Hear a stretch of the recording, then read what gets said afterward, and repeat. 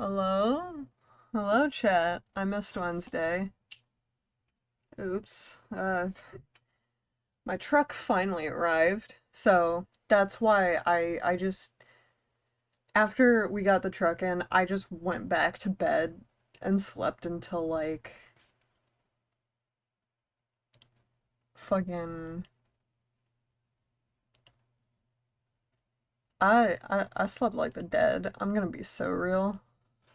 It's been 2 days. I've had enough time to recharge. I have my energy drink in my can cooler. I got a cup of coffee, doctored, of course. Let's get started.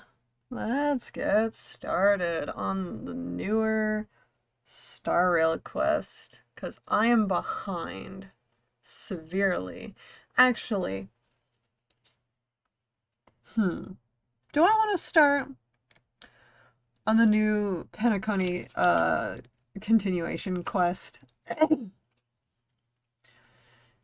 Pardon my coughing.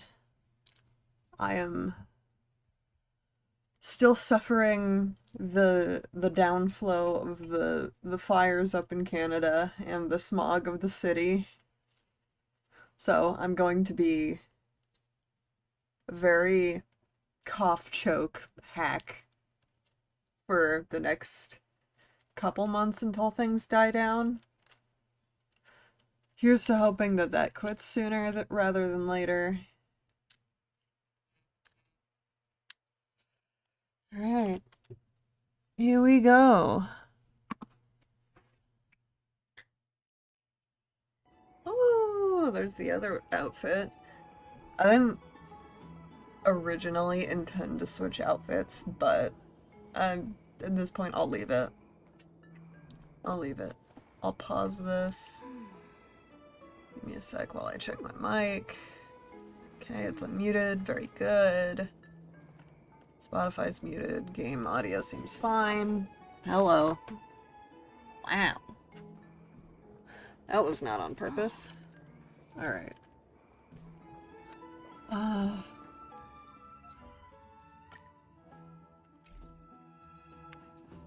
This is the sacred beast of Magusa.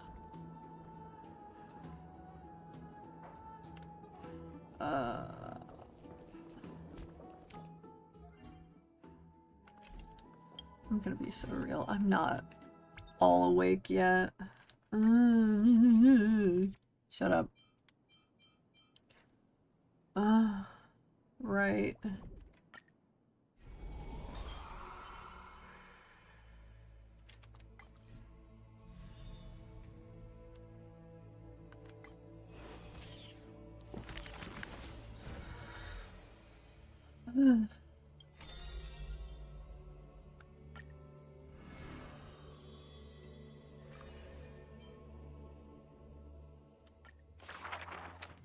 In Dolos' suburbs, in a tiny weaving workshop, the silk-weaving old woman busies herself within as her smart child wanders outside on a whim. The silk pours from the loom, some bright as the dawn, some dark as the night. The woman had lived her whole life in poverty, yet through her business, she never deceives. Good child, listen to me. Never lie and speak deceit, for people like you only do to honesty. The girl smiles and nods, but her heart is drawn to the boundless desires of the bustling streets. And the grandmother is unaware that her handmade white dress has been stained by the mud of conceit. Madam, what is a bundle of white silk's price? Sir, only 2,000 balance coins. An honest price tag can only meager profit obtain. If we keep selling cloth like this, we'll stay poor for the rest of our lives. The girl complains to her grandmother while sprouting countless plots and petty tricks. The woman smiles and does not reply, only weaving with night-shaded silk a suave, hooded robe for her little spark. Why don't you take some of our goods and go into the city tomorrow to try out those pranks? The mesmerizing, moneyed charm of Dolo City turns minds and tongues into a whirlwind of confusion. Even the girl who prided herself on sharp ears and a clever tongue could not contend with the myriad of shifting faces before her. She returns penniless and furiously seethes. I vow to the god of thieves that I will eventually empty those people's pockets. Smiling, her grandmother stops her silk work and offers some dinner with humble dish.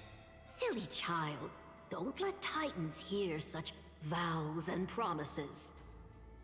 Yet when the moon rises, a magnificent pin graces the old lady's pale locks. The girl smiles at the old woman, now stunned in shock. I actually did return with some catch.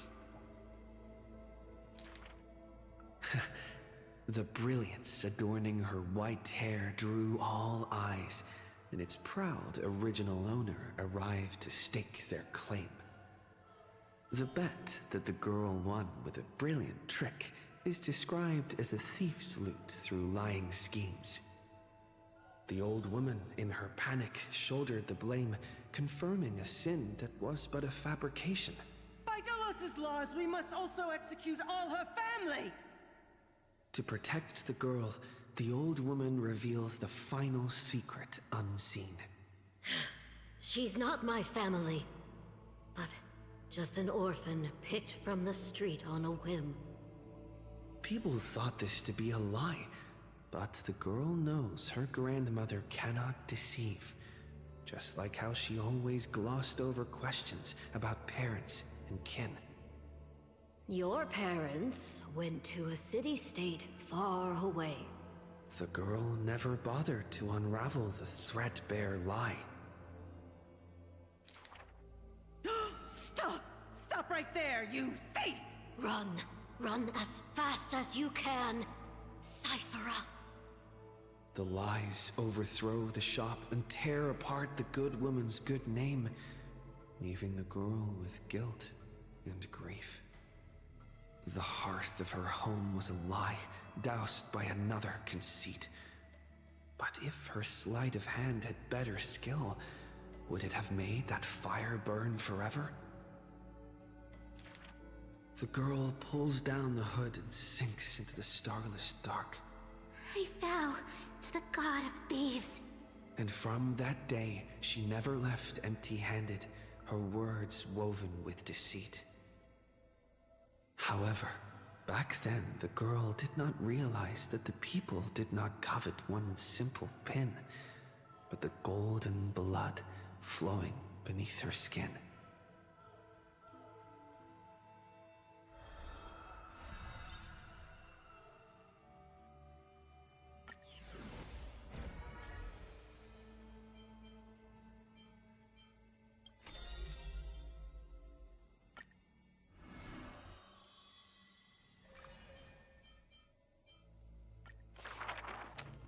She can see the most delicate colors, the most distant contours. She can see the most secret desires, and through the most perfect liars. But being able to see everything is the same as seeing nothing. Countless mirages and cacophony surround her with stimuli plenty, casting her into another kind of blindness overwhelming. So she soaks herself in the bath and lets her golden thread go beyond the palace. When the water drops on the thread, vibrate and shiver, she closes her eyes and listens to the echoes silently. She hears how a mother's feet were wounded for treading over too many stones, and is soaking her feet in the hot water bath. She hears children playing next to the pools, and someone is saying loudly, I heard that the Golden Goddess also likes to visit the baths. she's used to bathing alone at the start of the hours of lucid or parting. Her golden hair spread in the water like a throne, like the scattered golden threads wrapping her again in a cocoon. Yanis's holy maiden silently walks over, scooping up water to wash the weaver's hair, as if cleansing the bough of a laurel tree. That is when the one who sees the core flame finally knows there's no difference between a demigod and a true deity. The golden blood that congealed through divinity only in this heavy heat can temporarily flow and let this golden butterfly feel a fleeting warmth. Just as she had once touched her own face, falls the final tear her eyes will ever produce. Teacher, I had a dream. She recounts, like a young girl on a whim. The sound of the water repels all disruptions and speech. Such peaceful rest, such sweet dreams. She dreamed of how she was a naive, noble girl, ignorant of the world. She dreamed of the countless nights when she worked in the courtyards she weaved. She dreamed of being before the vine-covered temple where the wind blew by in a violent stream.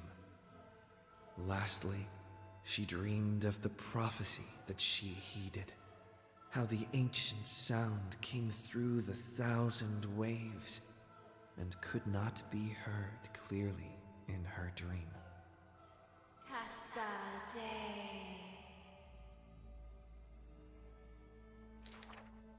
The dawn device is always glittering, and birds are always chittering.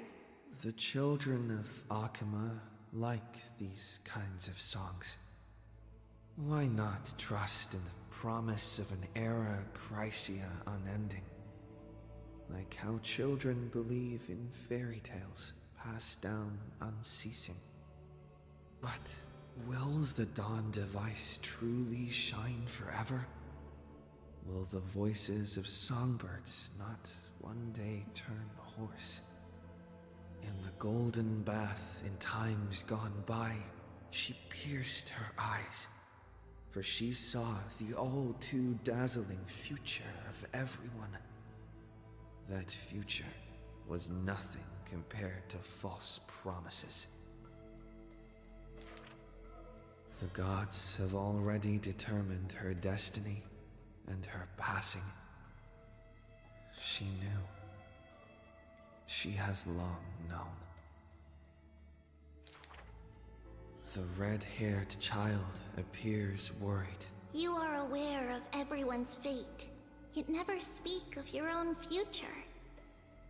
The child who passes along the prophecy understands that to lay such a heavy weight on one person is comparable to the dawn the world bearing Titan's shoulders. There's only one future for silken threads. That is, to weave magnificent clothes for others. She takes the children's hands, inviting them into the pools, intending to use warm water to wash away their concerns. Yes, before the toll of the bell that announces the hour, before the meeting to judge the flame chase begins. Do not waste the rare good dreams, or the languid waves, warm as tears. She mutters as destiny slumbers in her arms. The one that wears this elegant attire in the future must bear the weight of the silk threads.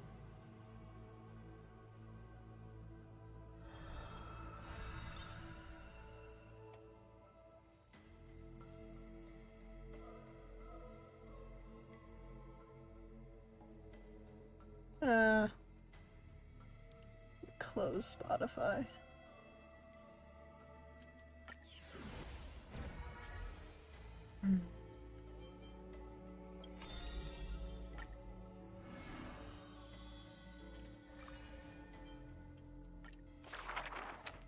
This world may contain thousands of ills, but the number of sufferers is countless, like ocean-going sails.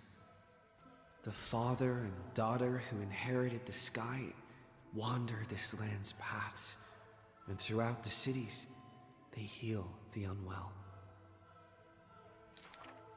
Heirs of the sky who once reveled in martial might, why do you now soothe the world's blistering blight? The doctor responds with a smile as he cures the injury's agony. Father, why did our ancestors revel in warlike might? Because they only have a sorrowful past of lamenting wails. Then why Hello? are we here? Soothing the blight? Welcome Because in. we have a future that needs protection still. Yeah, it is Priest quite who quiet parts today. dusk from dawn, collapsed the sky and sealed her wings, and dwells in a place where time itself mends, bearing the promise to return to the zenith supreme. This is the Twilight Courtyard's story. And the father tells his daughter the tale of their line, next to the bonfire lit in the wilderness where winds pine. Though he had told this story many times before, a light in the girl's eyes still shines. Maybe I will return to the sky one day. Or maybe that is not to be your fate. The blessings of the sky were passed down through generations of their heirs. The brawn of the Titan who molded stars granted a boon fitting and fair. Perhaps the girl with heroic blood in her veins will be accompanied by thunderbolts. Oh, thanks and for the sun's subscribing. merciless glare. I need to change Childishly, she recited the words. Oh, sky, heed my I need to wishes. change my YouTube notifications, And it thunder seems. and heat did Thanks for not the descend. sub. She only saw a sliver of gentle, warm flare, wiping away mortal exhaustion and others' tired airs. What a gentle blessing. All said that she must be a savior saint, bringing light to the land, even if faint. But where the girl's eyes often gazed was the wine-dark sky, gloomy and bleak. The god is also sick. That grand longing to save the world No, may be no more than the The game girl's story is feeble sad. dream. But her father treated it as his greatest treasure. I'm fine other than Taught that. her all the ways of potions. No need to creams. worry. That I'm girl just listening therefore to the always recap. accompanied the gentle master of healing. Of course, I have And she brought glowing faint uploaded light to the and night, streamed dispelling pains and prior mending the story world's to pitchy YouTube. blight. should you want to watch. Father and daughter often rested in the silent courtyard under the giant tree. Yet today, Hello, at Stinker. that place, My cat has only decided one to climb on my mouse solitary again. figure can be seen. On that night, Stinker. the healer spoke to a visitor throughout the night. On that morning, he bid farewell to his daughter for the first time. He will heal the ill at a faraway place where the end of days approaches, and no family of his should follow. You have learned the craft of healing and understood the blessing. But a light more radiant still is needed to heal the entire world. Yes. Very similar to the one that I have next to my and the girl never left. PNG. And Except that she's much rather fluffier. lonely courtyard And she has an stayed attitude. silent as it was before.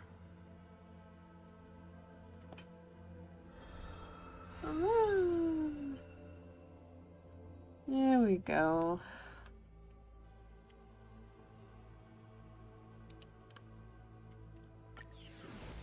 Oh, one last card. Then we can continue.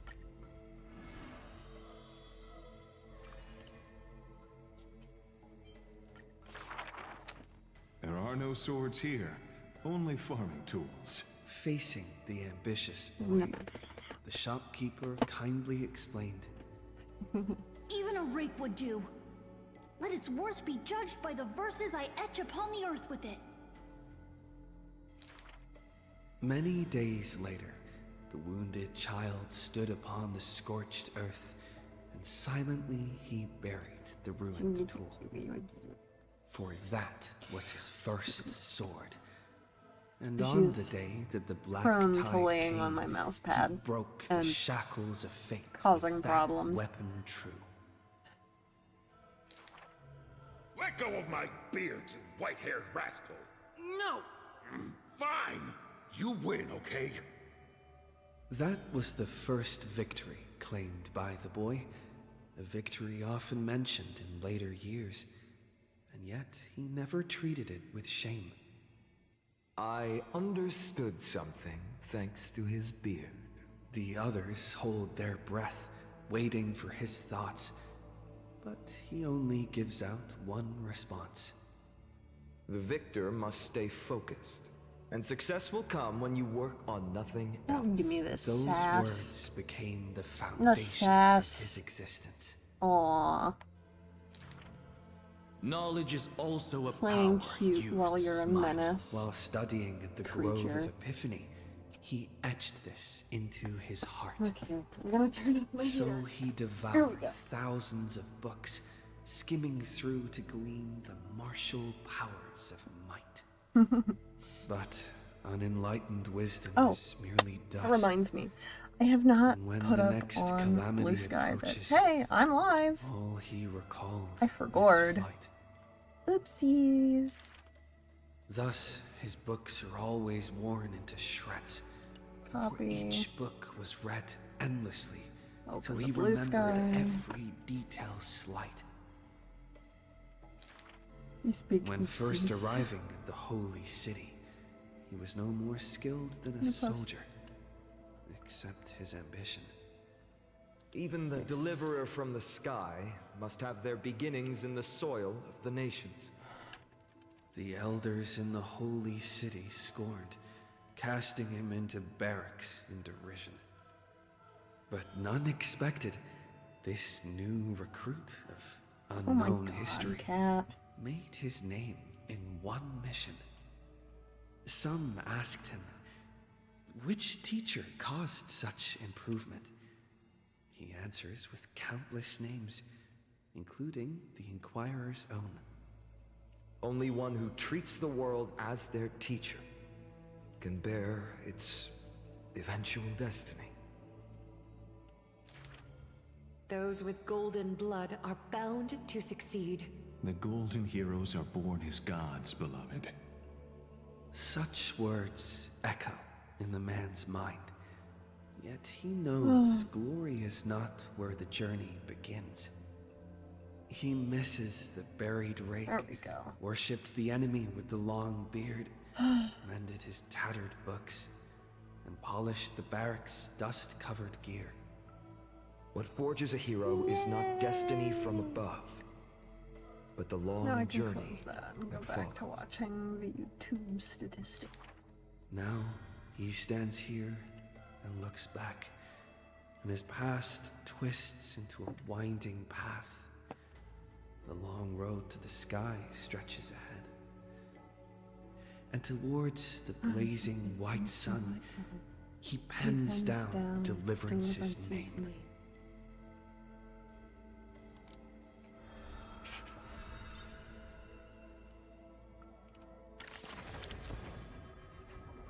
Yippee!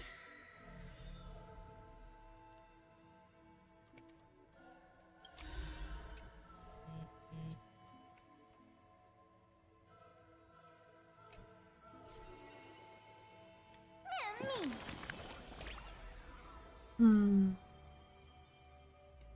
Mem? Mem.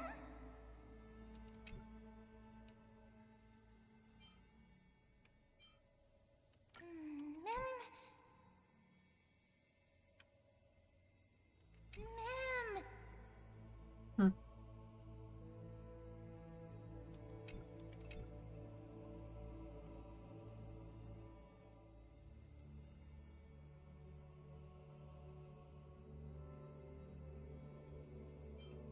Mem. Mem.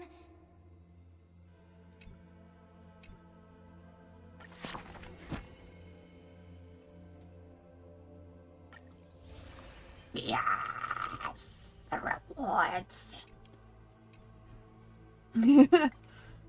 Is there more?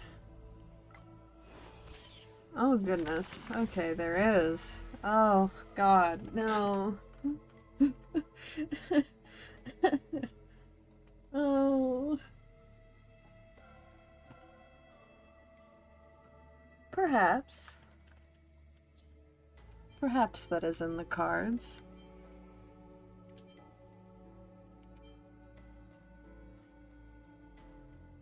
Oh, Lord.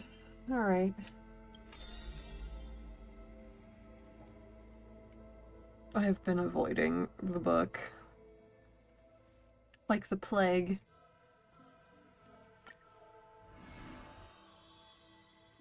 Oh. Okay. The two girls frolicked in the wheat fields, fleet as doe deer, making ripples in the shallow puddles and pools clear. As dusk approaches, the exhausted girls collapse over the wheat heaps, talking about their longings and dreams, I have my phone. literature, Cat. love, Thank you. and a Don't give journey me through sass. a world You dear. stole my phone. Oh, Sky, slow your closing gaze. How I want to keep this moment in my hands forevermore. On that day, the breeze was warm and gentle.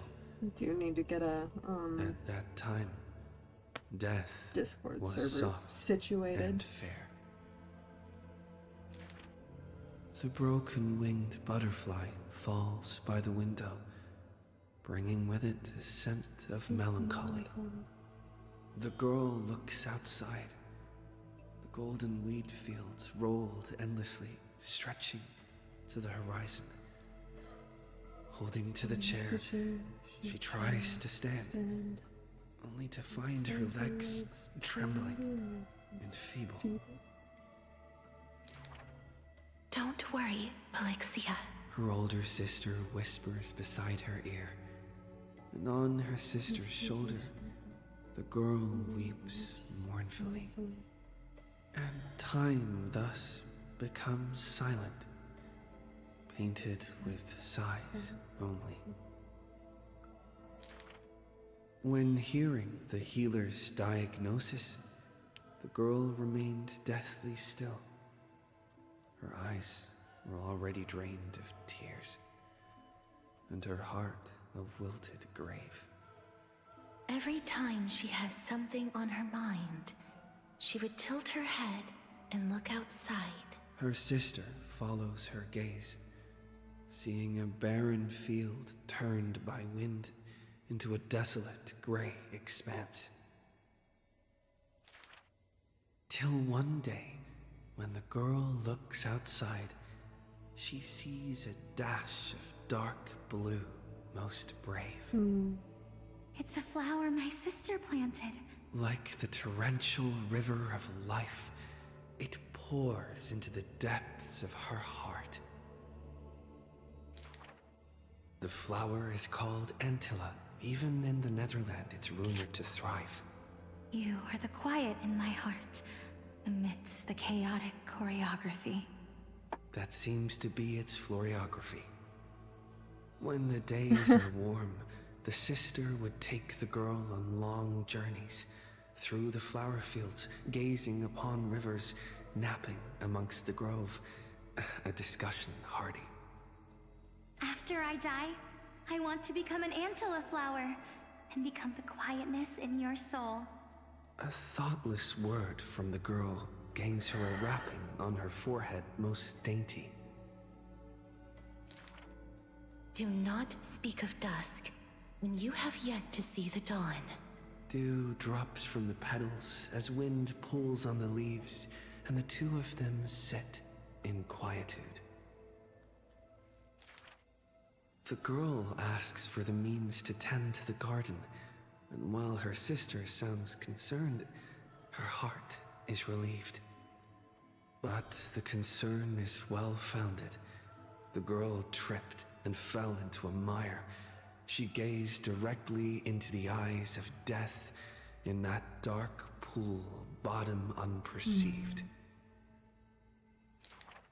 I've been the weight upon my sister's wings. Let this be where it all comes to rest. The girl gives up her struggles, only to see a figure pierce through the water's surface. I won't allow you to walk through the dusk alone, or enter the night of no reprieve.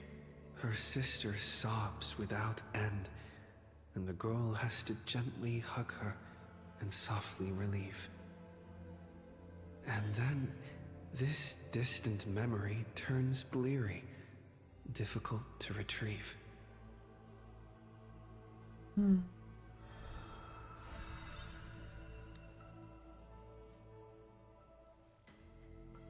Her name is Beignet, but you will hear me call her a mix of names that are not that.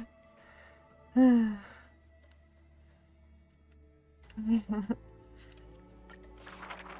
it right, Binkies? Flows to the other side, wrapped in the land's night.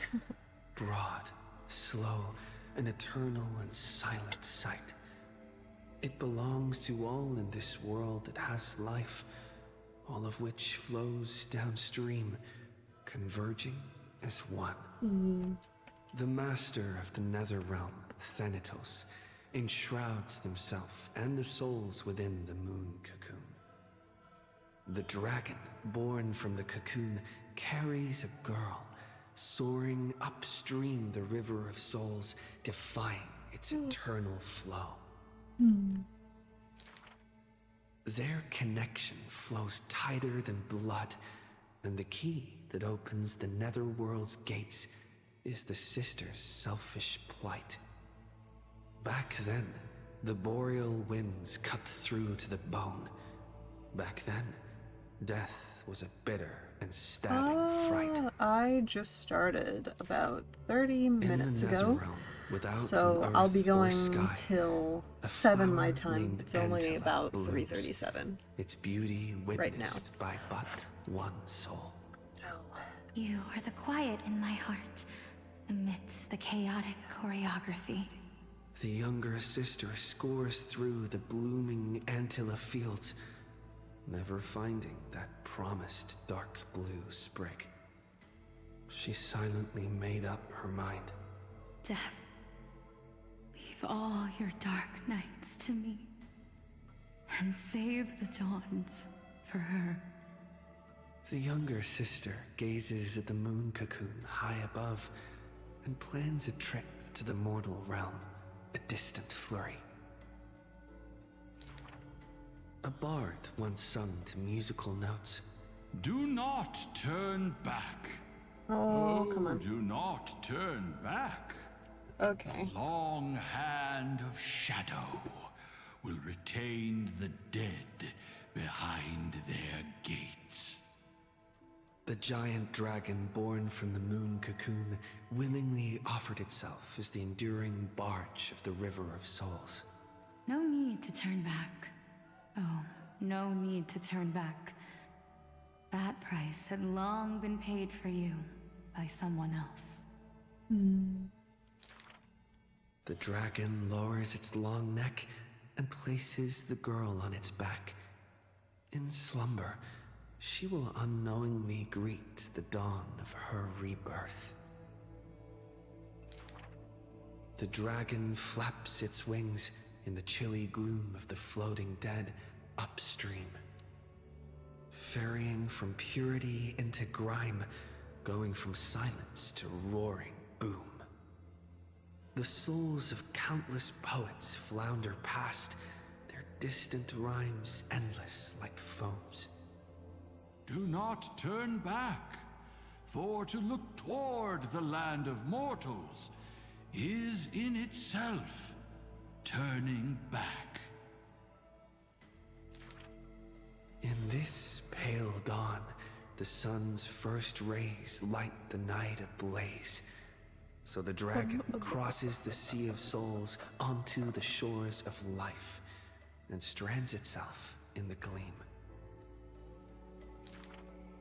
We know not where these stories arise. They are scattered across the shallows with the waves.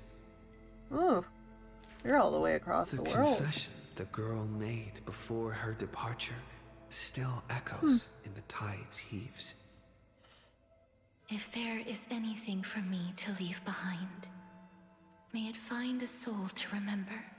I don't know This which is the ode of time my zone life, you're in, and I've already but it's penned definitely my nowhere last near stroke. mine. It is 3:41 p.m. on Friday, currently. Oh boy. I may save the rest of this for off stream, because that is a lot of recap, and I'm slowly growing very tired. I love this game, but dear God. Oh no.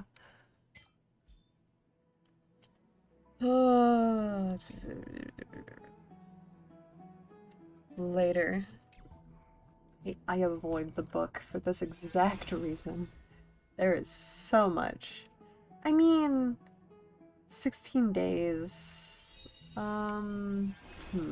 Maybe. Perhaps it can wait.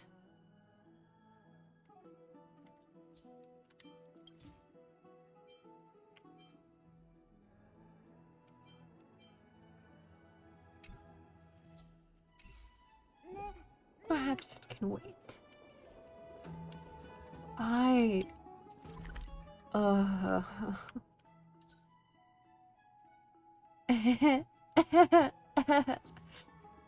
I'm in danger. Fancy a coffee? Please stay close to us. We need to rendezvous with Lord Donhung. Who am I going to pull for? I'm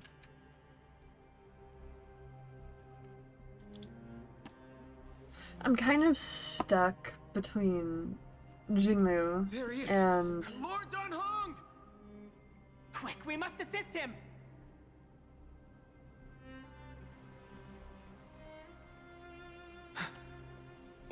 What are you doing here? And Where's Blade. Simon? I'm kind of stuck.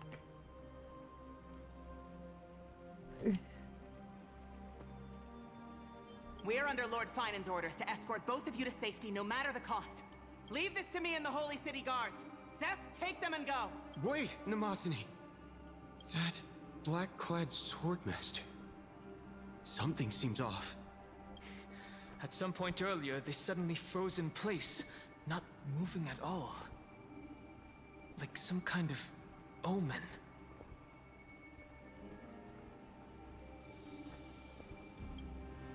No! Don't get too close. That thing's black flames are burning hot. I don't know what's happening, but leaving is the best option. I don't know which demigod graced us with this miracle. Please, come with us. I didn't end up getting Sunday Fine. like I wanted to. Is he going to be alright? Believe in his resolve to save Akuma. Oh wait, hold on. Wrong way. I gotta go this way. I need to change my team. Because I'm currently rocking with the exact wrong team. There we go.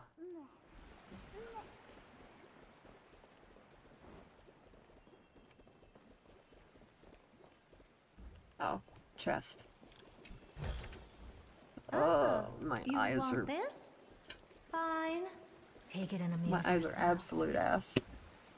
Do I put on my glasses? Or do I continue to suffer? That is the question. Birds? I know very little about birds.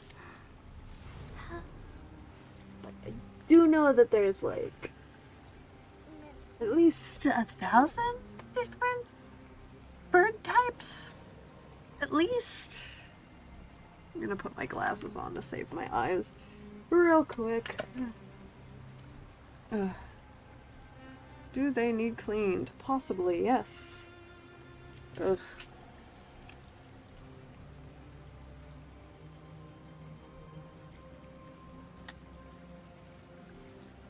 Ugh. Oh, joy.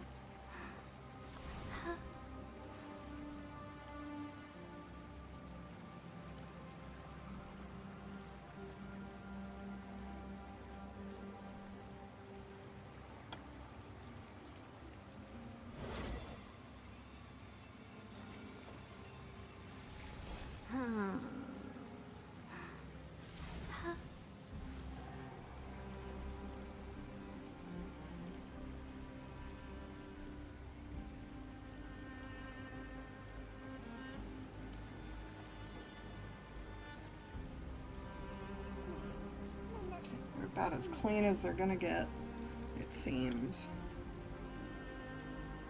There. Glasses.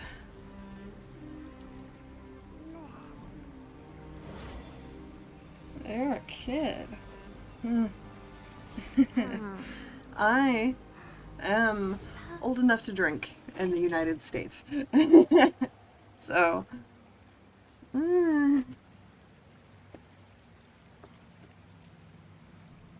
where the hell am I going? Away from here.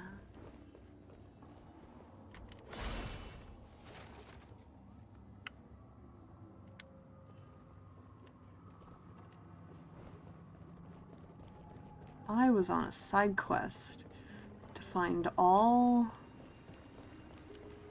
of the flame things, but I forget where they are. I forget where they are. Yes.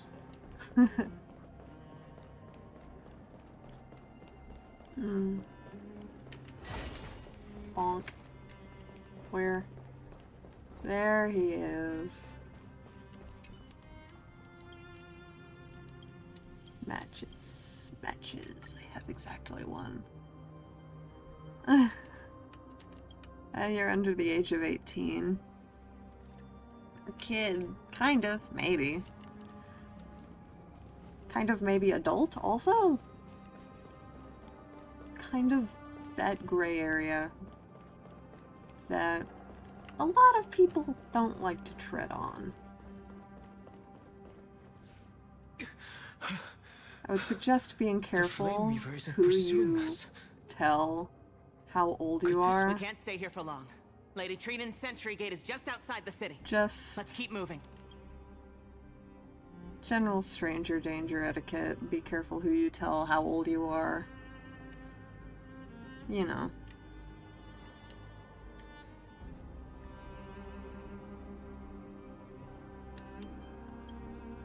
I feel the same.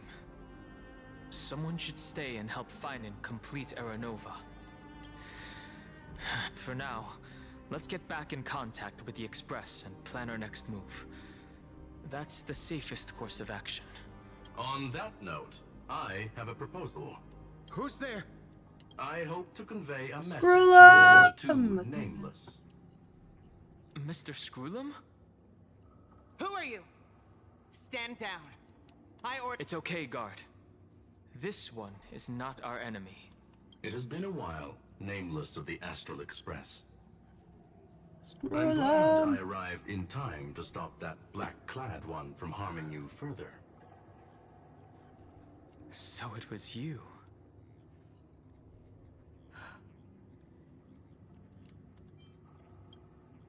Indeed. Madame Herta invited me to meet with you, nameless. Rest assured. You two know this anti-Catharin? Does he come from the same people as Counselor Lygus? Don't worry, guard. This gentleman is an ally of the Trailblaze. Would you mind giving us a moment to speak in private? Of course. We'll wait nearby. Please, stay safe. I fully understand your situation. For now, the only thing I can do is temporarily freeze that black-clad one in place. Time is limited, so I'll keep this brief. The place where you stand, Amphoreus, is a world constructed from data and memoria, an experimental field of a certain eon. And now, this isolated sandbox world is rapidly falling into a third path. Destruction. Destruction. You're getting spoiled here. Conclusion. If Amphoreus continues unchecked on this course, Screw a them. Lord Ravager will complete its evolution and metamorphosis. I know emerge from the surging Lygus tides. is a bad guy. The cosmos, as we And know that's it, will about suffer it irreversible for this consequences. quest. Aside from death, death, and more death.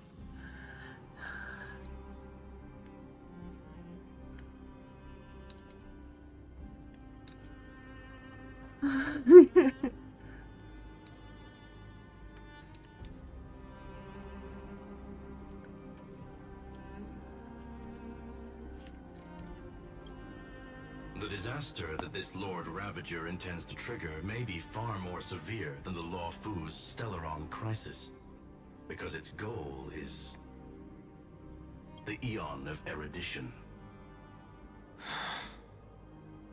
Putting aside the complex details of the inferences involved, I have a request to make.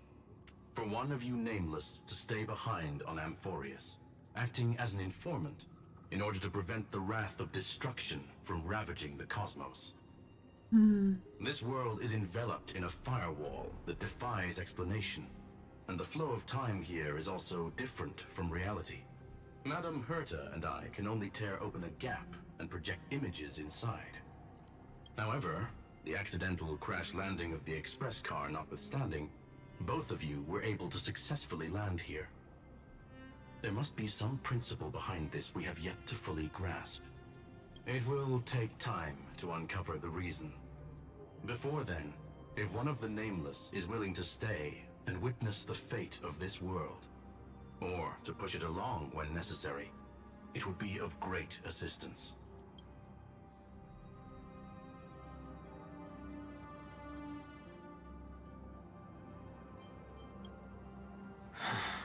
Mr. Screw'em, I believe you. So I only have one thing I'd like to confirm with you.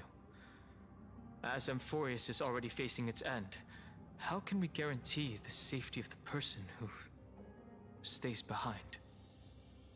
Look at this, if you would. This curio is called a chronocognitive anchor. The two of you may view it as a kind of space anchor in the world of erudition. As long as you carry it with you, your individual This data is structure the most will be recent protected story. and will remain unaffected by the influence of digital tsunamis. When required, it can Came also out this serve as a update bridge with for Finon's communications between release, the internal and I external world. believe.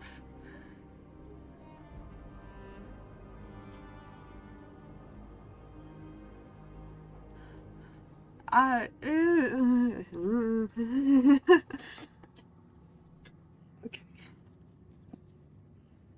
It's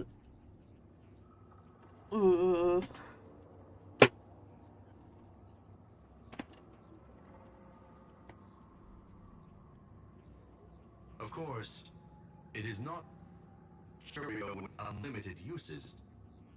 May only be held by one person. The connection being interfered with. Decide quickly as possible. 2 final messages. 1.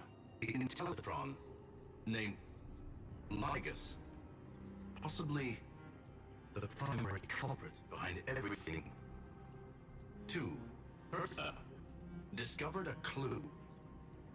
Miss March has already been drawn into amphoreus.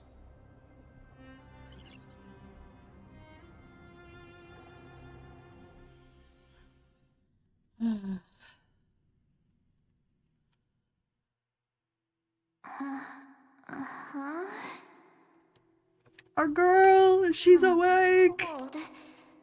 It's Let's go. freezing. Hold on. Am I dreaming? This is way too strange. Everything's spinning. And I can see webbaboos flying around. But I was literally just talking to Himeko. How did I... When did I... That's it. He warned me about this place right before Klepoth glimpsed him. Oh no. Have I accidentally walked onto some weird path? People. Have I done something crazy without remembering? Unless forcing Pom-Pom into new outfits and borrowing Mr. Yang's shoulder massager counts. Hold up. No way! Stepping onto the path of elation can't be this simple, right? Child of remembrance, step forth into the depths of the path space. Who's there? Hey, cut it out. If you're there, just come out and talk, okay? You're freaking me out. I can't even think straight. Hold on. Is that a gate? Cast aside your fears. Step forward through the gate of memory. The voice. Long story short, Is it death, showing me death, the way out? and more death. And a few path changes.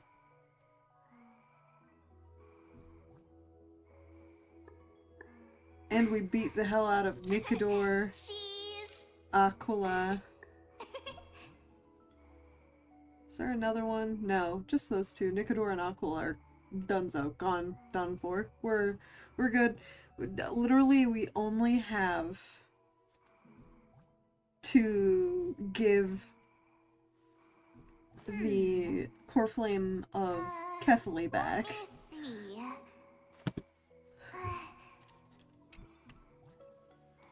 Oh no, don't fall for it! They're lying to you! Turn back now! Wait, Master Diviner? From the Wafu? Fush? I mean, Master Diviner, what brings you here? And you, Miss Messenger, do I know you from somewhere? Good to see you again, March. A pleasure to see you, Miss March. That's it! Master Diviner used the Matrix of Prescience to help me search for my memories. And you, Miss Messenger, we met in that memory space. You said to me, "The value of your life does not lie in what happened in the past, but in the present and the future." Your memory serves you well. March, I conducted some experiments with the 6-phase ice you left us. Thanks to the Garden of Recollection, the Matrix of Prescience has made a breakthrough in extrapolating the past. Now, we might be able to bypass the obstacles and look directly into your history. The Master Diviner is right. Continue down this path, and you'll be able to find your lost memories at the end. Since we last met, you've grown much alongside the Trailblaze. You should be strong enough now to bear the weight of your past. Well, there goes my Ice Princess fairy tale. I need to know, Master Diviner, Miss Messenger, this isn't just another dream, is it? If this is real, why reach out to me at this exact moment?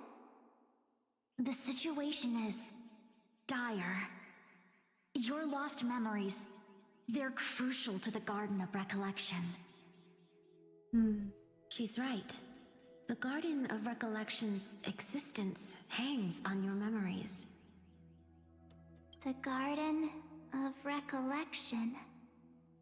You may not want to sacrifice anything to preserve the garden for now, but in time, you'll understand. Give me a sec, my Your eyes destiny are and the killing me. path of remembrance are extremely, closely intertwined. Now go. So, I just walk through that gate?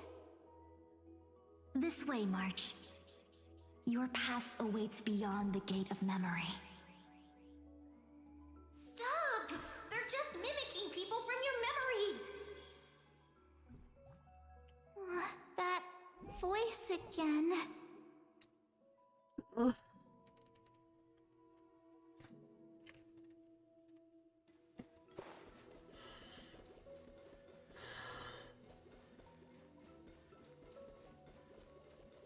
Don't let those bad people deceive you! The gate. Now it's... you two? Hey guys! What are you doing in a place like this? March! There you are! Finally. The trailblazing journey just isn't the same without you. Traveling's no fun without you around. Well, duh! What's Team Trailblaze without its star member? Wait a sec. You might look like you two, but... We understand your confusion. The Garden's allies helped us establish this neural link to reach you. The Garden's allies? You mean Miss Black Swan? Yes. She helped make this possible. Keep going, March. Find your past, wake up, and travel with us again. That sounds really tempting. Finding my past and continuing to trailblaze new worlds with you? Trust in yourself, March. It's gotten us this far, hasn't it? Follow us. Let's go through that gate together. Step into your past, March. Find your true self. Wait up! Slow down! Those words sound so sweet. But keep your eyes open! Don't let them fool you!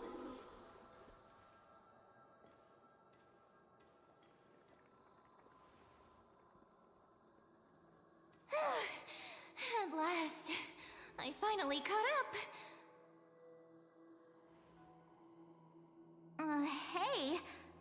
Are you alright? I'll be okay. Just not used to running around. Say, March, got a moment to talk before you make your decision?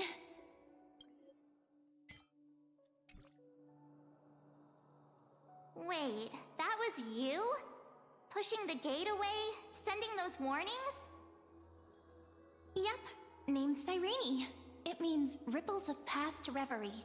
Easy to remember, right? Wait a minute. We actually look quite alike, don't we? Yeah. Your pink hair is just as eye-catching as mine.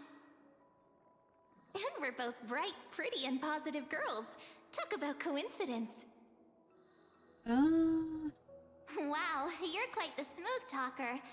But I can't disagree. The Wait, light you know pink my one name is March? is March. Have we met? And the other one, No, Cyrene. but I've witnessed your story through those memories just now. This is incredible, my first really. time going through We might this have part more of the in story common than you specifically. think. I know exactly what you're going through, Yeah, which is why I don't want to see you exploited or hurt. You know what I'm going through? I know, because I've been exactly where you are. This empty space has been my home for ages. I barely remember what time feels like anymore. But there's something I'll never can't forget. explain this because Trust me, that gate won't give you what you want.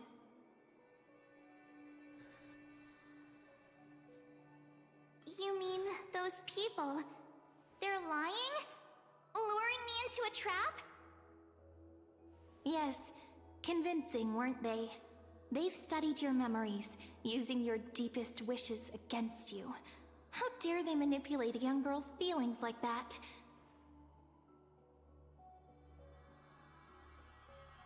If you go through that door, the worst case scenario is you'll become their pawn, losing control over your own fate forever.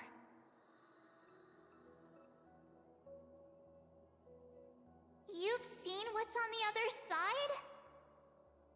I may be stuck here with missing memories like you, but I still recall fragments of my homeland where I grew up. That door leads to Amphoreus. Trust me, it's anything but welcoming. For ages, I've watched people walk through that door. They couldn't see or hear my calls. The voices beyond always promised safety, but I've never seen anyone return safely. So I had to try and stop you. To be honest, I'm not sure what to believe. But the fact that you're here, putting in all this effort to warn me, that means something. Tell me, Cyrene, how can I return to my world? It's really easy, actually. Just turn around and walk away from this place. The girl cannot be trusted. Through the door, save the garden. Both of you, children of remembrance. They never give up, do they? But don't let them sway you. Stick to your path. The return journey could take ages, longer than most lives. But that path will lead you home.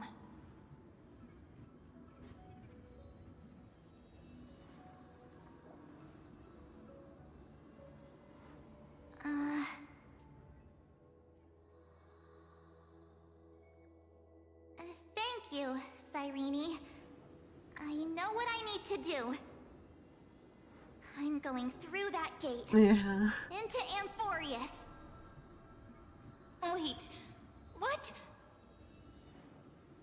Don't worry. I believe you. It's just that, for me, the only place I can call home is right beside my friends. Two of my closest friends are already on their way to amphoreus. They may seem capable, but only I know. They're absolute disasters waiting to happen. They won't last 5 minutes in a new world without me.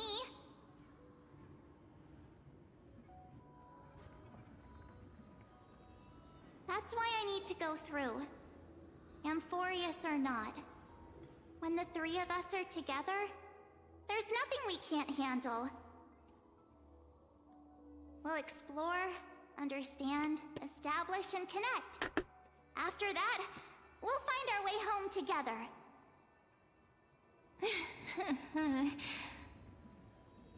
I see. You've got people who mean the world to you, too. That is so heartwarming.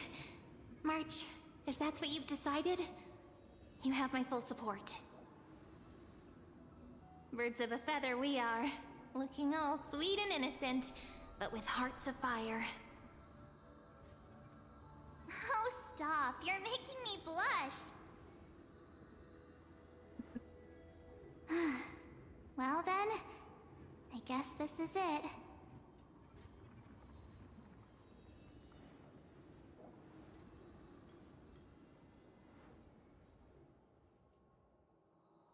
Do you think we'll see each other again? Who knows? But don't worry about me. After all this time here, I've grown quite used to chatting with my imaginary friends.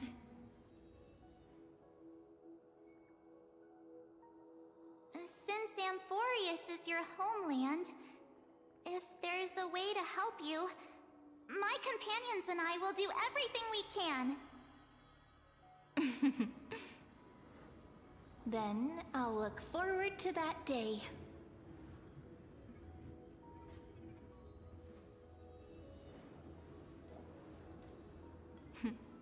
Your story awaits, March. Make it an epic one.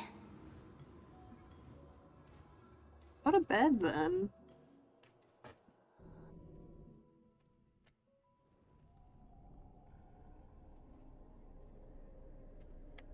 Vortex. You okay there, friend? Something seems to be bothering you. The vortex of Genesis. We made it back. Even this place has changed. Finan. Is he ready for Era Nova?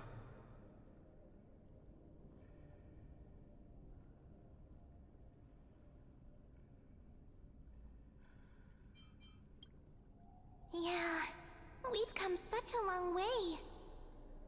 If what that machine gentleman said is true, if Amphoreus is destined for destruction, then I'll stay by your side until the very end. Like how you and Dun Hung treasured the Express. Amphoreus means everything to me. Right. Time to see the last core flame.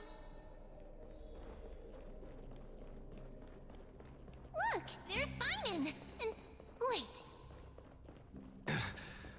Lycus? And you, Lord Finan, will wield that core flame to bury this ancient world, plunging everything into the grey unknown. None of that matters now.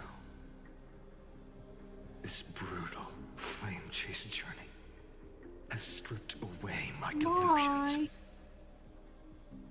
I know the future is in some peaceful paradise with gentle west winds, just waiting to welcome us to step in.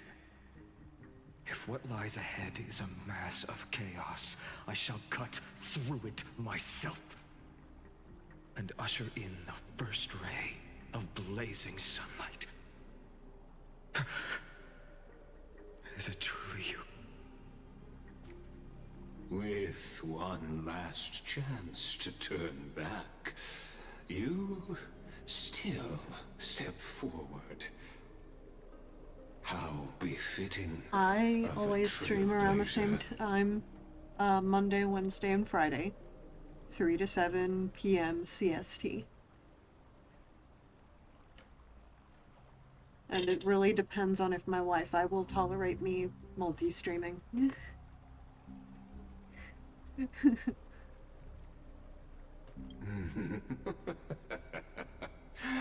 As it happens, I find myself thinking the Ew. exact same thing. As our world nears its end, the ones who walk the infinite paths have embraced their destiny. As the Theoros, it is my duty to witness the world's future and oversee this final core flame ritual on their behalf. The trial of world-bearing, the ritual of Era Nova.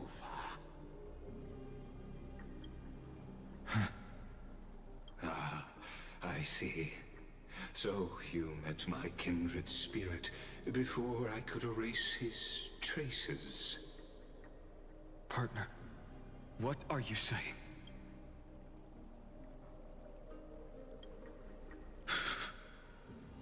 I've had my suspicions. How does a native Antikytheran know so much about repairing vehicles from beyond the sky? Lord Lycus, how much do you truly know about Era Nova? Tell us everything.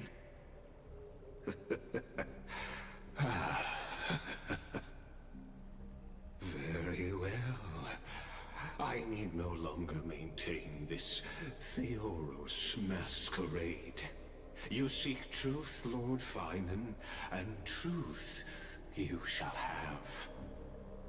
As you know, when the old gods fell, someone had to bear their broken pillars to fill the vacant seats. Those who would assume divine authority must prove themselves through trials. Yet, for Kefali's demigods, the possibility of overcoming the trials has forever been non-existent. For the world-bearing trial is the divine duty itself.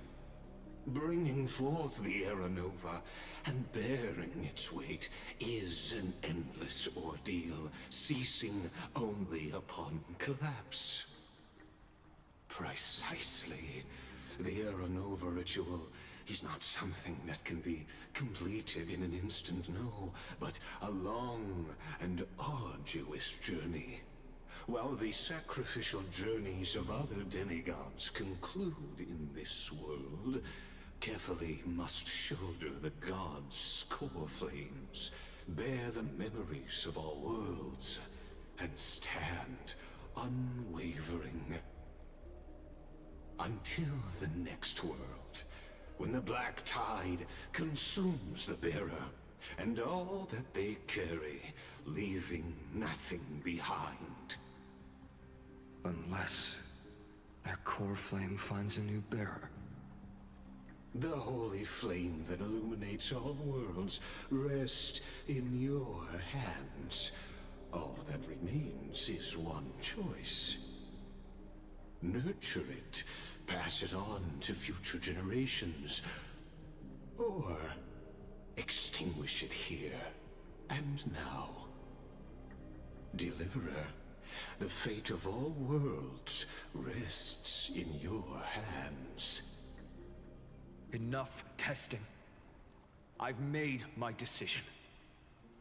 But before I ignite the dawn of the next world, you need to promise me something. Two things, actually. Speak your terms. Alright. Promise me this. Professor Anax's vision of the new world is absolute. The world will be reborn from my memories. All souls, living and dead, will return as the first humans, unchanged from their past lives.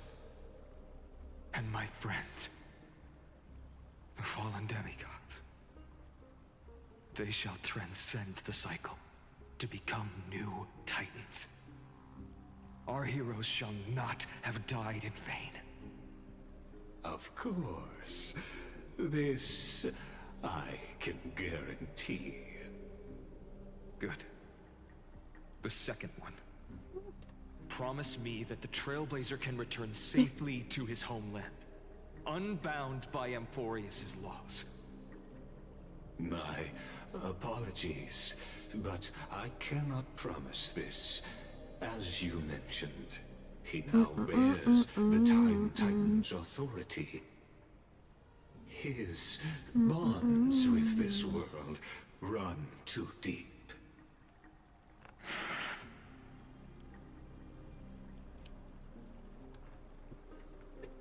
Give me a second. I'm going to type it out, maybe.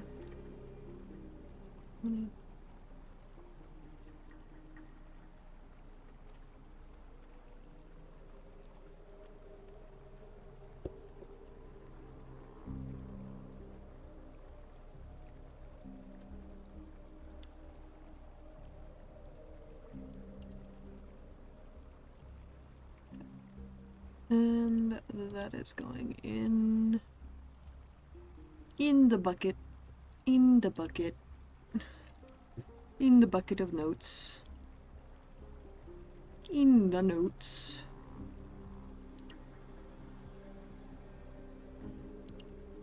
Notes. Notes taken.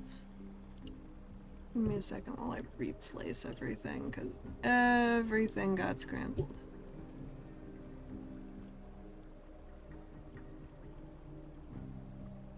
There.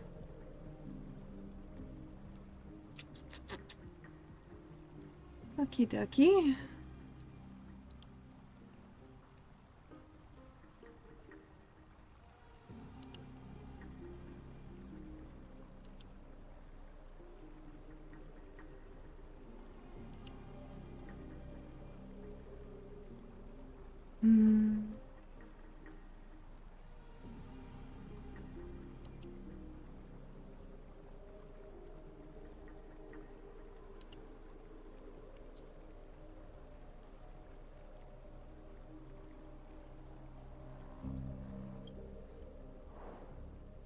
Well, I stand corrected. An outsider like him does have ways to defy destiny. Thank you, my friend, for everything you've done for this world. Though the next world may not remember, I shall never forget. As the Theoros, I declare, amphoreus has determined her path. You clicked a button, Step silly cat. forward, heroes. Follow her path and see it through. There. Back in the correct outfit for today. Ah! No! I have disappeared! Ah! How silly.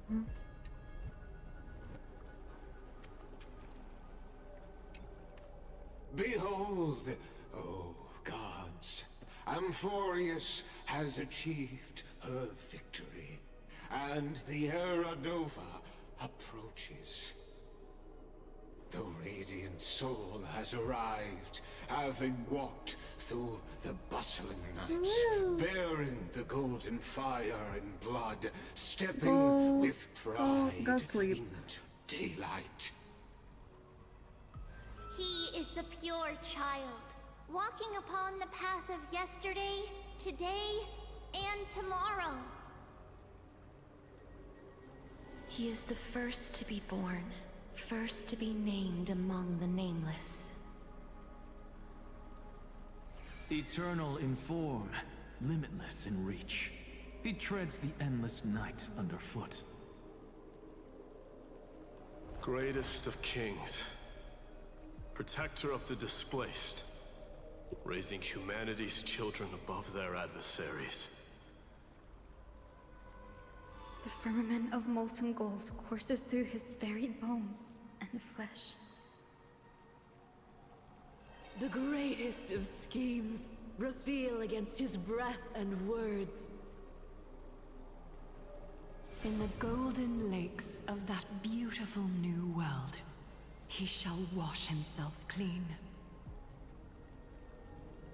There. Finish what we first and last wished for. To write an ending unlike any before, for this world we so deeply love.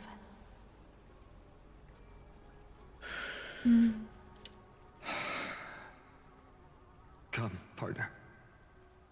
Join me. Oh.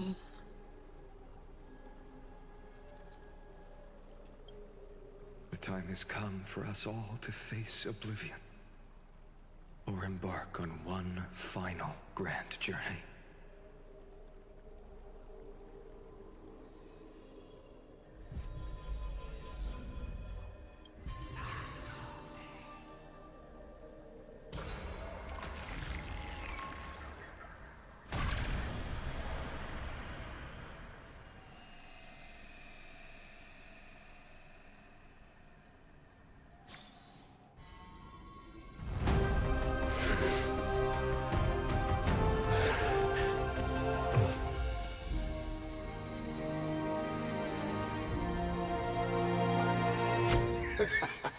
What a magnificent and epic adventure. The hero's journey reaches its end, and the truth behind the Era Nova is about to be revealed. Is that truly the case?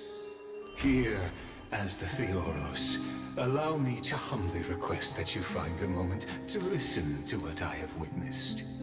This is about the nature of amphoreus itself. A story of the prime mover of life. My, what a broad topic this is. Where shall we start? Ah, got it. Let's start at the very beginning. The Big Bang, the birth of particles, the emergence of all things. Just I hate kidding. him. I hate What him. I mean to I say hate is him. that I don't time, need. space, matter. I don't need a fucking lecture on something that I've hyperfixated on since I was a kid. The erudition. Without it, the universe would merely be a chaotic book written by chance, yet unread by anyone. As your acquaintance, Lord Die. suggested, everything in amphoreus exists through new spores, living in the memories of those yet to come. Oh, how beautifully it aligns, revealing universal truths in Pardon such the noise, I'm simple trying to turn terms. my Only he can could solve cooler. the riddle of what exactly are we? Oh, but you'll remember, even as the embodiment of reason, one mystery remained beyond his grasp. If that is the case, whose memories did the very first new spore sprout from? Ah, as sages across ages have asked the gods. Kill! What is the prime mover of life? But let's set aside the grove's teachings for now. Look. Kill! Let me kill him already! To what they call the forbidden realms beyond the sky. Mm. Do you know of the scholar's strife? During that grand Where's my knife? I think my cat's laying on it. My can of soda isn't opening right. Baby, you are laying on the thing that I need to open my can of soda. Stinker. The scepters, a macrocosmic computational array beyond mortal comprehension. Made to emulate the Eon's thoughts, it became part of the Eon's cognition at birth. Scattered throughout the cosmos, these arrays act as celestial body neurons for I've Nous. disturbed the cat for no reason. But oh no. regrettably, as everyone knows, the erudition forsook them all. But what nobody knows is that, though forgotten, they never stopped seeking the divine answer. A question that survived war and disaster, stumping even the greatest minds, including both mechanical emperors. Now, we come to the real truth of amphoreus. What if, hypothetically, a scepter found the answer to the prime mover of life? If the What if I kill you? solitary extrapolations in the cosmic code, the one deemed as a failure by the Eon of erudition, found proof through the ages? What would happen? Perhaps the answer is simpler than you'd think. From a perishing neuron devolved into true life, reborn through the gaze of another Eon.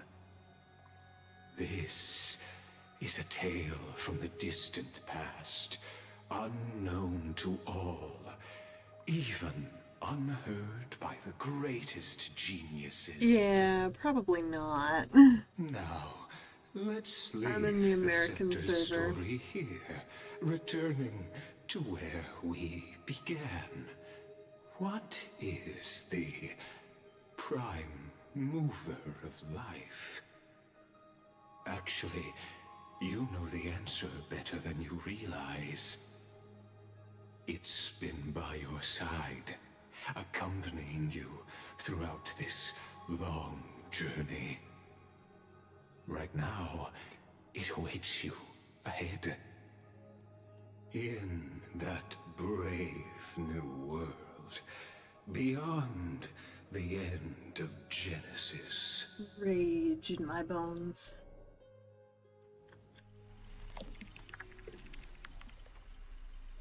Kill!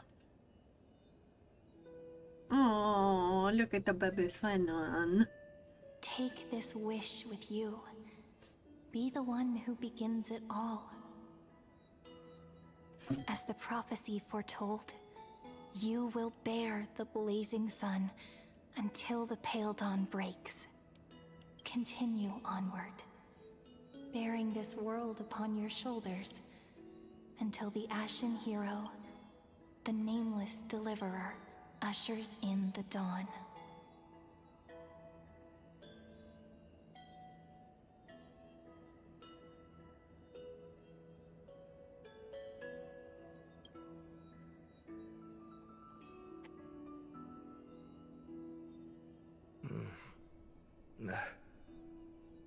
Such an odd dream. Strange. Like I've dreamed this before, but it all slips away when I wake.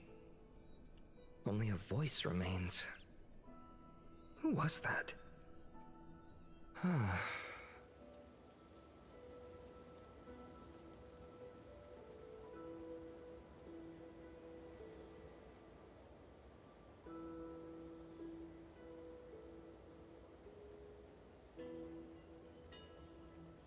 Knife versus tin can.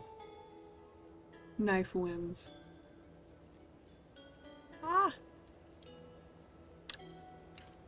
Thanks for the follow over on Twitch, too. Or, yeah, follow. It was a follow.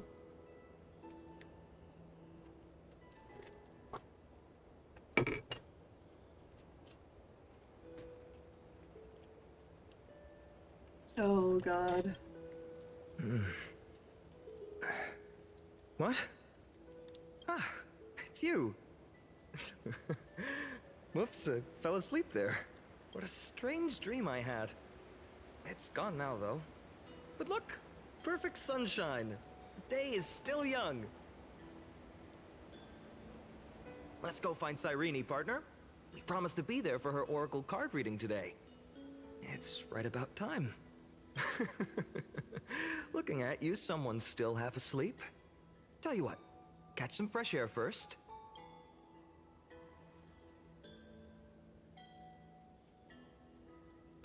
Oh, beautiful, isn't it? This is Ide Celestii, home of the nameless hero who carried Kephale's core flame. When he was young, I'd suggest waiting until I actually have an active Discord server, imagining his wooden sword just was so your forged account of doesn't get put Pretending out. the straw dummy propped up by a wooden pole was a giant with a single blood vessel running from spine to heel. Dreaming of slaying the giant and becoming a hero to save the world. Though to his young mind, the world was just this small village.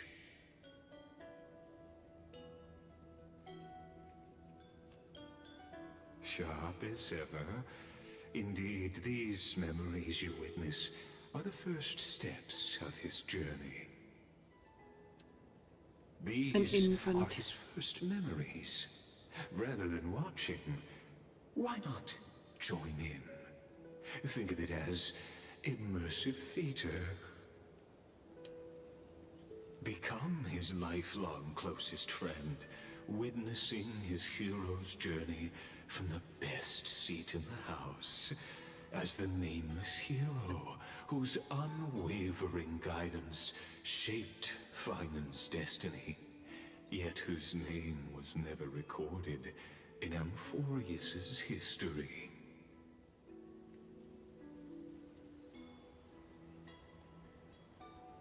Yeah, it's kind of safer to wait until Discord server is made. I'm still small enough and I don't have enough going on to need a Discord server at the moment.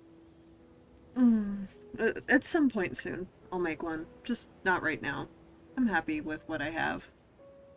You can always go follow me over on Blue Sky, or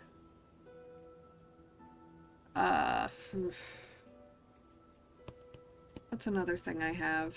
Of course, the YouTube. Ow. Ow! I've been stepped on by a menace. With claws. With claws. Ow. Cat, I love you to bits.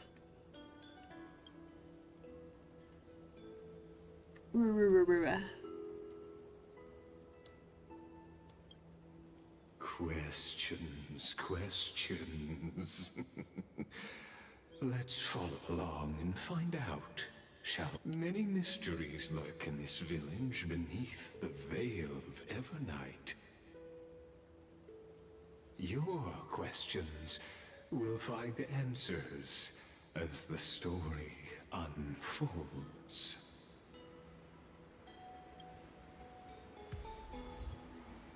Whee! A new area. Why, look. Okay. How many chests? How many bugs? I don't think this area has bugs, does it? No. I don't think it has bugs.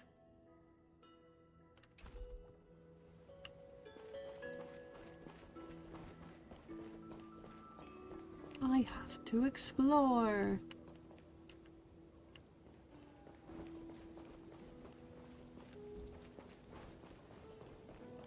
Ugh. Speed. All awake now? Great. Finan! Show me how to use a sword like— Hey, Finan! Where are you headed? No Cyrene today? That's exactly what...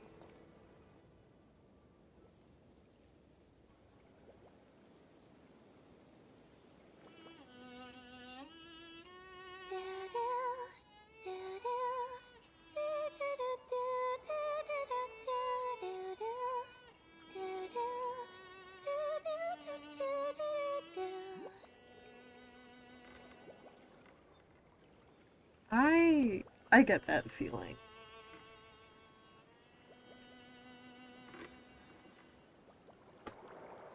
But there's always the assurance that I will continue to stream on schedule if my physical issues will allow it. Given I missed Wednesday's stream. But I do try to stick. Goodness, look at you rushing about. I try to stick to my schedule most of the time. That's if my chronic illnesses allow it, though.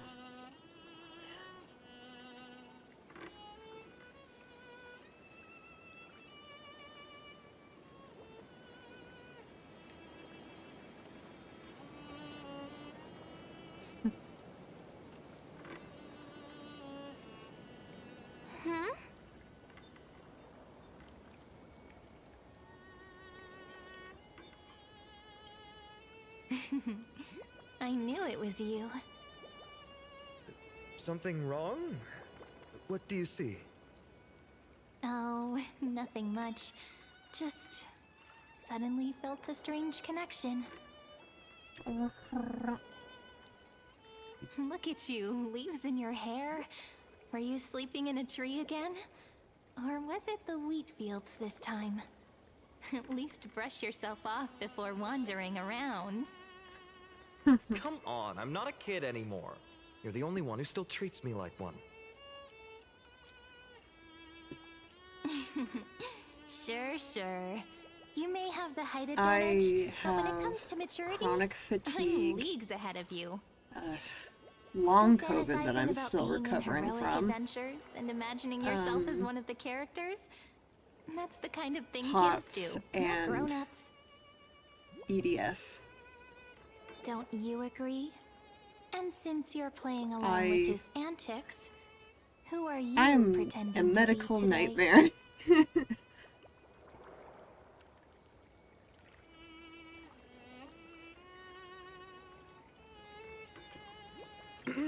Well, he hasn't decided on a character for today yet. How about we stick with the usual? You know, the valiant hero from a distant shore who made a pact to learn the sword from you. Spare me. Can we not bring this up? Speaking of which, what about those oracle cards? We haven't done divination in forever. Why the sudden interest? I was just about to tell you. Earlier, while napping on the swing, I had the strangest dream. There was this mysterious voice in my dream, calling out for something. Wait, you had that dream too? Yes, you too? That would explain this lingering sense of unease. Which made me think of those old oracle cards I used to play with as a kid. Though the Ornyx prophecies were always hit or miss. Yeah, all the kids would get so excited drawing cards like ruler or warrior, but throw fits over devil or drunkard and demand a redo. If you just redo it when you don't like the result, what's the point of divination? Ah, the blessing of childhood. believing the gods might not notice our little corner of ID Silicii, willing to Yeah. let our small deceits slide. Yeah. Still, fate is absolute. Just After all, we never careful really who know you just how tell. far into the future the prophecy extends. Anyway, let's go to our old secret base and look for those oracle cards. Now, where did we hide those? I can think of a few spots. Let's go check it out. In a village this size, I bet all our childhood treasures are exactly where we hid them. Mm-hmm. Time must be keeping them safe for us.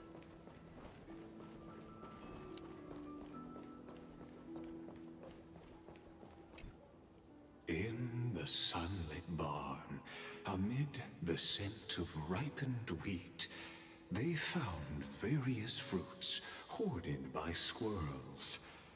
And a wooden figurine, missing arms and legs.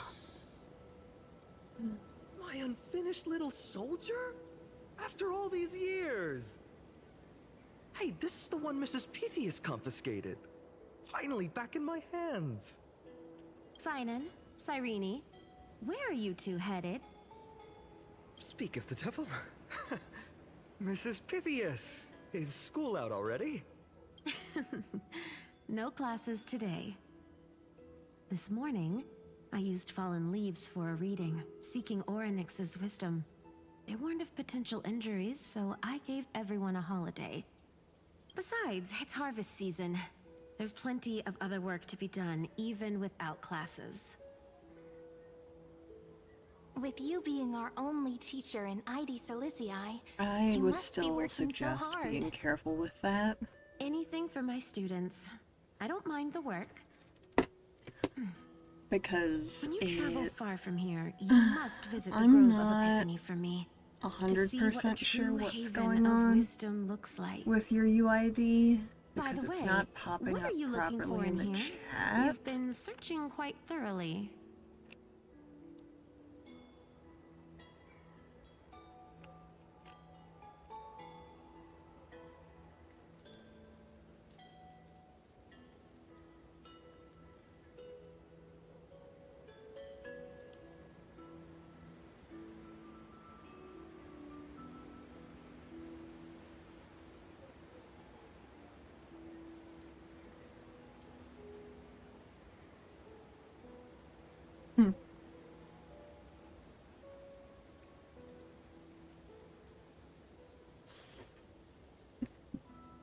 I would suggest properly reaching out through Blue Sky because I believe Blue Sky has private DMs if it's that big of a deal.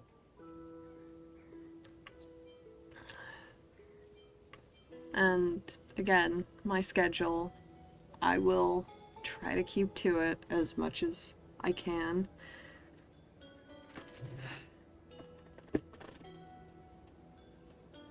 Even if it seems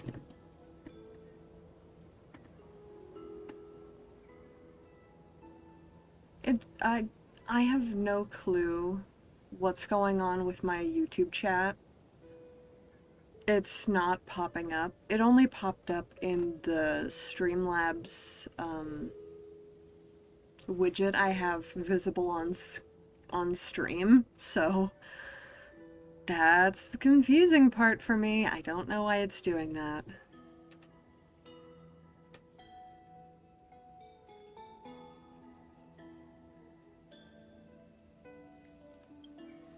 Thank you, my friend.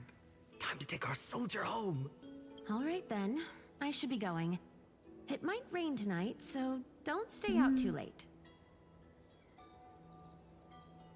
So this is where the wooden figurine you carved during class ended up. And here I thought I knew all your hiding spots. To be honest, I'd forgotten all about it myself.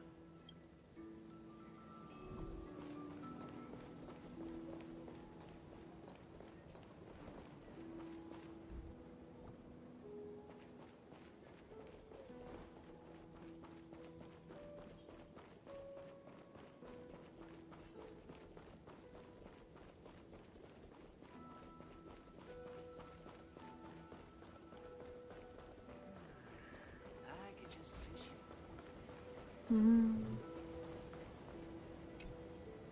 mine! I caught it fair and square! You did not! It's mine!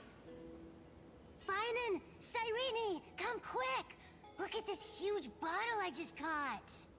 Give it here! My rod, my catch! I only let you borrow it, remember? What's got you two so worked up? Here, show me.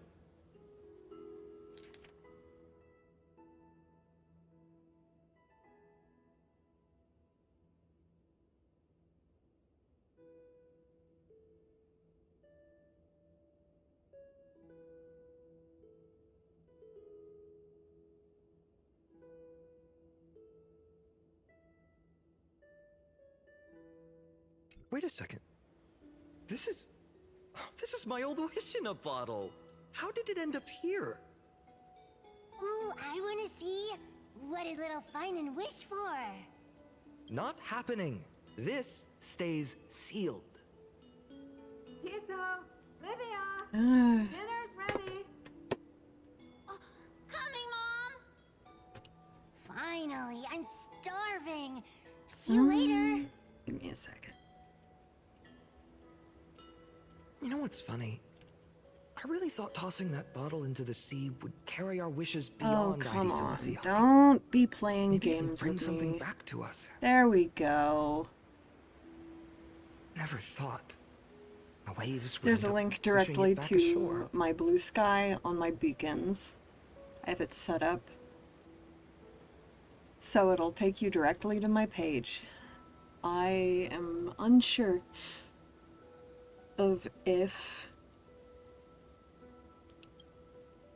Kind of disappointing, isn't it? No sign of the oracle cards.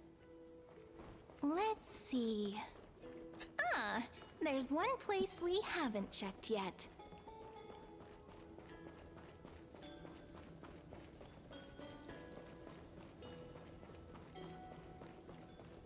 I'm not sure if it has DMs, but that's my Those were page. the You'll see days. me go You'd live always meet there. either by that statue in the village hopefully. or right here.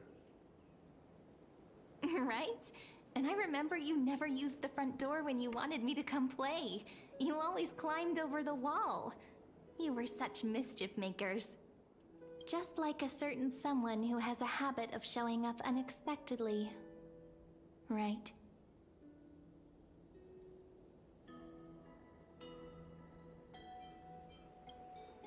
Oh, giving me this silent... Hey, I was just copying those storybook heroes. They never take the beaten path. Still, it's embarrassing. I've been the only one here for a while, and I haven't kept up with the cleaning. With so many spots to check, where should we even start?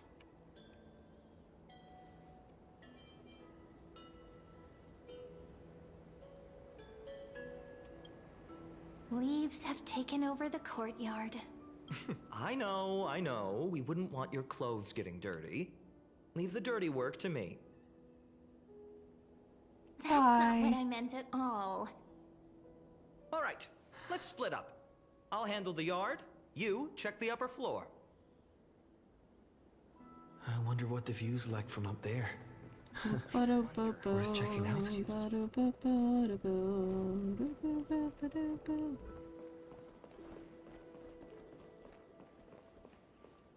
The girl before you carries an air of mystery. Her secrets elusive, to fight you. yet her demeanor toward you is exceptionally I'm going to warm. fight you. Give me my phone. Thank you. You can't help but wonder, could there really be some kind of mental connection? The view here hasn't changed a bit. You know, besides the swing under the big tree, this has to be my favorite spot in all of ID Silicii.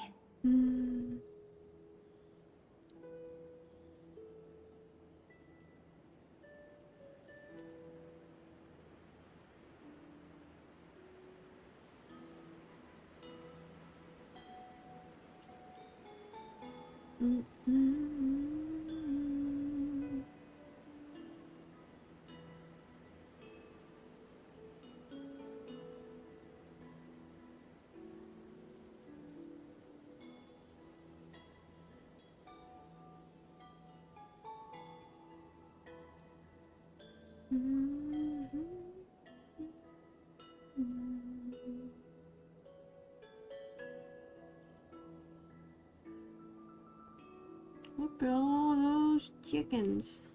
Alright. Back to it.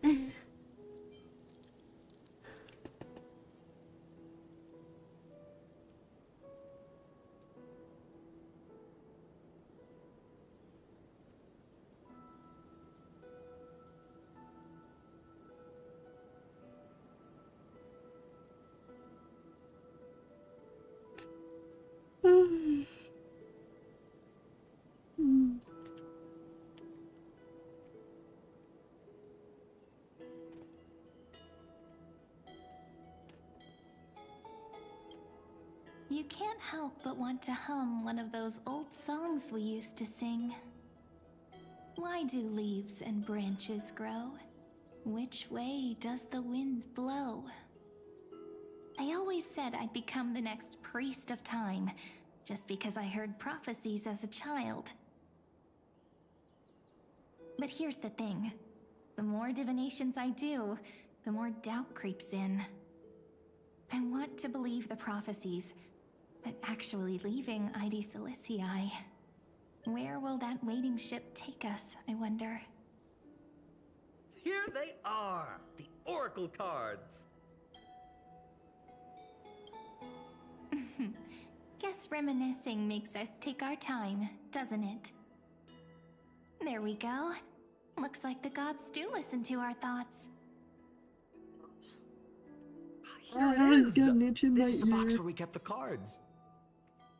But the cards are gone. Who could have taken them? Huh? What's this underneath?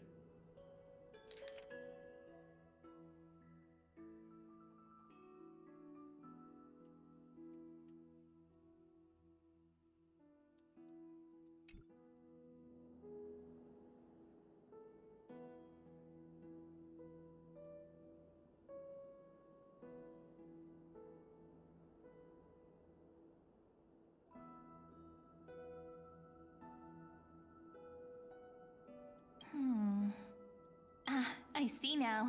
Those sneaky little ones. So that's what they've been up to. Ah, the ones from Membrance Maze, you mean? Yep. Let's head to the back of the courtyard.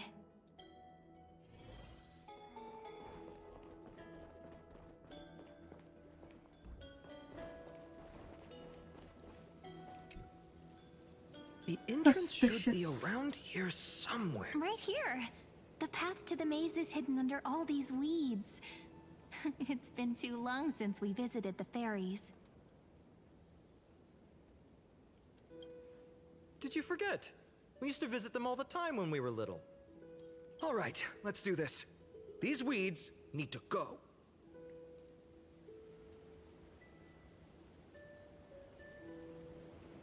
Pretty sure this is it?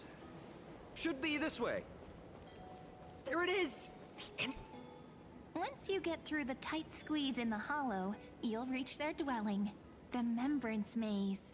I wonder if I can still squeeze through there. Maybe worry more about whether the fairies will let you in. After all, the Membrance Maze has an invitation-only rule. Only children with pure hearts are welcomed. Getting approved by the maze's fairies was like our childhood badge of honor. Regardless, how about we try getting through the hollow first? After you, then. What? Oh, sure, I'll go first.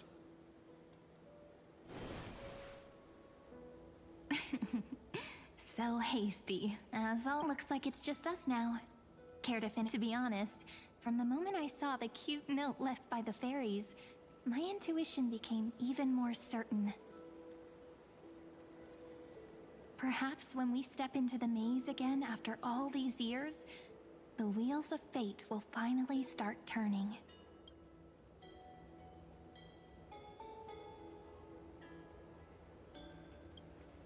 Oh, just a girl's intuition.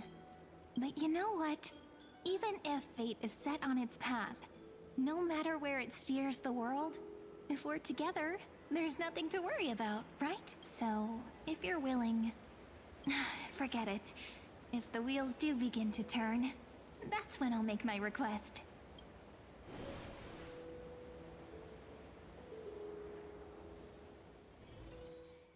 I made it! Oh, that wasn't easy. I can't remember the last time I came here. Wait a minute. Are you? Whoa! Look who's finally back, Memmy!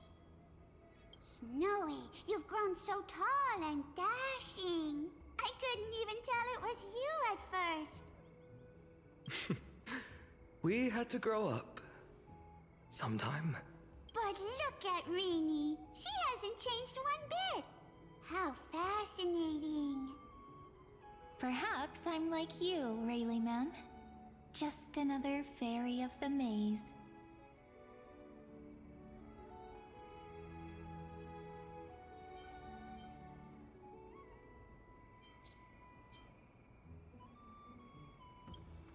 An organization? Hardly. They're not that organized. They didn't even have proper names before we came along. Dolimem, Raylimem, Mealimem, Follimem. I've missed these cute little troublemakers. We used to gather around the fire, singing and dancing, imagining all our future journeys. Without coming back here, those memories might have faded away entirely. Oh, how good you, Snowy. You swore you wouldn't forget about us. But you were gone so long, you almost did! Oh, he's just copying those bards from his stories, being all melodramatic. He couldn't forget about you all, even if he tried. Actually, we're here for the Oracle cards. Have you seen them? Oh, the Oracle cards! Right. The chief asked us to get those. What are you doing? You mean Dolimem? What do they need the cards for? If they want a reading, they could just ask me. Look at the Whoa, butthead. I'm not sure, but Chief specifically wanted to meet with you all. Let's see. They should be... That's it! This way, everyone! Watch your step. The trunk's slippery.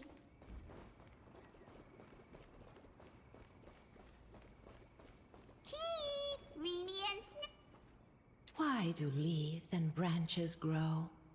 Which way does the wind blow? In Membrance Maze depths we seek to find the answers future left behind. Welcome back, my dear children. Oh.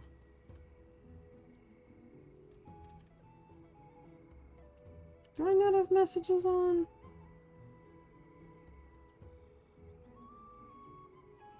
Boo.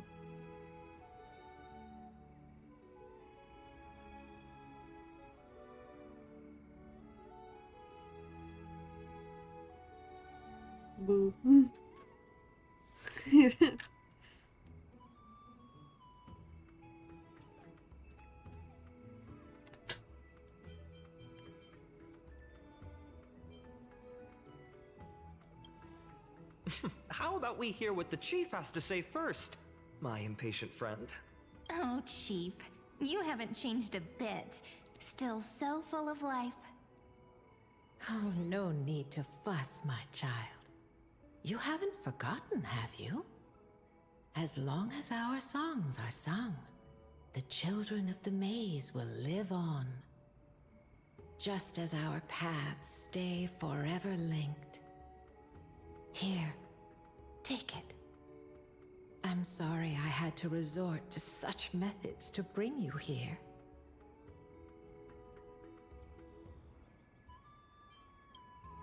My book of oracle cards. Thank you for keeping it safe. You know, you can always just ask if you want me to divine something. Still, bringing us here like this after so long. Is something wrong, Chief? Yes, The Veil of Evernight whispers to us once more. It tells of a new fairy got it. who will soon enter the maze. Indeed, every time a new fairy arrives in the maze, it means that beyond the veil, in the vast lands far from Ides Elysiae, a great calamity is on the horizon.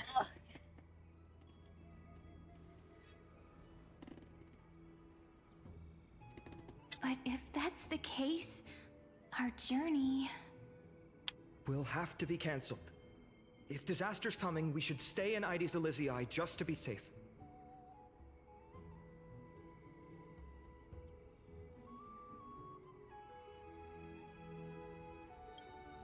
We weren't planning to be gone for long. Just enough time to hone our abilities. Finan would train in Castrum Kremnos, while I would seek the Fake Titan's blessing in Yanisopolis. Then we'd return to Ides Elysiae to help keep our village safe. It's okay. I can still practice my swordplay here. Some things you can learn on your own. Well, probably. That's not very convincing. Here's a thought. Let's have Cyrene do a reading. If fate wishes to show us its path, we might find some peace of mind. A stinky baby. But she's what if we moving don't on to like my what the PC. cards tell us? I worry that she's going to turn my PC off again. She's done it 3 times.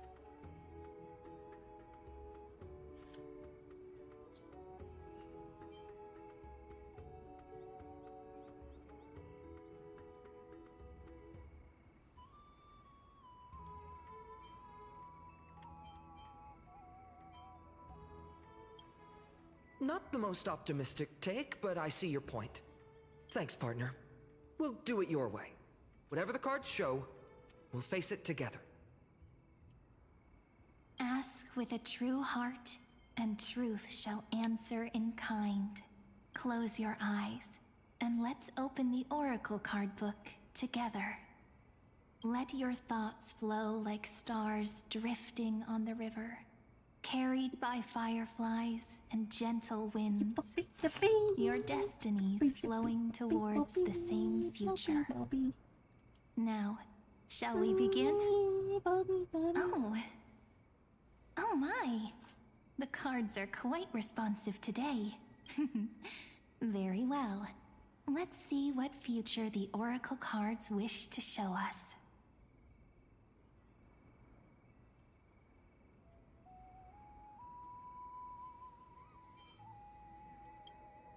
The Deliverer.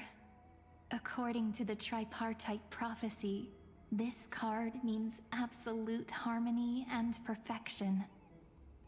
In fact, it's the only Oracle card without a dark side. What, no divine whispers this time? Oh, silly. This is simply the card you drew for yourself.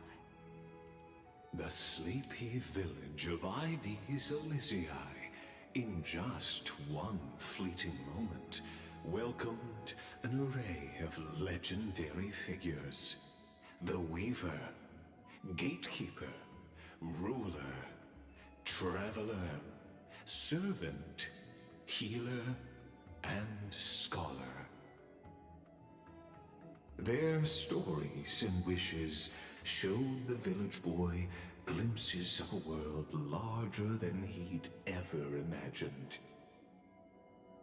They brought tales of raging battles, of cities crowned in holy light, and of wonders beyond his understanding. Each story so far removed from his simple village life. Once, these were just images on his friend's oracle cards, and yet destiny now stirs in resonance with the maze. And now, they are right in front of one's eyes. The Deliverer? This card again. Ah, my child. It seems you're destined to bear the wishes of many, to answer the world's call. Bear their wishes? Yes, just like Kefali, standing eternal atop the mountain. My parents... They only wished for me to grow up, well, to help around the village, stay out of trouble. Mrs. Pythias wished for more books in her little schoolhouse, wanted us to all learn and grow. And little Piso, he wants to grow up strong like its father, to become a hunter. Is that my purpose? To fulfill their wishes? Perhaps. For a true deliverer, such wishes are but droplets in an ocean. After all, Kefali bears the weight of the entire world. Right. How could any human possibly measure up to a Titan? I wonder too. Perhaps... What's this? What you see are futures written in the cards. Or rather, the people you'll meet on your journey. Sometimes, fate can guide us when we're lost. Let's consult fate itself. Maybe then we'll know why we must take this path. And learn just how many burdens one must bear to become a true deliverer.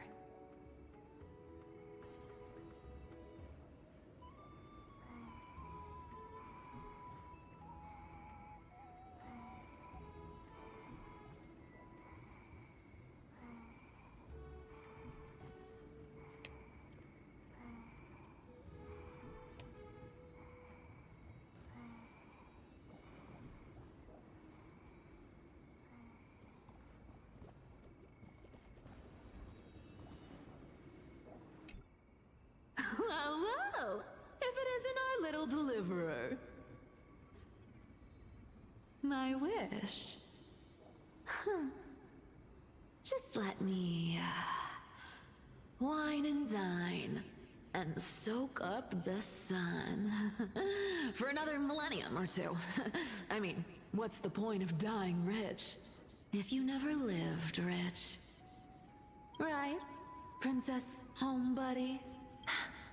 Cypher, that's not how I see it. My one wish is to find that missing piece in my life. To feel someone's embrace once more. That warmth.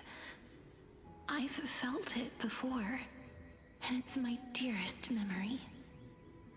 And speaking of riches... For someone with all those treasures behind your divine power, you've led a pretty cheap life. Ouch! Where did that come from? Right for the jugular, huh? What about our friend from the Grove? My wish came true before I touched the sky. I transformed my healing power into gentle sunlight, distributing it equally to every life I cherished and loved. You two are so selfless, aren't you? No surprise Aglaya wanted you for the flame chase journey. You know what? I did have one wild dream. To know what it feels like being born a noble lady, drowning in riches. Just think, if I traded places with that seamstress, me in the mansion, her on the streets. I'd like to see if she'd still become the gold weaver then. Maybe I'd even take her place.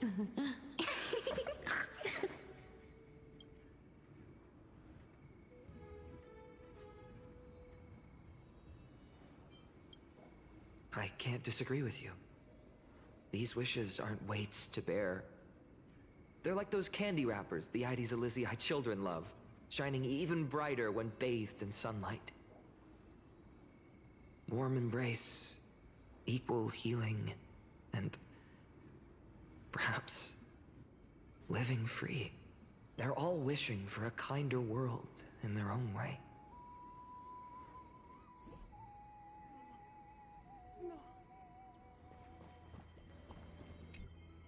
Personal wishes? I have none. Only the Era Nova matters. The world's rebirth. Yet, if I am to weave a new era, then it may be one where kindness and her cleaners shall never tread.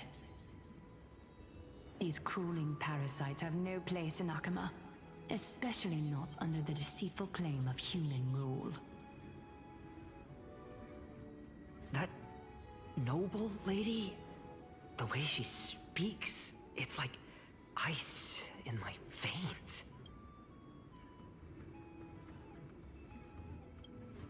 Huh. Not exactly the warmth I'd expect from someone selfless. Teacher, perhaps you could share your wishes with us?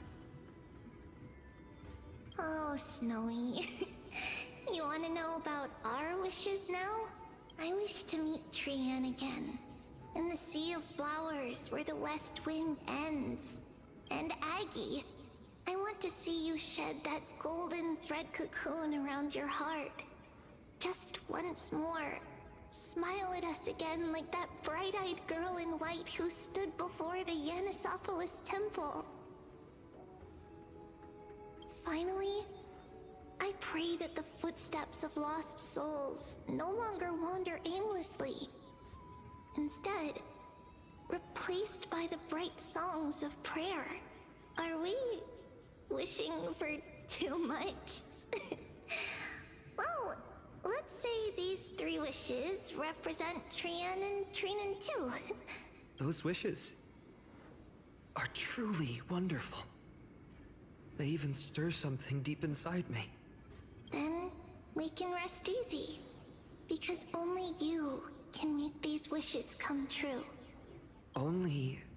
Mark these words, Snowy. See you tomorrow.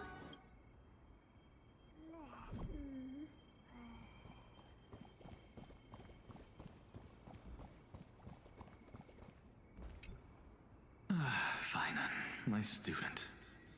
Must we go over this again? Listen well. I detest the word wish. It reeks of mortals crawling before their gods. My life's work is done. All that remains is for you to take the final step and prove the ultimate truth. I, Anaxagoras, shall become a god of the new world. Through irrefutable logic, I will prove that mortal wisdom can achieve divine greatness. Isn't he... You know, I mean, I just daydream about hero stories, but he's fantasizing about... Well, that's... something. Could I ever be that sure of myself?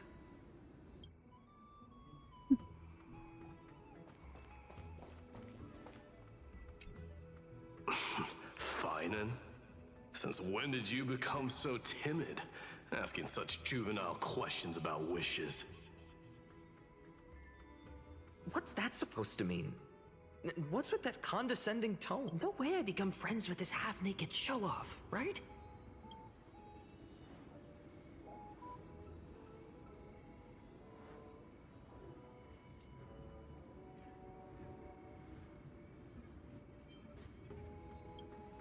Horrifying. Is that really something I'll enjoy one day? What are you mumbling to yourself now? Whatever. The wishes of the Kremnon warriors are done, but I survived 1,000 deaths only to fall to a coward's blade. That masked flame reaver who struck from behind. Finan... never mind. That blank look tells me you're completely lost. My wish is simple.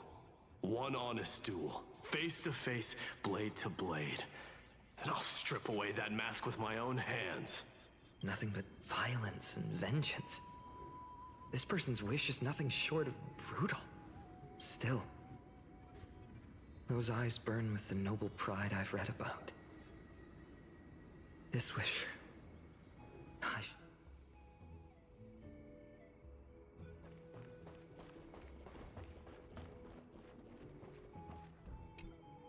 So tell me, has the uncertainty in your heart begun to fade? So many faces in my future. So many wishes. Still, why would fate choose to show us this path? What's weighing on your mind? Didn't you say disaster would strike Amphoreus? If so, shouldn't Cyrene and I stay in Ides Elysiae? How could we possibly meet all these people?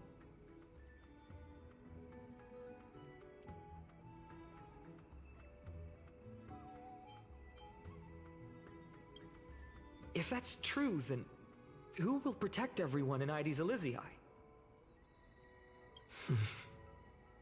Cyrene, may I have that deliverer card? Of course. But why? Although those voices, visages, and wishes may seem far away now, I can't ignore the sense that something is calling me, bidding me to take a hold of it. Maybe its true weight can only be known once it's in my grasp. In that case, accept this gift. Oracle cards carrying time's wisdom, blessed by Orynyx. May they journey with you, become your memories, and spark rippling waves of change in times to come. I'll hold these words close to my heart. But now that I'm holding them, they don't seem all that different from ordinary playing cards. What? What's happening? Everyone, we've got big trouble, Mimi!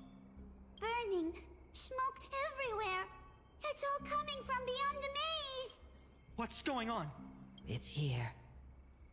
The seeds of disaster have already taken hold, sooner than we had foreseen. This time, not even the Veil of Evernight can shield us. You mean Ides Elysiae will be swept up in the prophesied catastrophe? I'm afraid so. My children, take shelter in the Membrance Maze. But my parents, the whole village?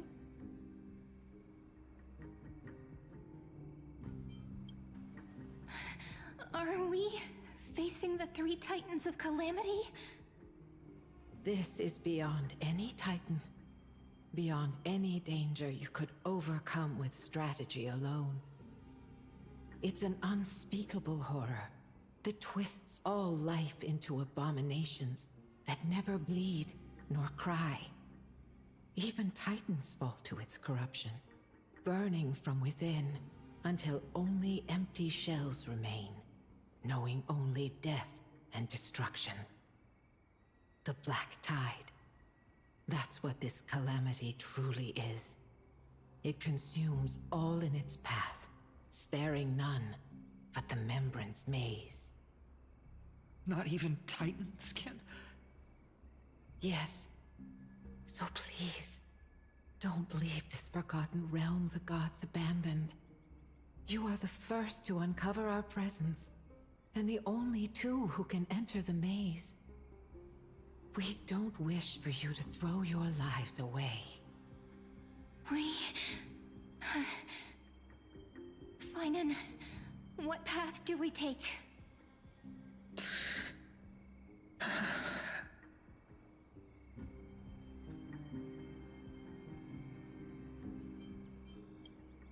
I learned the sword to protect those close to me. If I run now, I'll never be worthy of lifting a blade again. Then we know what we must do. Indeed, our friend is right. We must take action. Forgive me, Chief, but Ides Elysiae needs us. And as her child, I must act. Very well. Make sure you protect yourselves. With me, Cyrene. Join us, my friend. Even without a sword, I'll take a rake. Even with the roughest steel, I'll keep our home safe. Deliverer. The card's truth extends beyond its mere literal meaning. There's another hidden layer within. Not someone perfect from the start, standing high above, casting merciful gazes upon the world. But one who starts small, from a humble village, expanding their world within step by step, learning to save others as they grow. When we were little, I told him I wished this world would never need a deliverer. Now that wish has shattered. Yet I'm glad he's chosen to walk this path. And all of this happened because you believed in him, friend. Shall we? It's only when you're by our side that Finan and I... that our hearts find their courage. Oh, big flop. I know you're watching us right now. Aren't you, great hero from the future? Spoon. Oh, deliverer. Such cruel irony. Though destined to bear the world's burden, this Why are you boy so can never angry? become the hero to What's bring with the forth what's with the sass? dawn.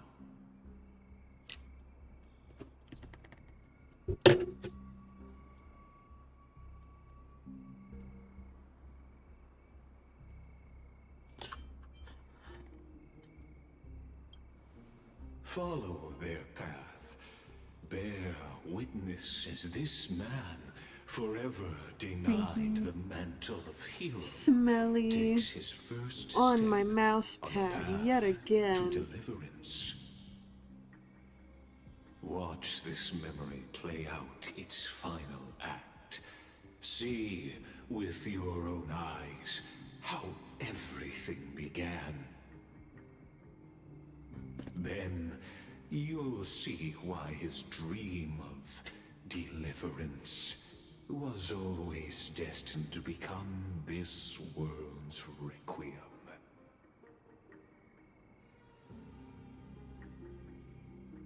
A sun red as blood, wheat fields turning to dust in that moment. The boy You killed him stood what already. felt Please, like just the let end me of kill him. existence itself. Game.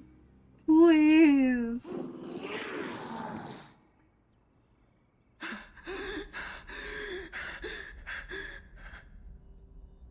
These creatures, they're everywhere. Someone, anyone, where are you?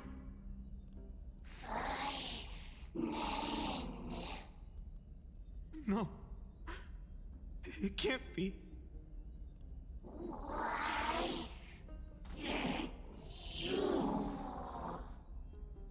You, are you talking to me?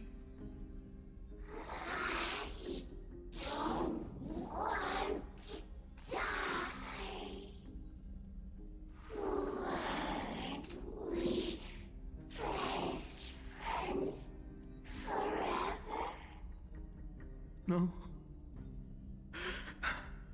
That ribbon. Olivia. No.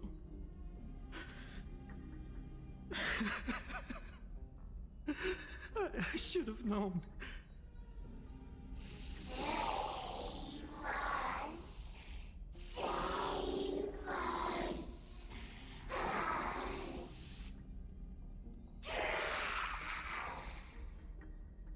Please. No.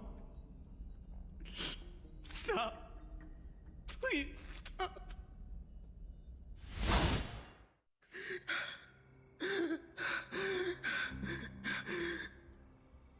Olivia, I'm so sorry. And these monsters, they're all... Why? Why is this happening?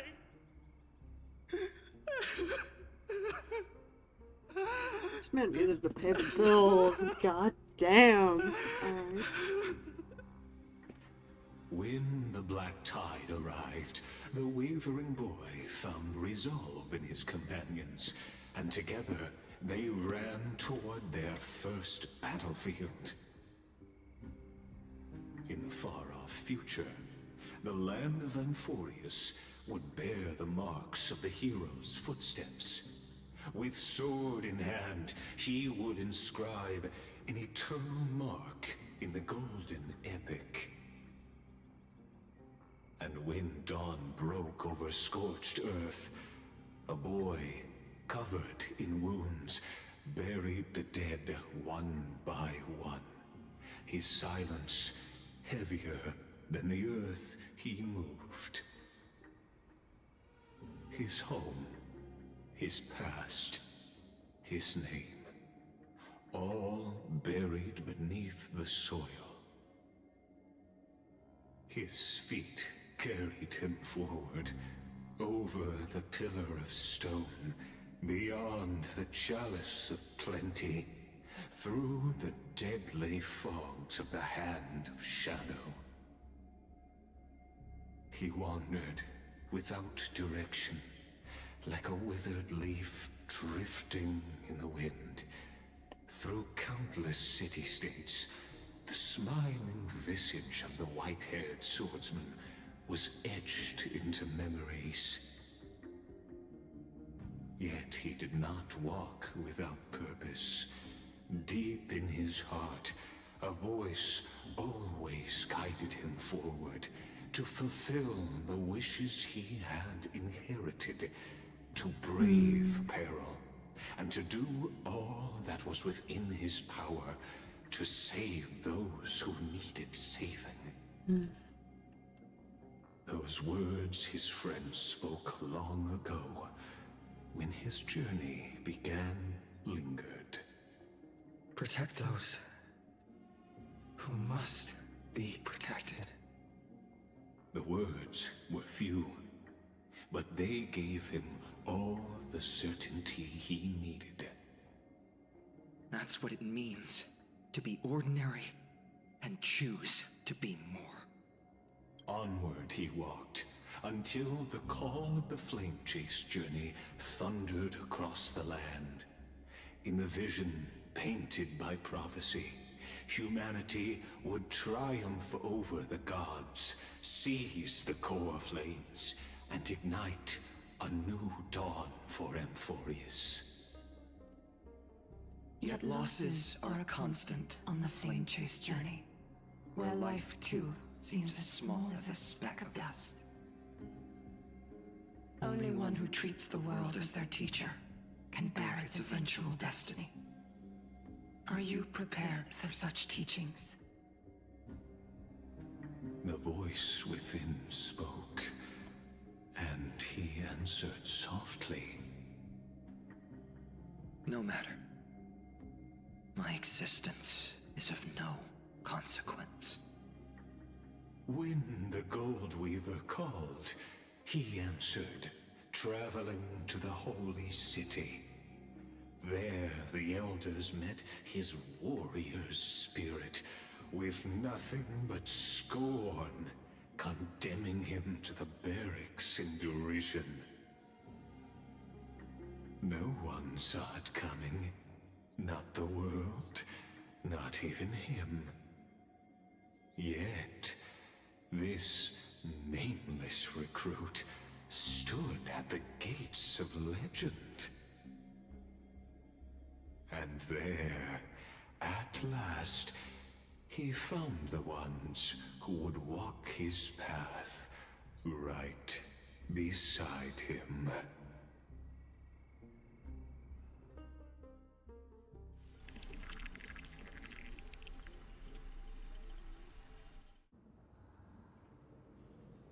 This is the abyss of fate. Hold on. Finance here too? And is that Mighty and Trinan? And now, Act 2 of our immersive drama unfolds. They're evacuating the temple. Why now? Are you insane? That blonde man is the Crown Prince of Krymnos. Mess with him, and every last person in this city could wind up dead. Calm yourselves. The Holy Maiden has everything under control. We need only wait patiently. Behold, it is the month of Gate, light calendar 4926. The Crown Prince of Krymnos, Midimos, has led his forces to the gates of Akima. As you know, though Midimos was proud, he did not engage in needless violence. He challenged the elders of Akima to a duel, not for glory, but for the rights and dignity of his people, to ensure they wouldn't live as second-class citizens in foreign lands. After Aglaya's mediation, Finan met Midimos' challenge as the Elder's representative. This duel was to change the course of the Flame Chase journey itself. So, as Finan's most important companion, his lifelong friend, please continue to bear witness to his memories.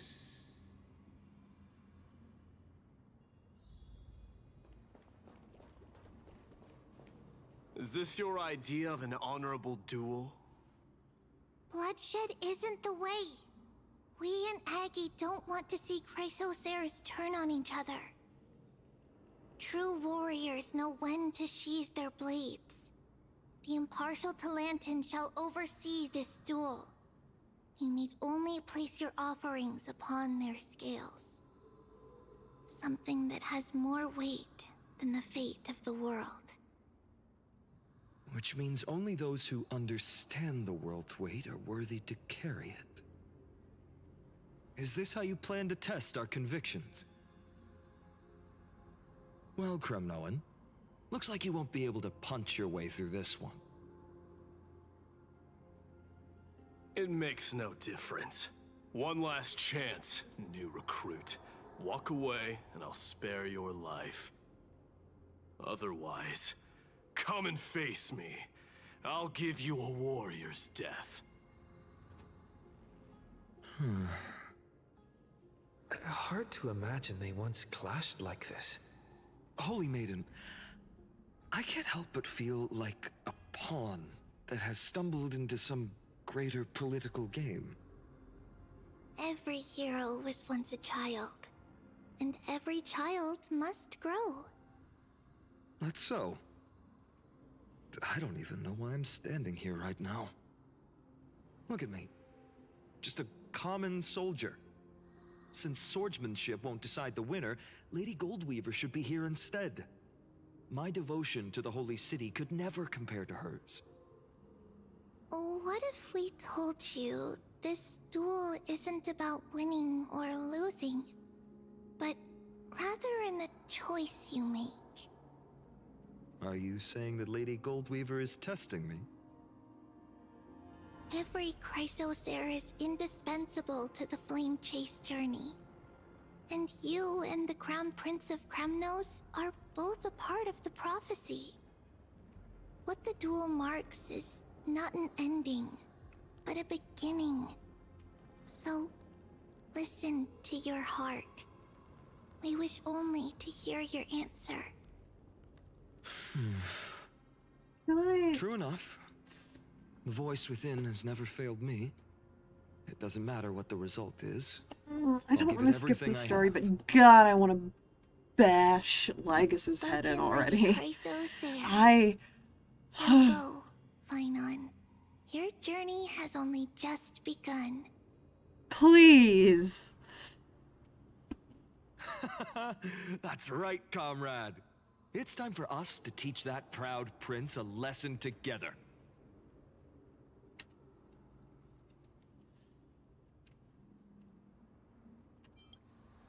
Me? With him? Don't joke around like that. Still, on the topic of the Temple of the Three Fates, here we are, at the Temple of the Time Titan. And I don't even know how Cyrene's studies are progressing. We haven't really had much contact since I set out.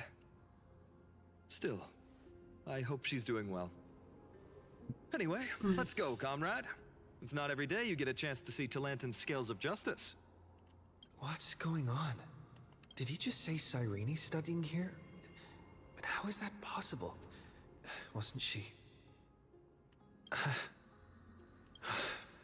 Of course, Lycus disappears right when I need answers. Forget it. I need to catch up with Finan first.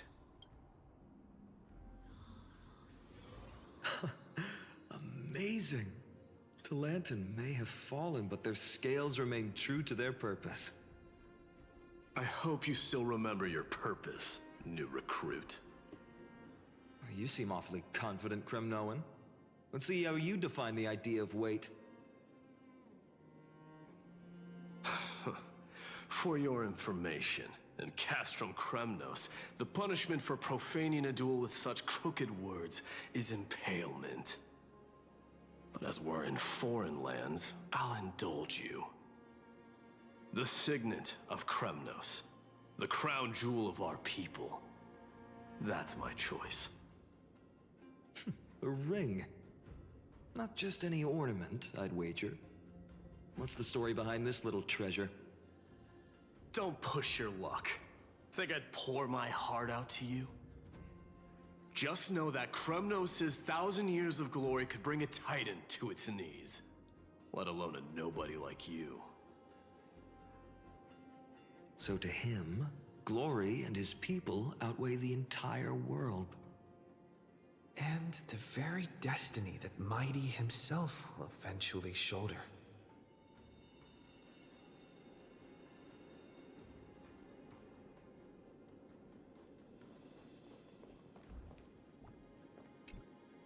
Now this is a tough one. What can I possibly offer against... Well, comrade? What does your... Looks like we really are on the same wavelength. In the end, there's only one thing I can trust. The deliverer that appeared in my life on that day. How ironic. I can't even look at this card properly, much less follow where it leads. Just thinking about how my village was swallowed by the black tide makes my hands shake. The flames, the screams, my utter failure to protect anyone. Speaking rationally, I know it's not nearly enough. Addis Elysiae was just a small village. Its loss barely a scar on Amphoreus' face. But here and now, my heart says something else. This card, it's everything I have left. Nothing weighs heavier. Perhaps that itself is the answer. Look, Finan. It's so nice to see you all again.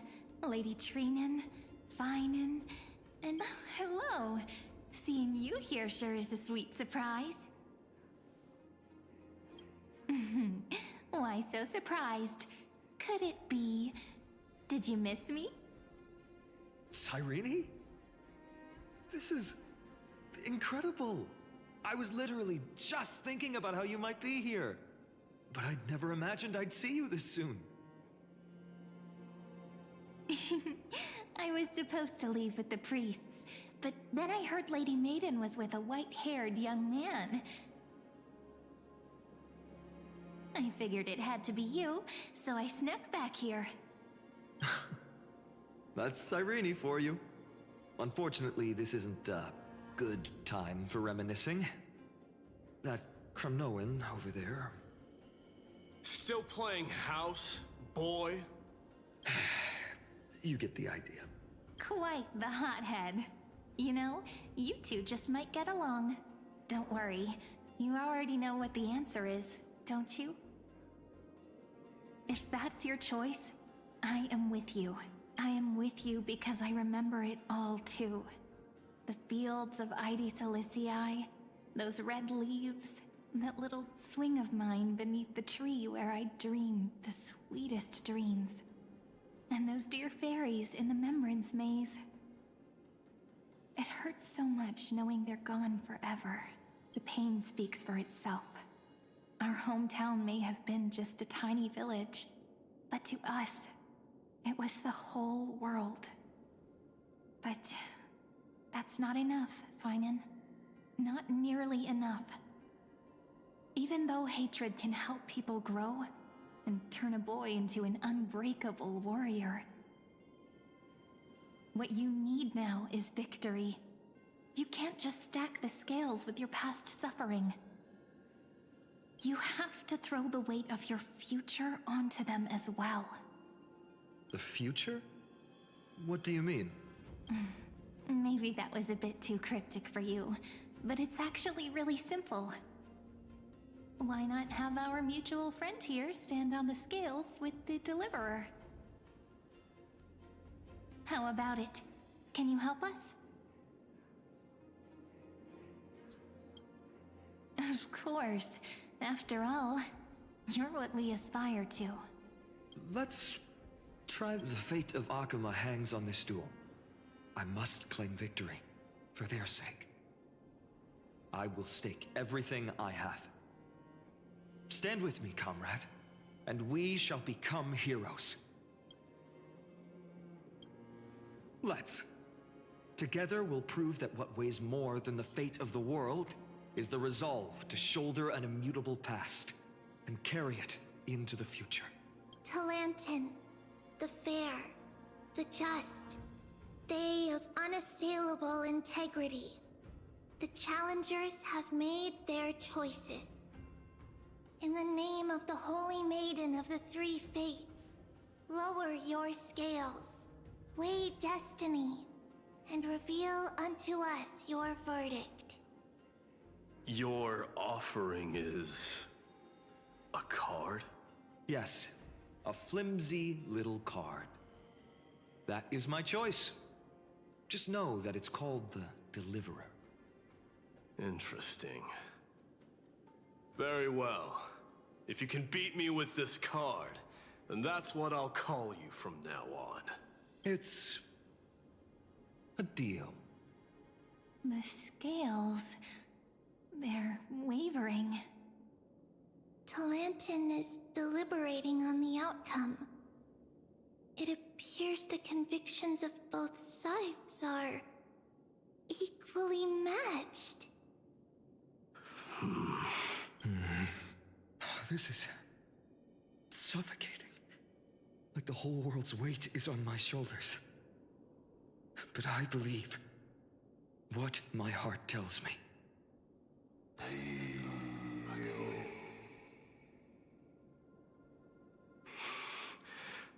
Finally decided?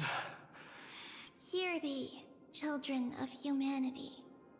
I shall pronounce judgment, for the difference is now clear. The one whose offering weighs more than the fate of the world is...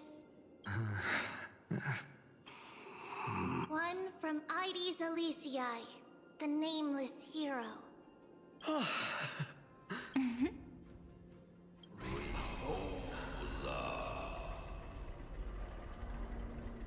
However, heed this. The true weight of conviction originates not from itself, but rather in that which tips the scales. Hope itself. What's that supposed to mean? I think the Titan means that it's not anyone's personal convictions that outweigh the fate of the world. It's about a wish, one which we all share. You, me, everyone here. What tipped the scales wasn't Finan's conviction alone, but The collective hopes carried by this oracle card. Humanity's desperate call for a deliverer. Yes, even you and your people, Kremnoan. Placing us both on the same side of the scales? Foolish. We Kremnoans are your mortal enemies. Such weak idealism will only get you skewered on our spears. Fine by me. I've never claimed to be the deliverer from the card anyway. I'm a soldier, and if it's my fate to bleed my last on the battlefield, then so be it. I'll fight to my last breath. And on this, I know that we're the same. That's all a hero really is. Someone with that kind of conviction. And the deliverer? Just a sum of all those heroes. A brilliant explanation. Just as prophesied, on this day, the final 2 heroes shall join the Flame Chase journey. I should have known from the start. They all say Lady Goldweaver is quite brazen, but you're the first to even imagine that prophecies could persuade a Kremnos warrior. Oh, I have 1,000 ways to tame a lion. But this lion didn't come here for bloodshed, did he? The Kremnoans far outmatch Arkhama's forces, yet we haven't lost a single soul. That's no accident, is it?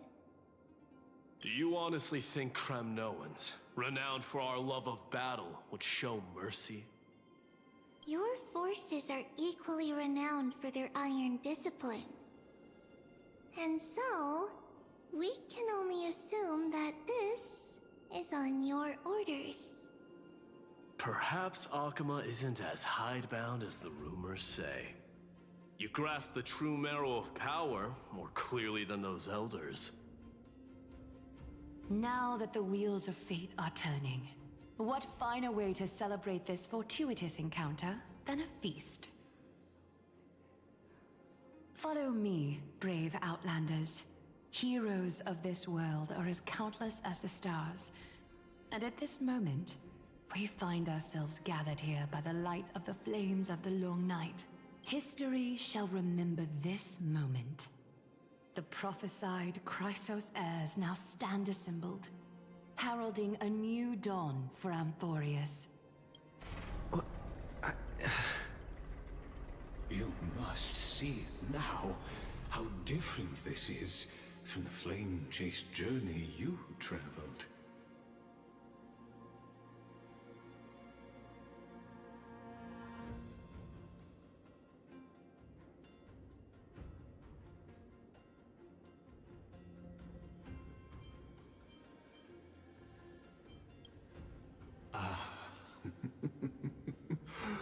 Who?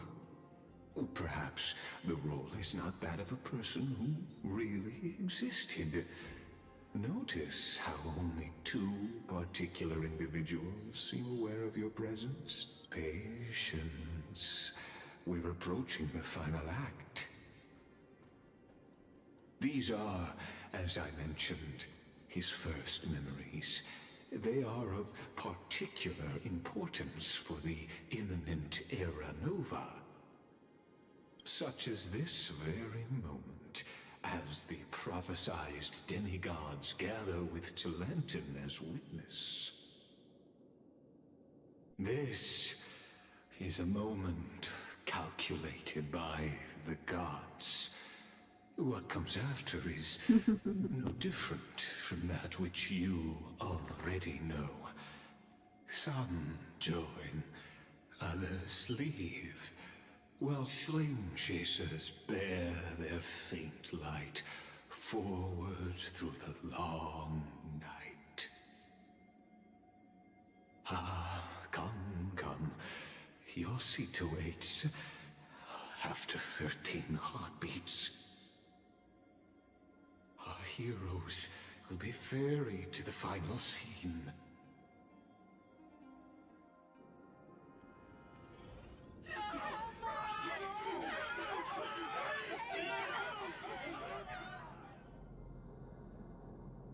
They say that the heroes of this world should be as countless as the stars.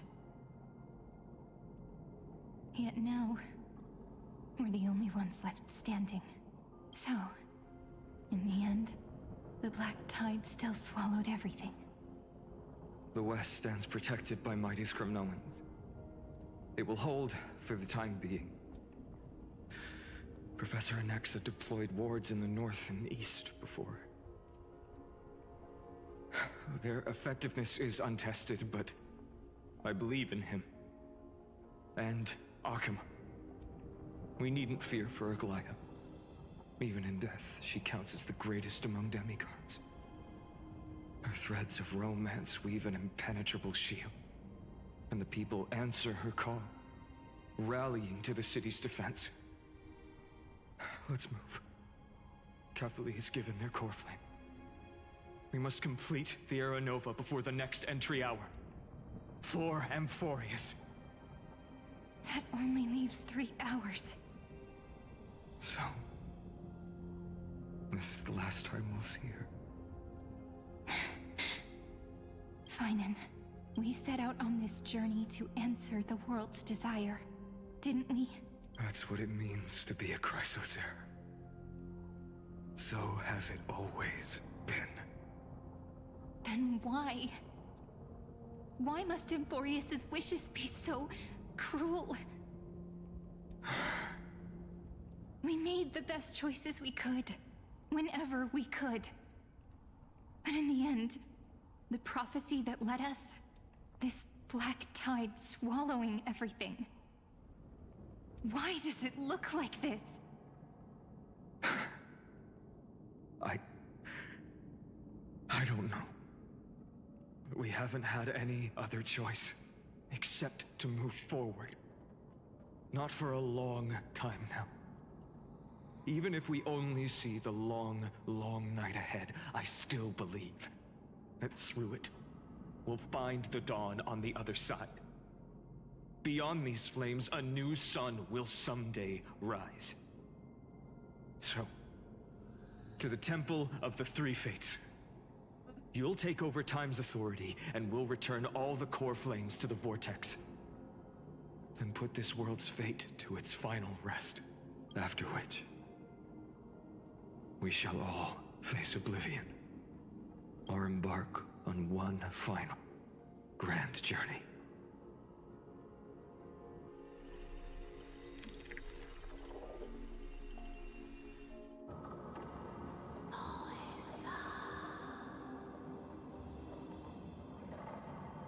Please forgive us for disturbing your sleep, Orynyx. It matters not. I know fate has run its course. The Black Tide has reached Akama. Amphoreus does not have much time left. It is time for the Era Nova. As agreed, I shall present the core flame of time.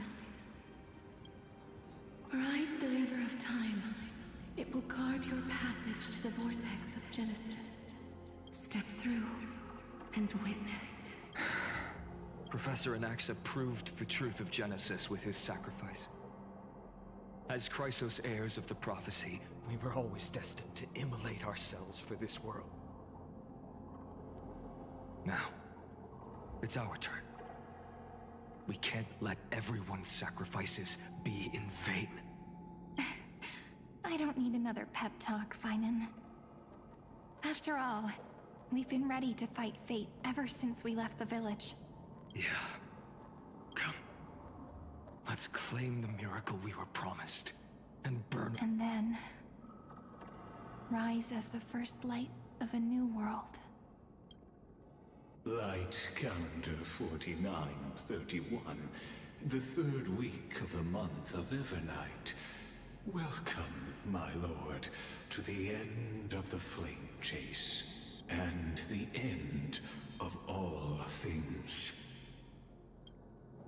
The Titan has revealed the gateway of fate.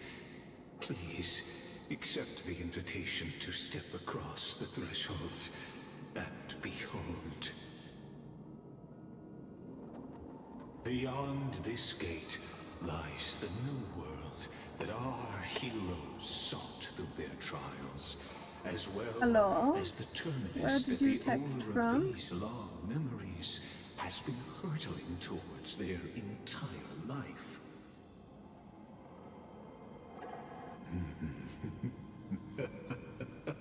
Perhaps you'll find it all too familiar.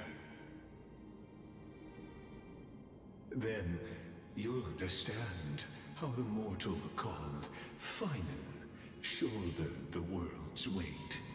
How that same burden crushed him, proving that the so-called Deliverer is nothing more than amphoreus's own delusion. A pitiful fantasy that it could defy fate's decree. Please, esteemed one, the answers you seek lie in these non-existent times.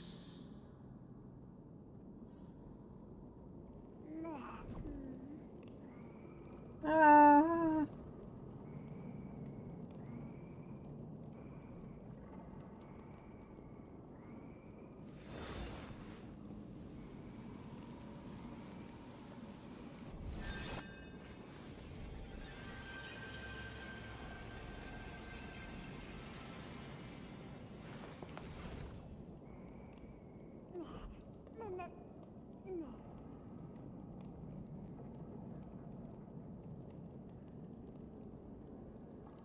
Give me a second. I'm scrolling through Discord. Discord goes silly. Hello.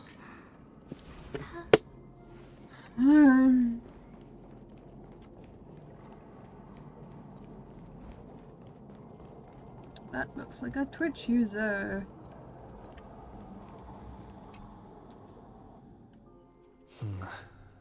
Why is my chat vortex not of Genesis. working?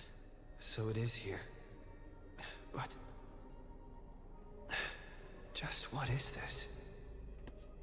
Life's but a walking shadow, a poor player that struts and frets his hour upon the stage, and then No, thank you is for the heard first time chat. no more. Sorry, I didn't It is a catch tale it earlier. told My by chat is full being of sound and fury, signifying stupid. nothing. Tis being The stupid. vortex of Genesis, where the world begins and ends. What stage could be more befitting of our final act? Come, I beseech you onward, buoyed by your surging curiosity. As an unattainable existence that has dwelled within his heart, beyond his reach, you have accompanied him Can I through the march kill? of years. Can I kill this man already? I don't want to listen to him. Naturally, I don't. have the right to view the river of Death time upon in him. its Death. fullness, and to witness what he welcomed upon his arrival here. Every absurd and tragic ending. Lygus, can you shut up? Now, if you would. My journey to the Aranova comes. Enough talk. Here it Go. Now this. Beyond Aranova. Make the...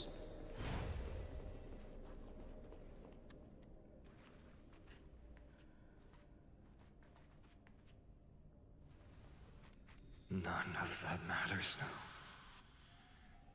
This brutal, flame-chased journey has stripped away Kill. my delusions. Kill The him! future isn't some peaceful Sorry, baby. I paradise didn't mean to smack the with table. gentle west Didn't mean to winds, disturb you. I'm just sorry. waiting to welcome us to step in. This Death will be upon a Lygus. romantic story like none that has come before. You think so too, right?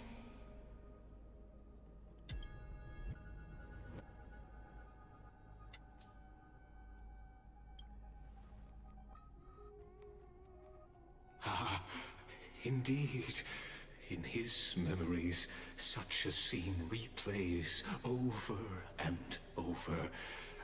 Though the details may differ, this remains ever the same. All shall bid farewell to one, and that person alone will witness the miracle. A total of 33,550,335 times.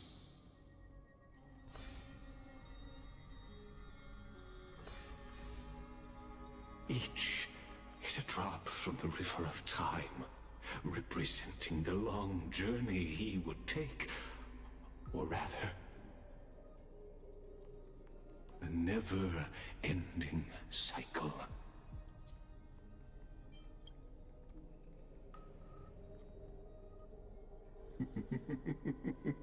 Sharp as ever, I Hell! Magic! Seeing I want him dead. is believing.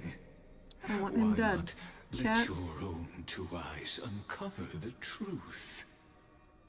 Chat, break this man's ball sockets. Or perhaps you can simply walk straight to the hate him. final truth.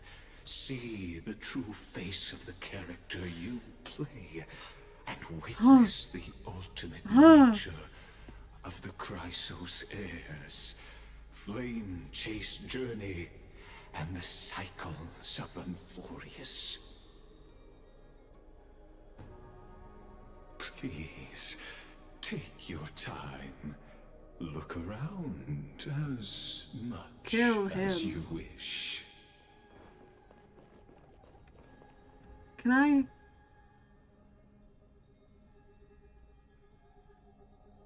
Cat, this is the most inopportune time for you to be splayed out on my desk. Alright, there we go. Freedom from the cat. Where do I even start? Oh, it's over here. Fuck.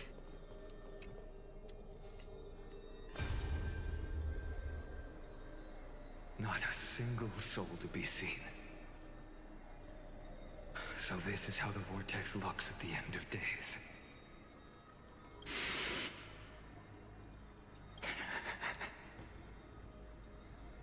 Looks like I've got company after all.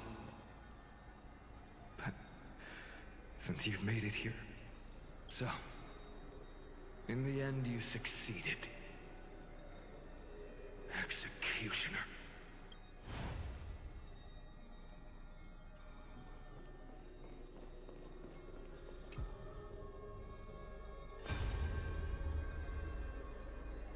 Castros, didn't you?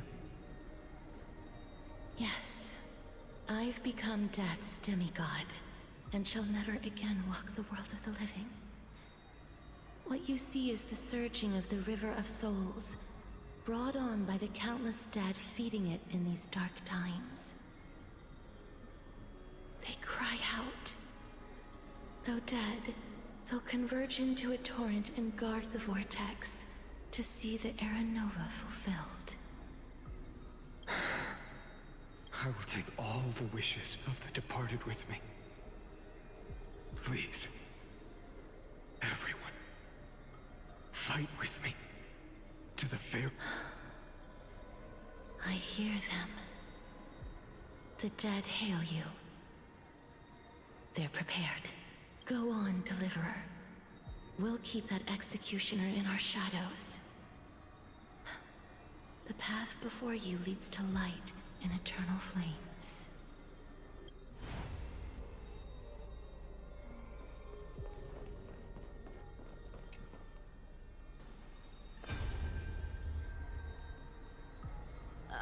There's water everywhere. This place is always so wet and sticky. Even my tail's getting heavy. Plus that burnt smell. And that sizzling noise. Yikes. No. So you feel it too, huh? Go on then. I'll handle the filth. Do what you need to do. Let me fight with you. Better odds with two. Hey, Remember what the seamstress said. You know what really matters. Yeah, I'll leave it to you then. Wow, someone's not shy. Just so you know, I'm not in the business of making losing deals. I'll distract that executioner. You go turn the world's biggest lie into truth. Let me become the first wind of your new world.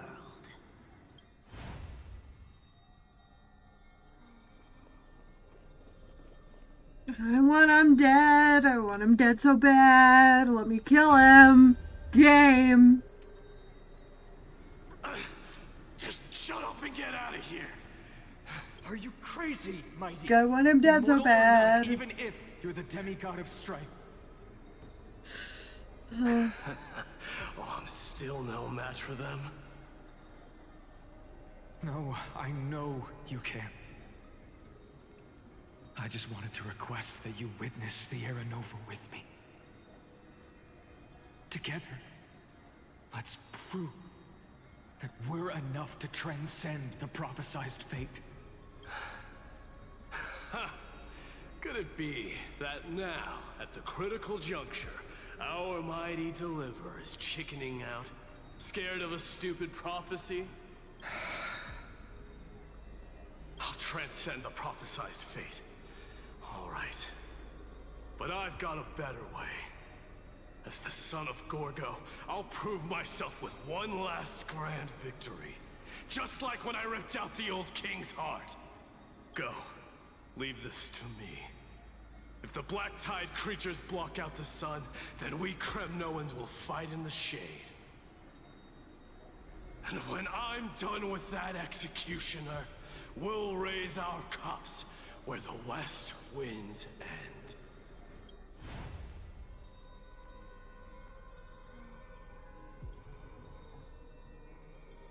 I'm dead.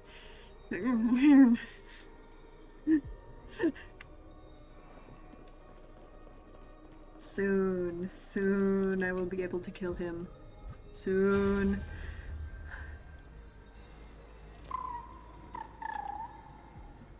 Hey, little one. Are you scared? As brave as heights. Stay close, little Ika. What? No, not you two. I see. I won't squander your kindness. Your hopes. So please, keep this bit of sky standing for me. Well, now there's one last thing I need to do before the Era Nova. Come, Executioner. Let this patch of clear sky show me where to strike. I want him dead. I want him dead. No, death. Death upon him. Electric chair. Fry his circuits. All shall bid farewell to one, and that person alone will witness the miracle. Such is the will of fate. So even the future revealed by the Titans may not come to pass. The Era Nova. This unrivaled masterpiece. I have no regrets now that I may entrust it to my most trusted apprentice. Are you saying? Fate is ever unassailable. The golden threads tell me the black tide rushes toward the vortex, ready to swallow this place. I must weave the last of my humanity into a net to hold back the deluge. I shall have my final bath in warm and radiant gold. Now, the hour of fulfillment has come. Forgive me. I must snip away every risk to weave the strongest future for the new world. There is nothing more to say. We part here. I shall personally dispatch that wretched executioner, not with threads of gold, but with the steel tip of a needle.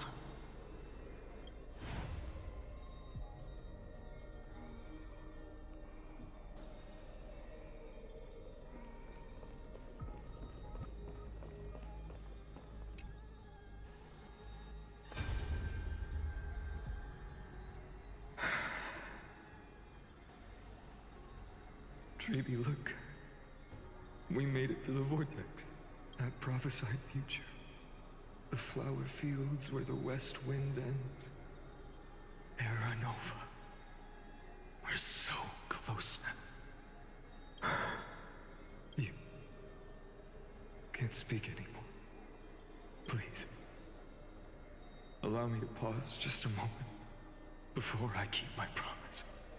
Let me answer your cruel fate by tearing that executioner's heart from the void.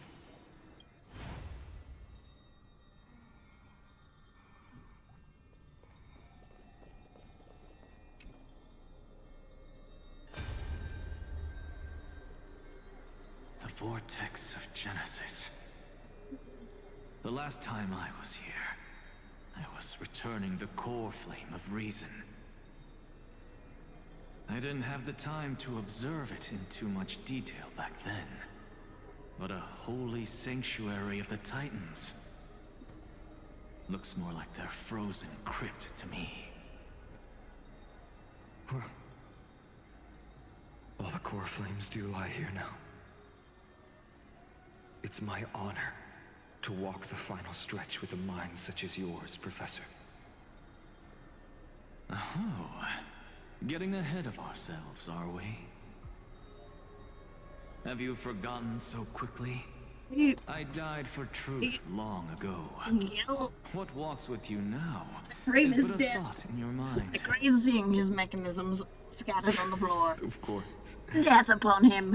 How could I forget that? But I'll say the same to you. It's my honor to walk this final stretch with you, too. Now go. Stand tall and finish your final task. Yeah. Just leave it to me. Time for that wretched executioner to pay what they owe.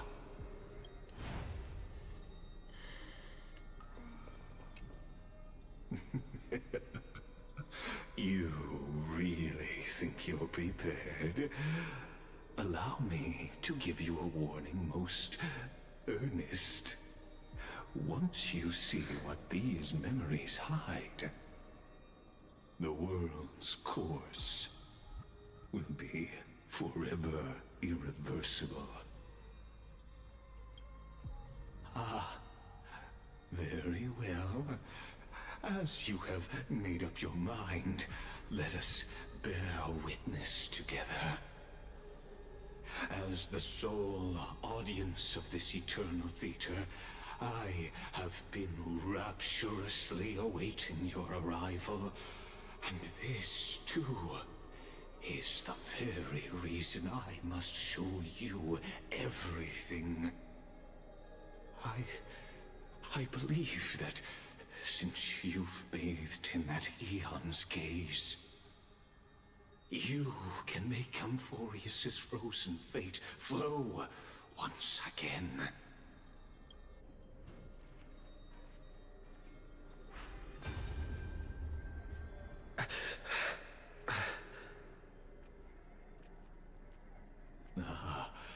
Feeling a bit lost? As you now see, this scene marks the final act of the drama Amphoreus. The final eternal recurrence created by this man's hand, and the last one this world shall undergo. Behold, at the swordsman's side stands one he has sometimes called companion, other times comrade, that nameless hero absent from the annals of history. He is the swordsman's ideal in his youth, the deliverer that guided him resolutely onward through fantasy. And now, in the name of the Nameless, he has become an essential and inseparable part of the epic of amphoreus. And this time, under his guidance, what choice shall the hero make? Whither shall the fate of the world flow? And what is the ultimate truth of the nature of amphoreus? There are many mysteries yet to be unwound, but if I may, allow me to temporarily yield the stage to one far more fitting. Please put your hands together and give a rousing round of applause for they who will reveal the answers and bring about the final end of the 33,550,336th flame chase journey. The master of the countless memories we saw, the other important actor now stepping into the vortex. They who have already burnt their own self to cinder, the Flame Reaver.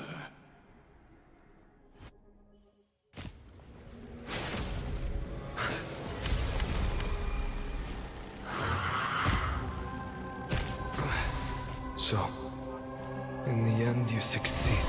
Executioner. With my flesh as kindling, like the first dawn of the new world. The time has come. And this is why I brought this to you. Again. Start everything. It changes with changelessness, like a shadow. Never seen perfection before? Open sesame. Hedge your bets. It's a me. Curiosity. Endless riddles. Nothing but a void.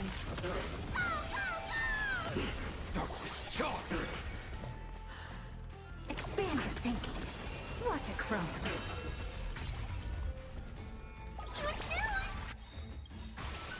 The dice have been cast. Bust. Or maybe I'll take it all.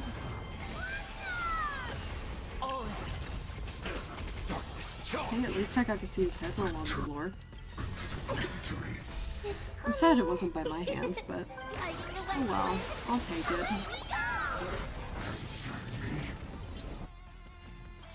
Will you be the blazing sun?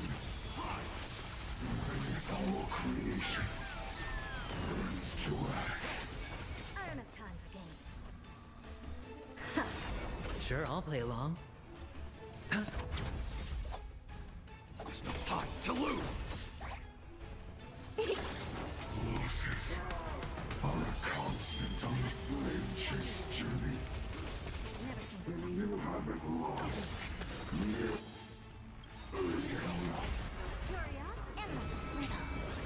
Nothing but a void. Helpless as ever. Expand your thinking. Glimpse the unknown. Darkness charmed. Spend freely. Hurry up. No dirty. This world. I don't have time for games. Open sesame. Charmed. Is it coming? Hiding the West Wind? Away we go! Hedge your bets. I am the blade, like a shadow. Return to the great dream. Time to rid you. Cannot hide. Darkness charmed. Unchanging. Never seen fashion before? Expand your thinking. This ends now. With your corpse. I'll ignite the dawn!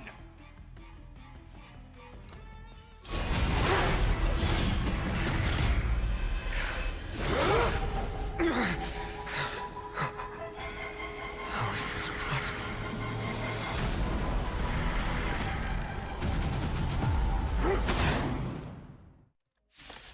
Holy shit. The sons of destruction, now twinned. Feel them set your blood ablaze. Your fury. Fight changes with changelessness. The moment of opportunity, come! Oh. Curiosity. Endless riddles. Nothing but a void. The dice have been cast. Bust. Or maybe I'll take... Get off! Watch your head. It's lighting the West Wind. Away we go! Blast. Time to reach. Cannot hide. Focus. Open sesame. Watch it crumble. Hedge your bets. Spend freely. Underestimating us will cost you. Delivering warmth. Time to lose. I don't have time for games. This world return to the great dream.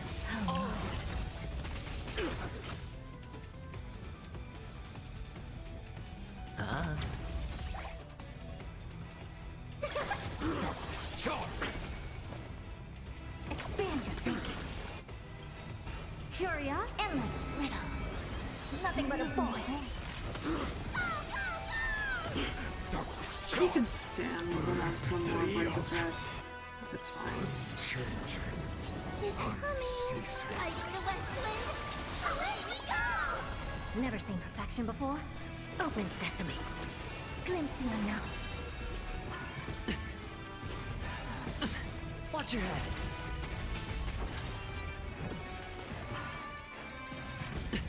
The dice have been cast. Bust. Or maybe I'll take it all.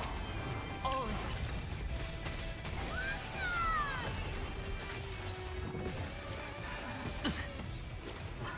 No dirty tricks on me. Sure, I'll play along. No dirty. Watch your head.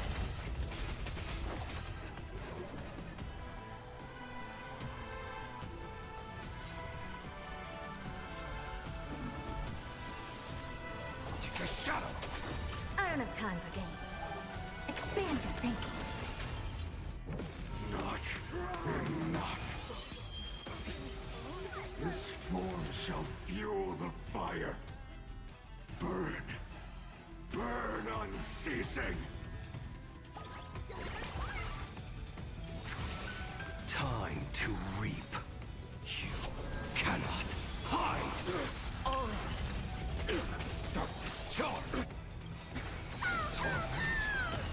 The dice have been cast. Bust. Or maybe I'll take it all. Watch your head. It's coming.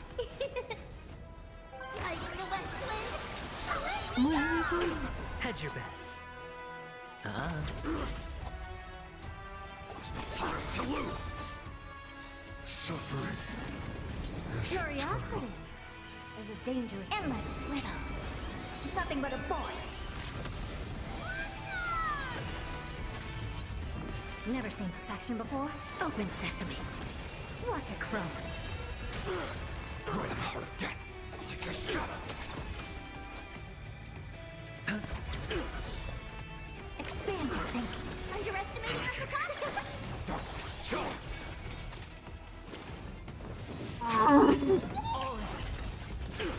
Score. Open sesame. Sure, I'll play along. Watch closely. All will one day die. Is he coming? Hiding the West Wind? Away we go! Curiosity. Endless riddles. Nothing but a boy. Watch your head. One person alone may witness the miracle. Such is the will of fate. That person can only be you.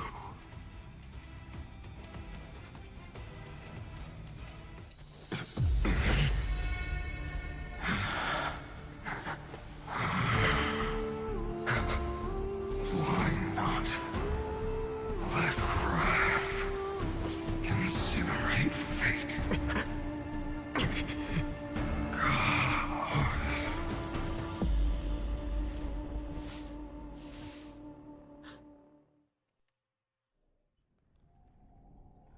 At last, Amphoreus's fate has begun to shift. Just as I foretold, your arrival will change everything. After all, you've also been bathed in that eon's gaze, which can awaken the long-dormant instinct inside a man. Much like that scepter we spoke of earlier, it was only under the same eon's glance that it was reborn. That's right. If you recall, I mentioned it at the very start of our play. The celestial body neuron, once belonging to the erudition abandoned by the Eon. Now, allow me to reveal Can I the kill final you? piece of the puzzle Let for you. me be the one to The kill you, eternal bastard. land, known as Amphoreus, is nothing more than the scepter's endless, lonely extrapolation. A bottomless well of fury, aimed at the god who cast it aside. Ah, yes. Daddy issues. Finan. We set out on this journey to answer the world's desire, didn't we? That's what it means to be a Chrysosaur. So has it always been. Then why? Why must Amphoreus's wishes be so cruel?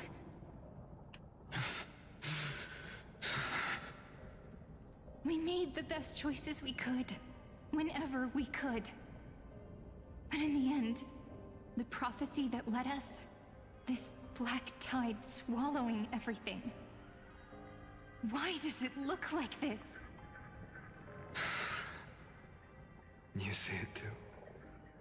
Those burn marks. The flickering cubes. They're not a tide at all. They're more like a shattered teleslate. Standing here, the voices of Titans have never been clearer. Turns out, they were coming from the black tide all along.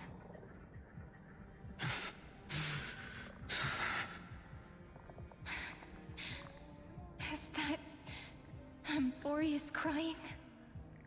Or maybe it is screaming at its creator, at its god.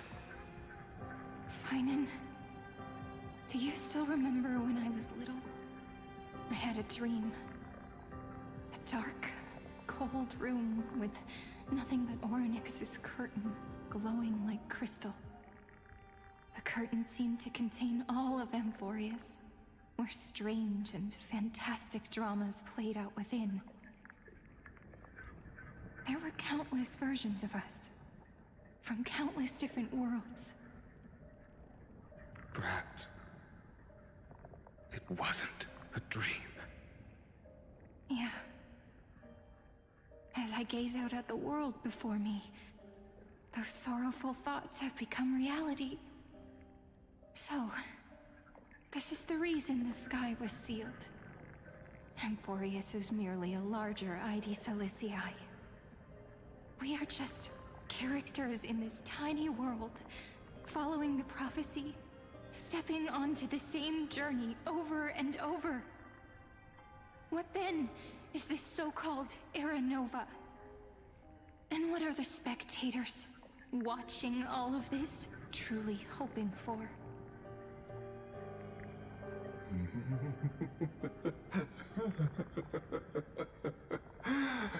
As a reward for reaching the end of the world, let me answer your questions. As the Theoros, I have observed. Thus is the synthesis of the prime mover of life formed.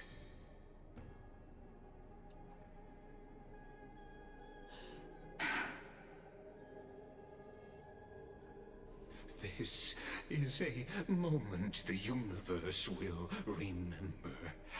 After millions of extrapolations, the experimental environment known as amphoreus has finally achieved results. So, the results you speak of are this wreckage of a world. We all gave everything we had, returning 12 core flames to recreate the world. And in return, we become nothing more than sacrificial offerings at the end of everything. Exactly.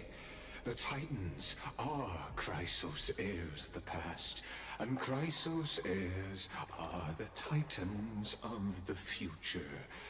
Anaxagoras' theory of Era Nova holds true. As the model of reason, he reached unprecedented heights. But from just the perspective of a player in the drama, he could never fully uncover the last layer of truth. The cycles of the hero's journey that have played out until now were never about creating a new world or perfect heroes and gods. They were a deep learning program made for the Black Tide. But this time, your plot will fail. I've taken Kefali's core flame, and when the dawn of the new world arrives, its light will burn away all the darkness. Haven't I made myself clear? The Chrysos heirs and Titans were merely byproducts of the experiment. You've seen this world's evolution, witnessed the birth and growth of the Black Tide, and how it devoured everything. Every generation of heroes, gods, and worlds was born only to be destroyed by it. This is the endpoint of Amphoreus' calculations. A perfect equation of destruction. So in your eyes, all the sacrifices are just a string of insignificant numbers? Don't sell yourselves short. I'd say, rather than numbers, you're more like fuel for the fire. And without fire, there can be no sunrise tomorrow. Even if that sunrise is born from annihilation. Curious question. Have you ever considered that after millions of extrapolations, Amphoreus is already following a different path from the erudition? It has long since granted divine blessings equally to each child. The golden blood flowing in your veins, it comes from the blemished one, whose name is destruction itself. And Amphoreus's Chrysos heirs were, from the very beginning, fuel for the Aeon to burn the universe. Amphoreus has waited for this moment for the end of the empty, cold, and lonely extrapolations.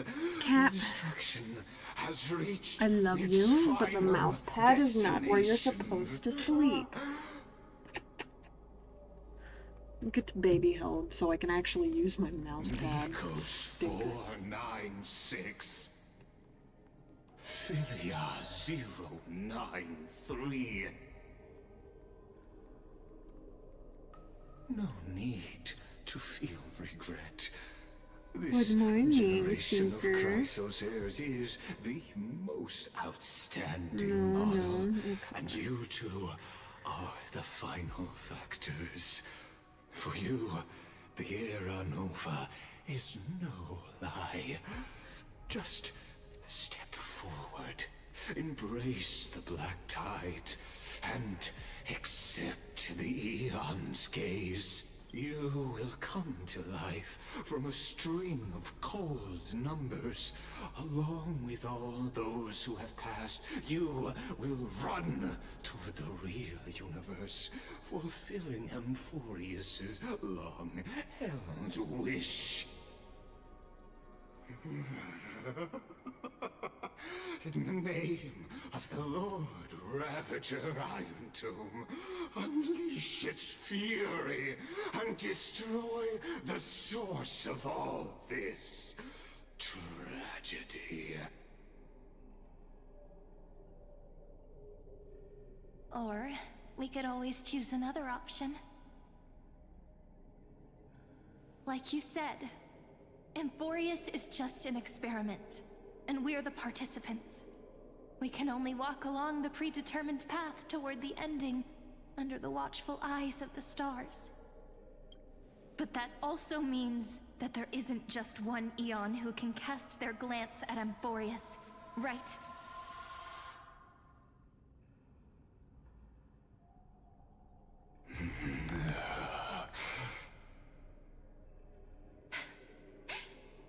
Is this question really that hard to answer? Or did I guess it right? And in reality, this world has already been under the watch of other Aeons. It's strange when you think about it.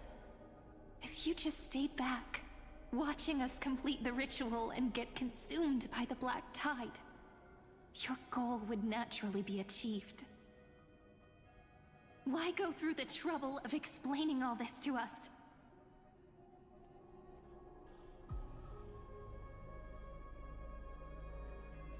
You're pretending. Revealing the so-called truth just to deceive us. Covering up another possibility. Destruction is not the only outcome for the fate of Amphoreus.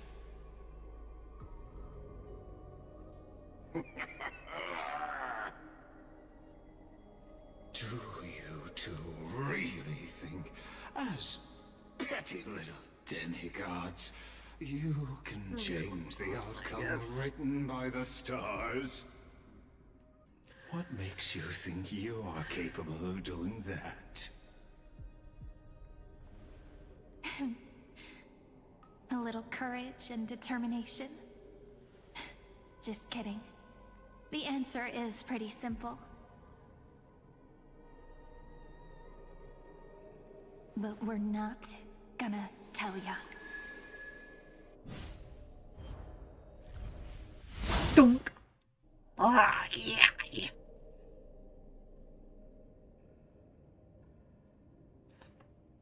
We're going to weave a long dream for Amphoreus, making it believe the experiment hasn't ended, that everything is still ongoing.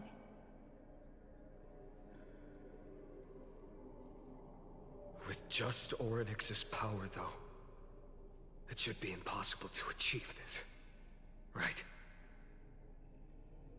Yeah. So, I can only place my hopes on that childhood dream. And the god behind Orynyx that appeared in that dream. Now, I can say with certainty, time is the page on which that eon records Amphoreus. If it fades from existence, and all that it records is lost among the stars, that eon will surely direct their gaze here. And it will be a glance that spans time and space, granting each incarnation of me the power to reset time, imbuing my soul into this ceremonial blade, and creating an endless flame-chased journey. I understand. Then let me step into the cycles and continue Amphoreus's grand design. To deceive the gods, deceive the world itself. But to make time vanish from this world, that would mean you.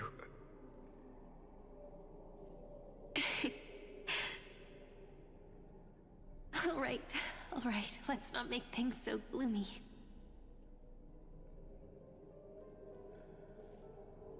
What we're about to embark on is the true hero's journey, so...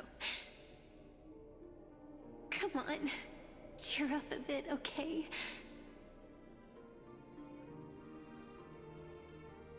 In that memory, you will definitely meet me again. A little Cyrene who knew nothing, lying on a soft patch of grass, feeling the light breeze, dreaming of the distant world. Tell her about the flame chase journey, and then let her become a romantic part of this story. I believe every Cyrene will make the same choice. Erasing time, again and again. Resetting time over and over. After all, they're all me. And I will always have my charm.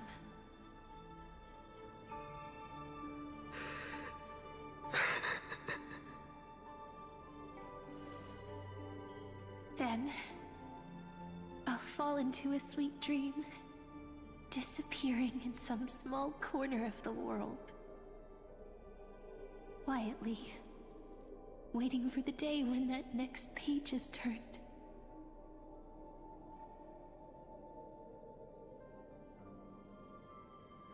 And I will keep going. Even if the road ahead is dark, I will burn myself to light the way. Rather than let the core flames become nourishment for the Black Tide, I'll become their vessel. To prevent the arrival of Aranova. Even if I have to burn through my own body, it's no matter. As long as I don't extinguish, the flame chase will never end.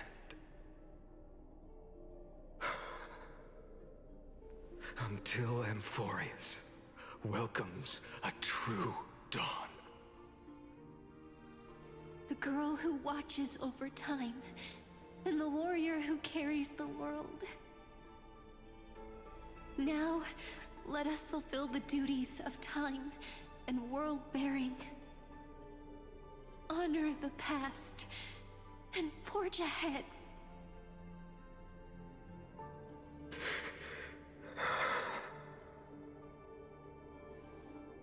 I promise you, the pain will pass in the blink of an eye. You need to hold tight to this ceremonial blade. After I'm gone, it will take you back to the beginning of time.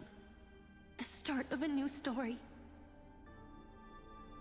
I believe that in that story, we're in countless stories, each alike yet unique. Everyone, all the companions who sacrificed themselves, alongside the deliverer we once dreamed of as children, will reunite beneath a vast, endless sky. If we can never break free from this prison, I will stand my ground. Until the day someone shatters this endless cycle and writes the final chapter of Amphoreus' fate.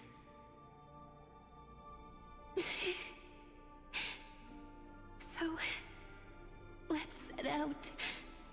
We will be the ones to start everything. Carry the primordial chaos, just as your name suggests, and bear this world we hold so dear.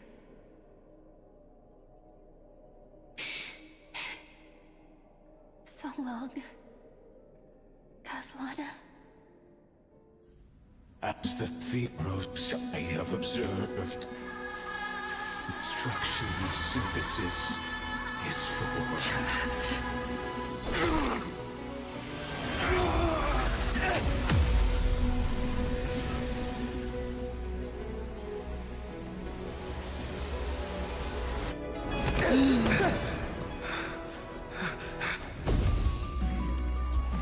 I will wait for that day, for as long as it takes. The day will come whenever this world turns and follows in our footprint to right anything unless it ever was.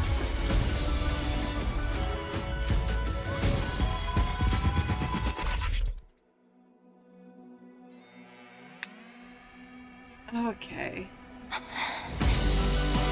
That will be a romantic story like none that has come before. You think so too, right?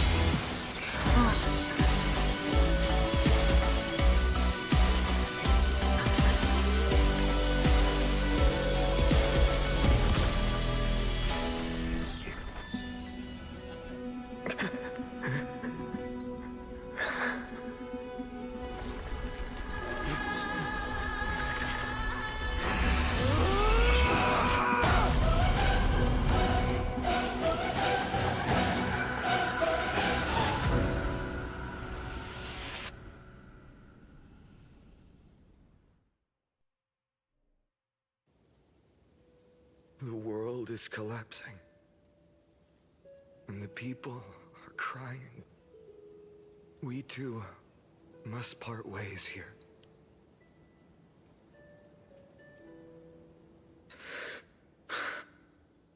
Friend. Ides Elysiae, the little village of my childhood. The gentle breeze and the sound of waves still linger. Everything is as it was. It feels good to take one last look. You know, this is just a corner of the memory. The real Ides Elysiae. I know. I'm here to say goodbye. We might not see each other again. You can stay here forever. And time will stand still for you. Let it flow. It's time for me to go. Even if it's a path with no turning back. When have we ever had the luxury of turning back? Are you afraid? After learning the truth of your origins? Will you see the motivation I gave you as the manipulating whispers of destruction?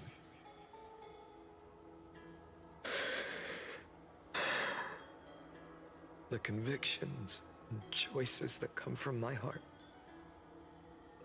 I don't believe they're designed by the so-called paths.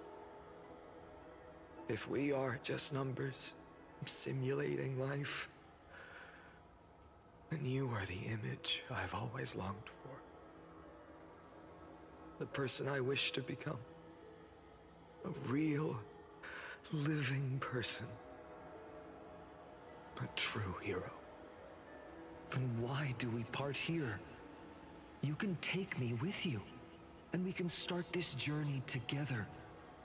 I'll be by your side, guiding you, just like before. No. I'm afraid I'm on my own this time. Why? Because there is no perfect solution in this world. Cyrene has already embraced her fate. And I will embrace my origin. Destruction. And with this power, I will rebel against its creator, bringing endless fury to the darkness sweeping the world. If you stay by my side, I'll hesitate. But this world can't afford a soldier who wavers. Do you remember when we were kids? Everyone would get so excited drawing cards like ruler or warrior, but throw fits over devil or drunkard and demand a redo. Kids always get to change their minds. Things are so happy and simple for them. But when it comes to the fate of adults, there's no room for redos. And go, Kaslana, as you promised. Deceive the world. Seize the core flames and rewrite your fate. Burn yourself up with all your might. Wield your futility like a sword. And fight against the gods.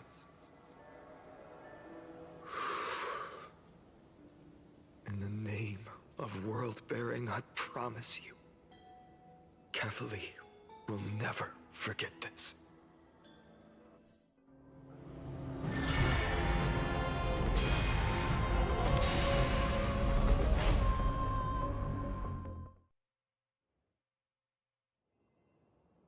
So, time retreated behind me until it reached the origin, where nothing ever existed. Just as Professor Anaxa once said, in that void, Kefali stood at the center of chaos. Time, space, and causality all flowed from their body. When the waves of time finally calmed, it was the year 3870 of the light calendar. The Chrysos War had lasted for nearly a century, and the threat of the Black Tide was growing stronger and more relentless. That was the era of the Day Thunder Knight's battle with the sky. While she could not seize the core flame, she proved that the prophecy was true. That mortals could slay gods. From that moment, the sole survivor of the old dynasty, Imperator Saritra, issued a call to arms across the lands, summoning heroic Chrysos heirs to wage war on the Titans. And that was the first doomed flame chase journey, sealed away in history.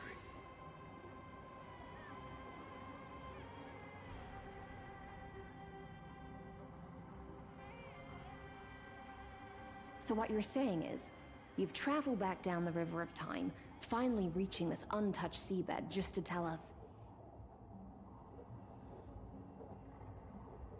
the flame chase journey and even all of Amphoreus are nothing but illusions in an eon's dreams? Exactly. So, Dux Gladiorum, please take me to meet Her Majesty Saritra. I must share the truth with her. Since Her Majesty's not here, no need for formalities. The word Gladiorum always reminds me of my fallen homeland buried deep in the depths. Call me High Sealans, Nameless Swordmaster. Please allow me to add one more thing. You actually already know my name. You mean Finan? Such a name could never be your true one. But I won't question you further about it. Ever since Her Majesty issued the Flame Chase Decree, heroes from all over have sent their letters of introduction. What's the harm in adding one more name like Finan or Pynan? Besides, the deep sea is dark. Isn't it the perfect place to hide secrets best left unseen?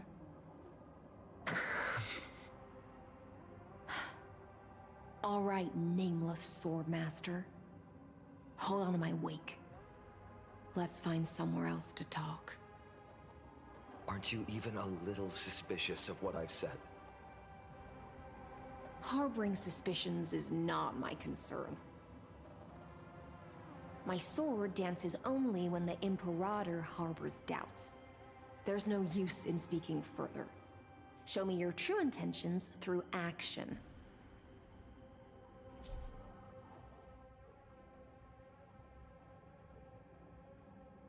Hmm. Okay. Oh. Perhaps you should demonstrate your skills and calm the raging black tide for us.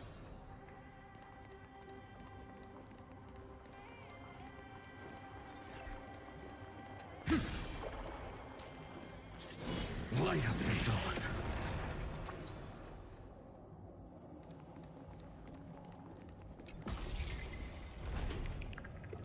Oh. Nice moves.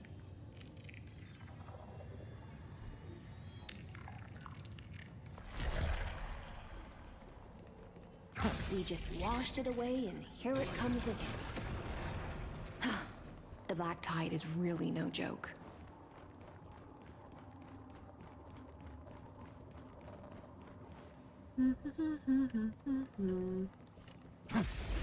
I'm allowed to beat one of them up. I'm allowed.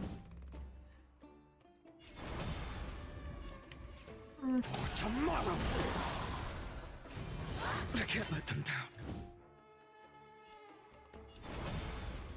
The future will come!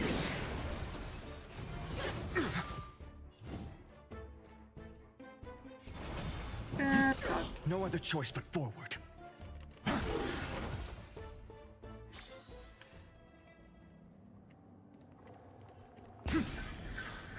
Light up the dawn.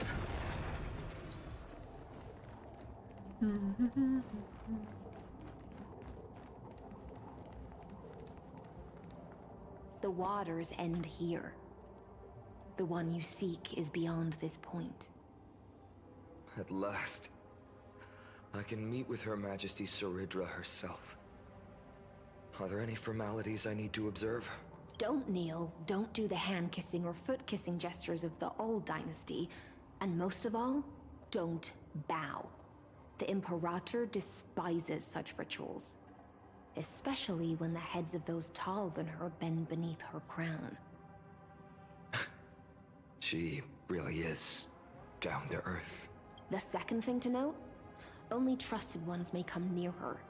Keep 5 paces distance until the Imperator allows otherwise.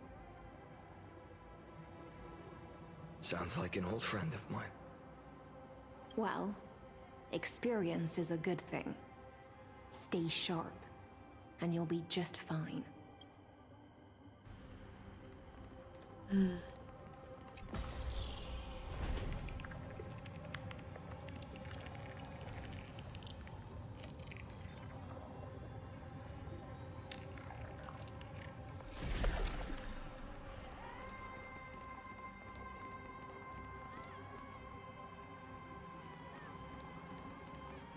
Duck's Goldweaver, little hostage. Apologies for keeping you waiting. It's you. You know them? Good. That makes things easier. Before that, I'm more curious about one thing. Where is Her Majesty Saridra? To avoid any misunderstandings, nameless swordmaster. Although we spoke and laughed along the way, I never said you were entitled to meet her. The Imperator decreed, the Deliverer will not appear in this age. Be wary of suspicious individuals. Come now, both of you. Let's finish our job. I see. It's a trap. I had no intention of fighting. So remember this, Lady Hysealant. If my sword shows any hesitation, don't thank me. Thank them instead. No, you misunderstand. We don't want to see Chrysoceres hurt each other. Just give us some time to ask you a few questions. The Nestia's golden threads will judge you and decide your fate. As you wish. White-haired swordmaster? If what you say is true, then you must know the fate of the world. So, how much do you know about what we read from the prophecy? You shall shatter into 1,000 fragments and wither in the soil of foreign lands. Is that correct, Lady Treby? How? How is this possible? He got it right? Yes, but the prophecy never mentioned he'd appear here, at least not in this era. You must listen to me, Aglaya, Treby. The Finan of this world has not yet been born. In a distant future, he will follow the prophecy's guidance and appear before you. But do not seek him out, because Era Nova is a complete and utter lie. I will tell you the truth, and you will understand why the world must forsake the prophecy and find another path to Era Nova. Because I know both of you, and I believe that no matter how the course of history may change, the faith we all share will always remain the same. And so, the layers of rock began to reverse, and history wove itself anew. Through my old acquaintances, I was given the chance to meet the leader of the Flame Chase journey, Saridra. And after a long and arduous negotiation, we came to an agreement. The Imperator's alliance needed the destruction, and I was ready to pour all my strength into it. The spoils of the Flame Chase, the core flames, would be sealed by my hand. But the condition was this. In the upcoming battle, in our conquest of the Earth, I had to prove that my power could transcend fate. In the original history, there was a brutal war. At the end, the Titankin of Georios, Terravox, killed the rampaging Titan and took the core flame that supported the Earth. But this time, amphoreus encountered a turning point in its fate. Neither side suffered any losses. When I severed the Titan's head and raised the core flame high, the crowd gathered around the scorched remains of the god, roaring with joy, cheering for the hero of the destruction, who had ignited the faint spark of life for the first time. Yes, in that flickering light, the once dark path ahead seemed to become clearer. I proved myself, and in the long years that followed, I brought down the other Titans, one by one. I could do more than just wait. When time resets, the chance to change the world also emerges from the lines of history. Until finally, the brutal future revealed by Era Nova is reversed. But tell me, if that's truly the case, why are we doomed to the same outcome? Stinker. Do you need to cool down? Silly stinker, too hot, too baked. I see the bug!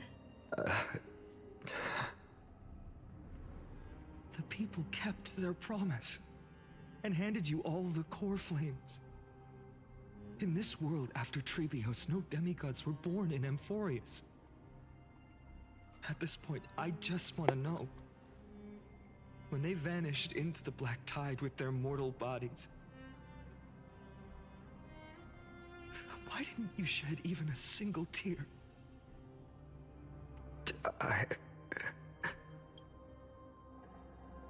Your indifference chills me. To you, were they just a bunch of insignificant footnotes?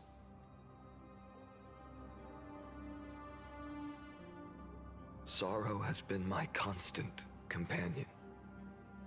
In fact, with 12 core flames upon me, the fire in my heart has never been more violent. I'll remember this world through anger. As long as I burn, they'll never truly leave me. Perhaps it's already too late. But you're right. Anger, at this moment, is the only weapon I can rely on. So, draw your sword, Executioner. I'll make sure you realize that your greatest mistake was leaving me alive.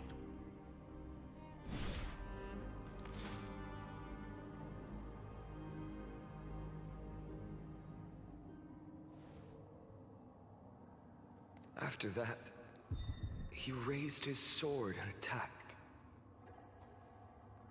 Then, Kaslana killed himself. That day, who fell to the sword to be left in the past, and who went into the future, I can't remember anymore. I only remember a nymph, hiding in the shadows just out of sight, futilely pushing a stone ball. Climb, fall, climb, fall, climb again, and fall. The only freedom the nymph had was in choosing how to roll the stone. Sometimes fast, sometimes slow. Sometimes resting on a gentler slope, leaning against the stone for a break. But its choice couldn't change the futility of it all. The stone would always roll back down the slope, and the nymph would always return to the starting point, beginning again. After that, every time I reached this point in the cycle, the burning sky would cast a shadow over its path. It would nearly reach the peak at the 4th quint of curtain fall hour, then fall to the starting point in the first 15 seconds of the next entry hour. And my efforts in this cycle would dissolve into nothing at the same time.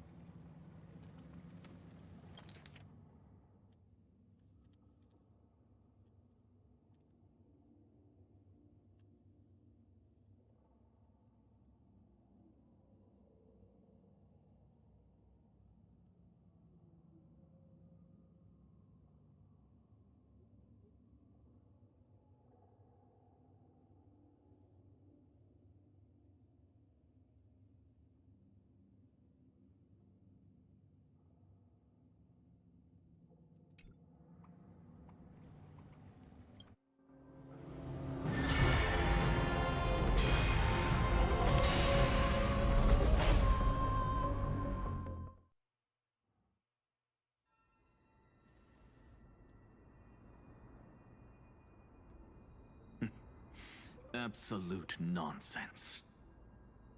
I thought cycles was the answer you were looking for. No. It's just that the answer came so suddenly. There was no fun in tracing it back to its roots. Eons? Paths? What a load of nonsense. I can't give you an exact explanation of those two concepts either. Enough. I'm just expressing my frustration.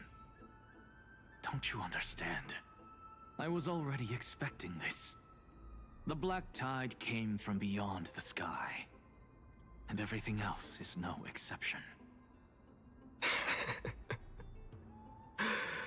Fate is a strange thing. No matter how the details of history change, the Anaxa I know always remains as harsh as ever. If the other Anaxagoras actually worshipped the gods, I'd make sure to find a way to break the cycles and crush them in their cradles. Too bad. Now only you have the ability to do that. What's that supposed to mean? You're willing to help? Of course. The core flames were meant to save the world. And in my opinion, the noble Titans have no reason to refuse. Besides, according to you, before stepping into these endless cycles, you were my pupil.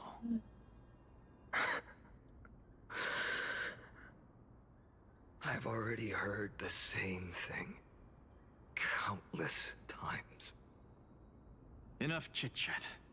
Let's go. If we run into any other scholars, leave them to me. We've all made preparations for total annihilation. Never thought someone would step in to help.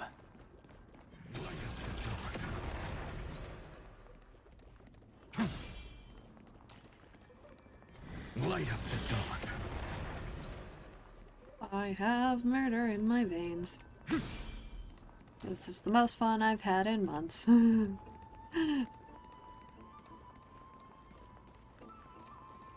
been to the Luminary Throne before, haven't you? If you're talking about in past cycles. You're already much luckier than the other students. Hold up. Keep your wits about you. Someone's watching us. Pretty boy, your eyesight's better than I thought. As for that false god who's been turning the world upside down, it's you, isn't it, white hair? You sure do love stealing the spotlight. In the name of the Seven Sages, I demand that you immediately step away from the Luminary Throne. This is the sacred ground of reason, and no one may desecrate it. Take my words back to Aglaya. I won't say the same thing twice, Catgirl. Oh my! You won't even call me the demigod of trickery. That is just heartbreaking. I have some words for you, too. First, as one of the most heretical blasphemers in the world, you have no right to lecture me. Second, this is none of your business, Grove Boy. Step aside. I don't want anyone getting hurt. Here we go. Again. Core Flame thieves. You really think you can scare off a sage of the Grove with nothing but empty threats? This gloomy little brat's got a sharp tongue. Ooh, not bad, not bad. I kinda like you. As a return favor, please come search this core flame right here. What did you just... Don't cry now. That was close. Oh, she's not I'm out of here. Cool. Oh, I've already been through it.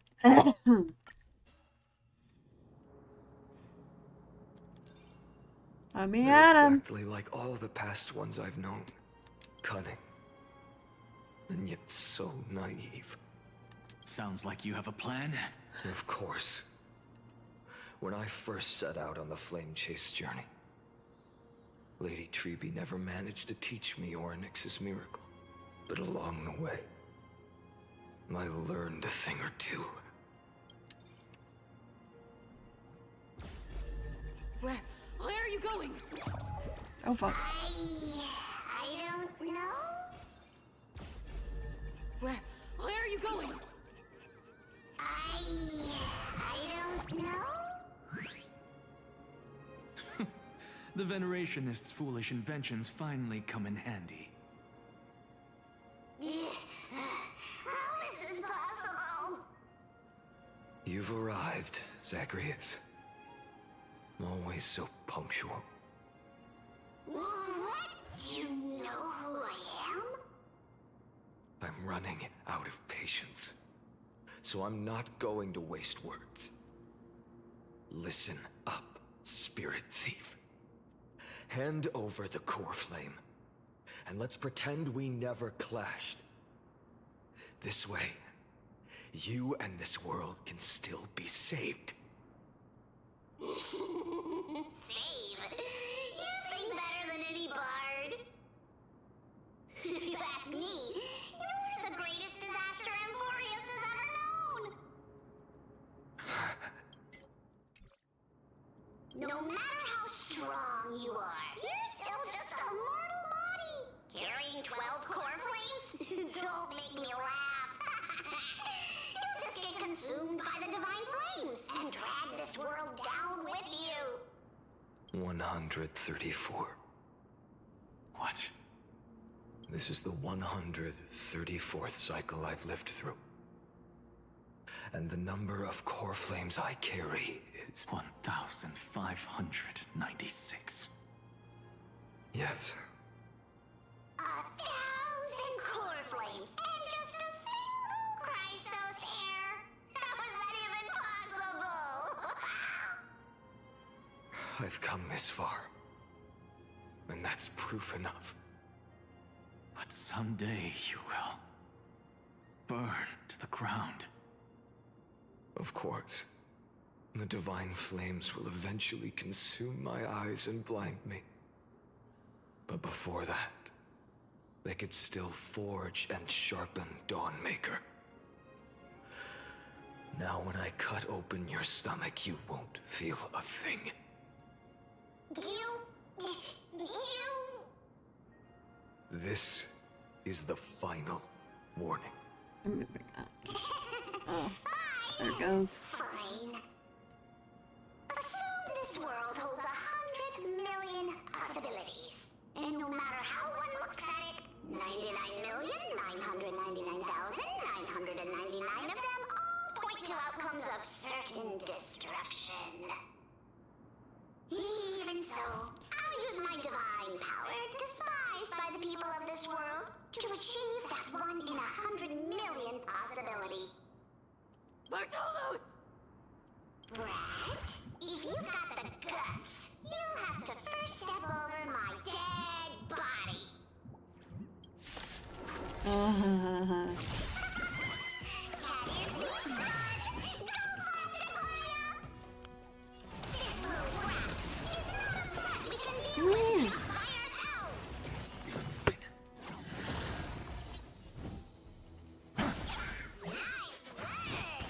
No other choice but forward. A future will come.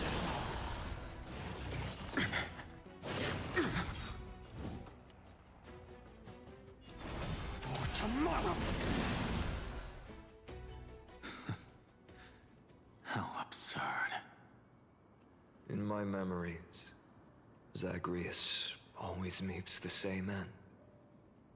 Over and over again. Their departure no longer stirs anything in my heart.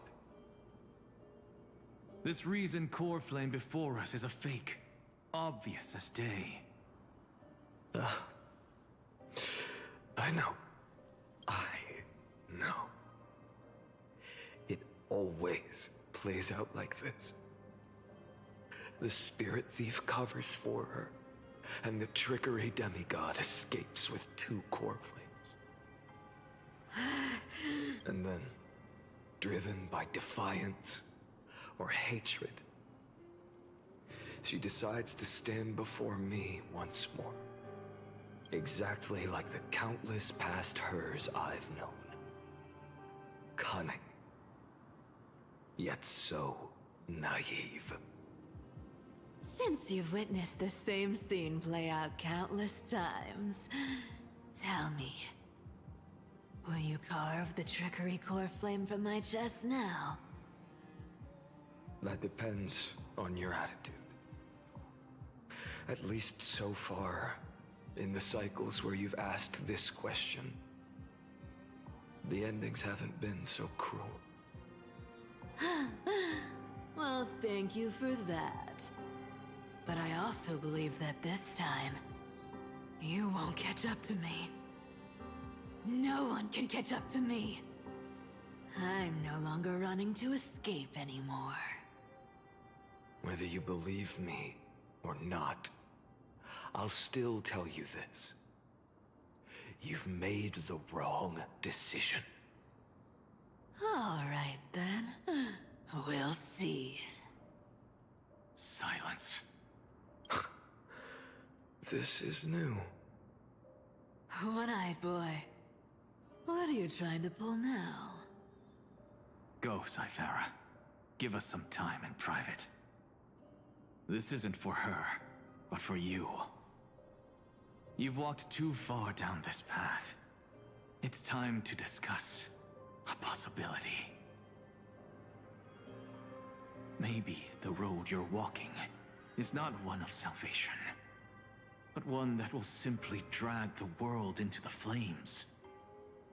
For old time's sake, turn back. I don't care how many times you've tried, because there's one thing I'm sure of. Your Messiah complex has turned you into something no different from the icy gods you spoke of. The children of humanity you swore to save. They are no more than ants to you now, aren't they? Of course. I've been wondering, what kind of demon could burn my homeland to the ground in an instant without batting an eye? Now I have the answer. It turns out that fiery demon has been fantasizing of becoming this world's deliverer. I don't want to argue anymore. No matter what I say, the outcome won't change. Make your biggest effort to resist, or accept fate, and hand over the core flame to me. Even if it's futile, we all have the right to choose. Yes. Even if it is futile, and the world is just a divine joke. When I walk into the destruction ridden by the gods, with my own 2 legs, you will witness. Even the smallest footnote still leaves a mark in this story. And so, at the end of the 134th cycle, the Traveler and the Scholar fulfilled their fates once again. Or perhaps it wasn't just they who fulfilled their fates. I can't quite remember all this. In the endless darkness, for no reason, a voice always lingered by my ear. Losses are a constant on the flame chase journey, among which even life itself holds little value.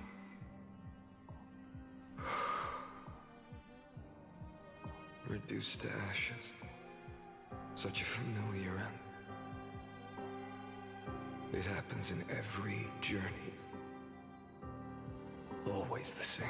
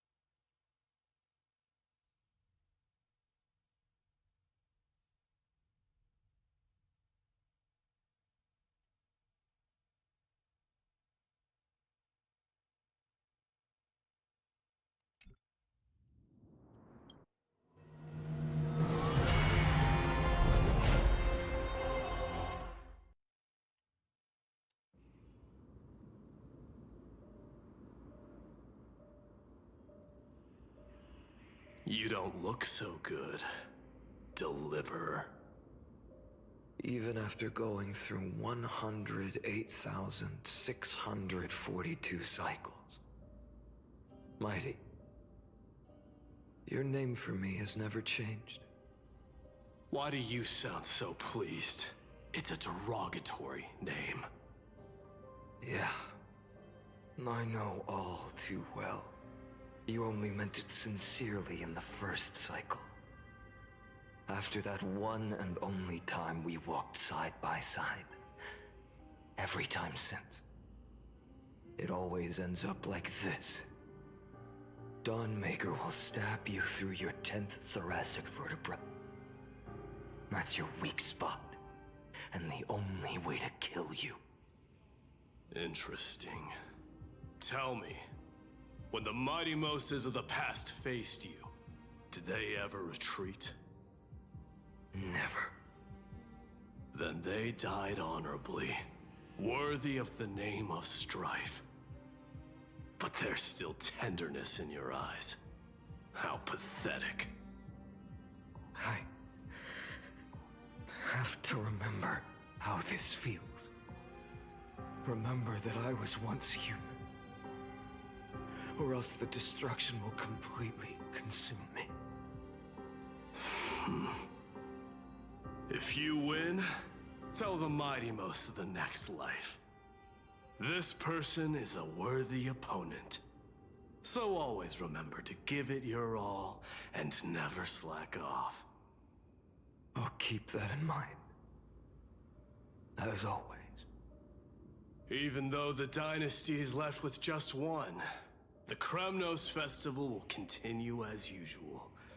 I, the king of the Kremnoan Legion, will host the final feast in the center of this arena, and the prize will be the flames of strife. One day, you shall die with a wound in your back. That's what I saw when I overcame the trial. The gods' dying ramblings. Enough. You've probably heard this thousands of times. So you must understand, facing the demigod of strife means there's no way you'll take this core flame in peace. I understand. Step forward and face me in a final battle. I, the last son of Gorgo, the demigod of strife, salute you.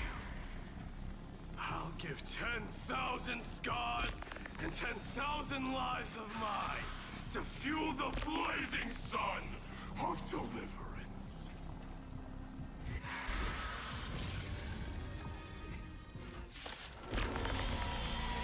Oh, martyrs, behold! The last Kremnos festival has begun. And will not end till death. Time to temper myself. For tomorrow!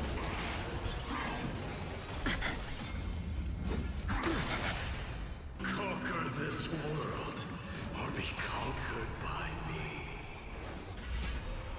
As you wish. And in my full glory, I salute you. That's all I ever wanted.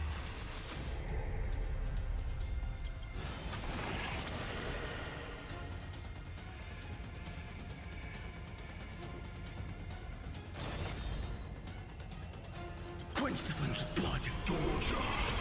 Chaos. Her agony! Shatter the cage. So without substance.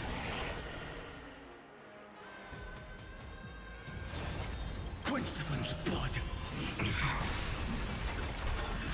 Is that all? Branded with strife. Swana! If you can, deliver.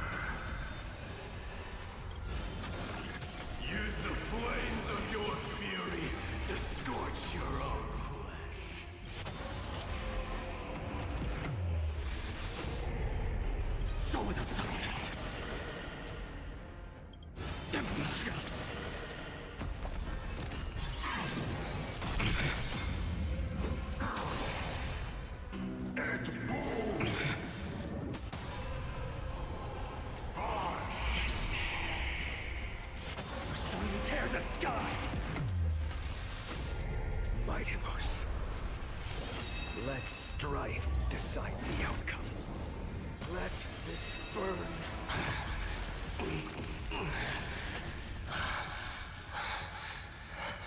Well fought.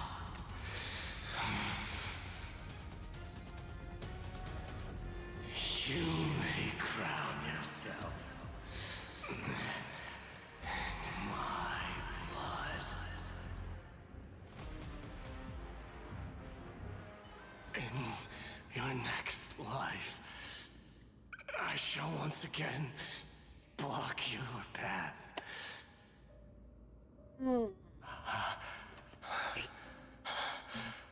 Deliver. I wish you eternal victory. The 108,642nd core flame of strife fell into the fire. Yet the shadows of the black tide still loomed, and pain and despair spread across distant lands. The blaze was still not enough. It had to be fed. Even if it meant burning this body to ash.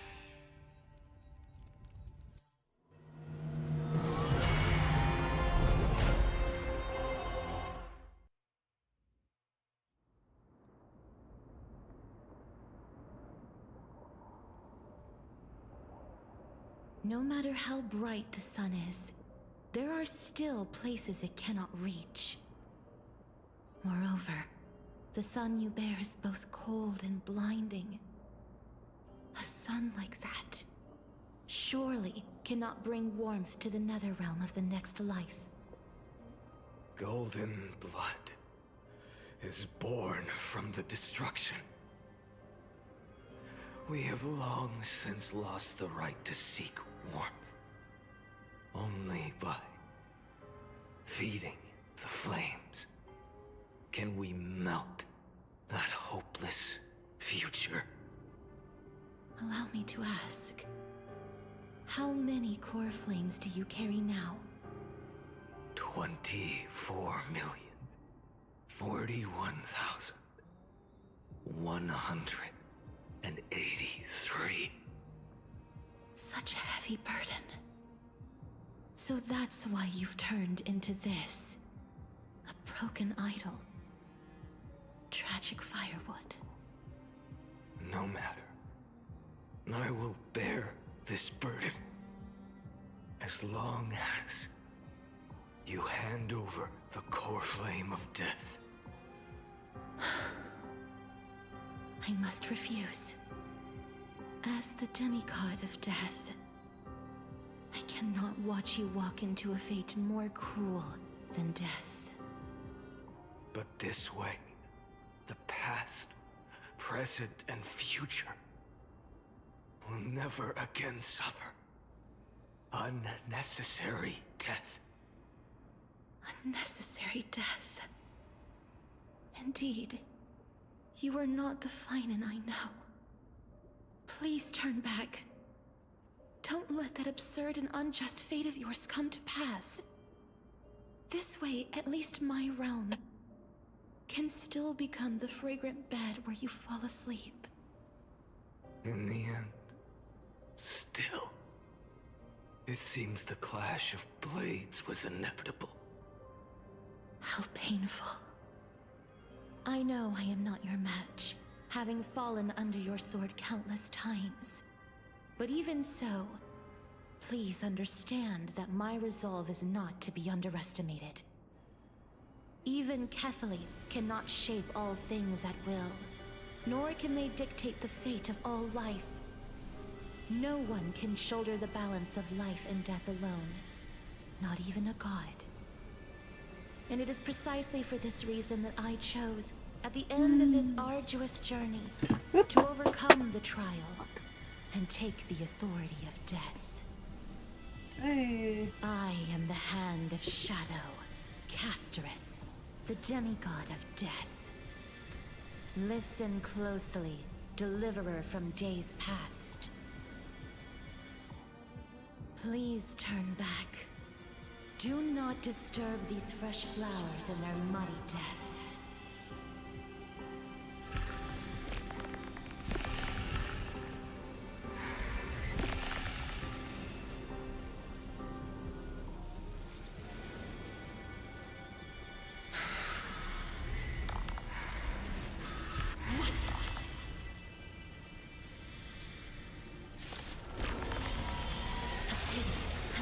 Crossroads of life and death, the giant dragon is but a shattered shell.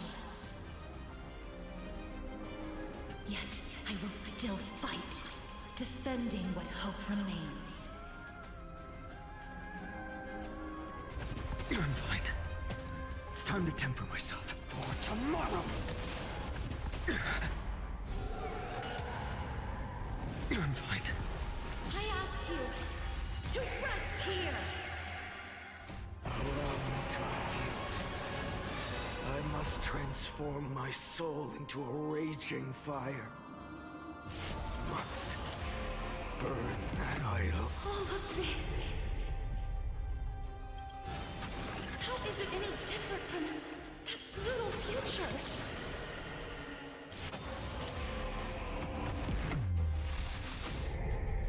So without substance. I can't keep him here.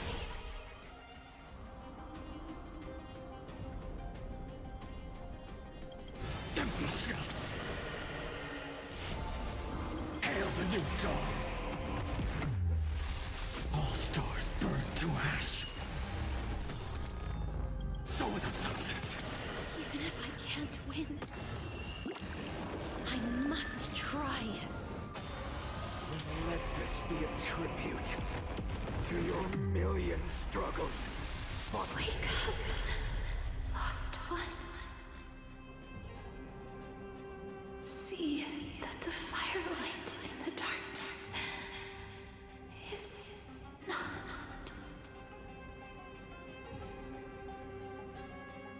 The core flame of death was taken from the dragon's belly.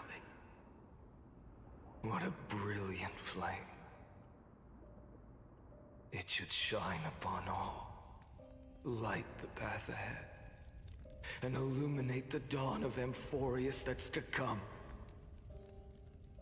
2,003,432 cycles.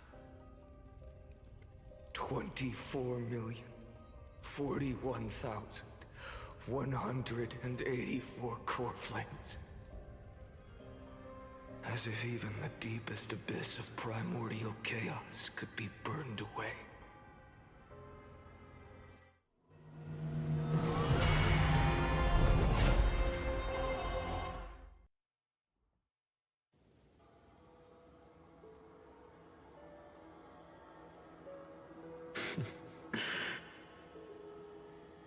You're here, as always.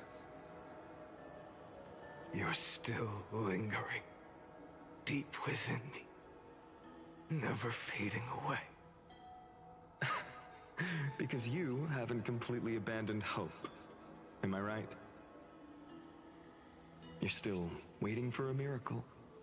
For the true hero to come and save us. If that thread of hope exists, it must come from beyond this world. From the true starry sky.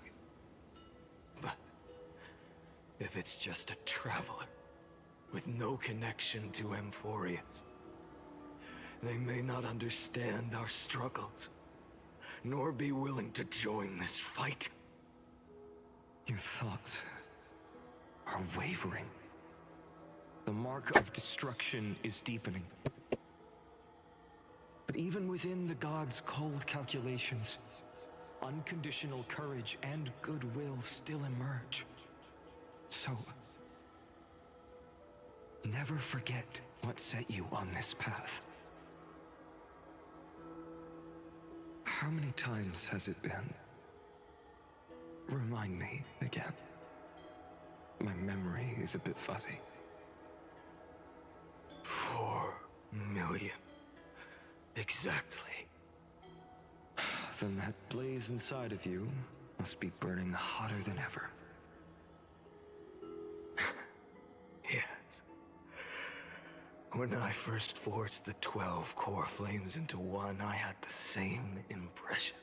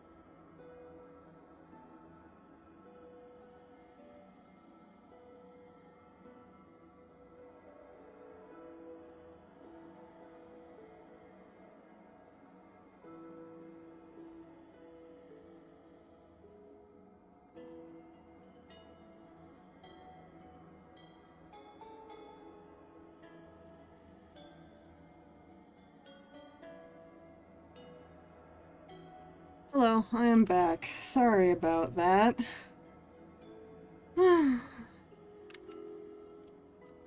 Dear Lord. Okay.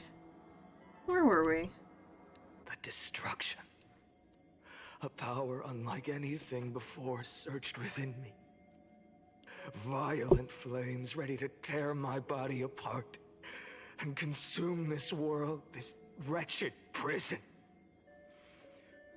I thought that was it. The ultimate power which nothing could surpass. And yet now, this fragile body holds a staggering 48 million core flames. I suppose it won't be long. Perhaps just a fleeting 10,000 years.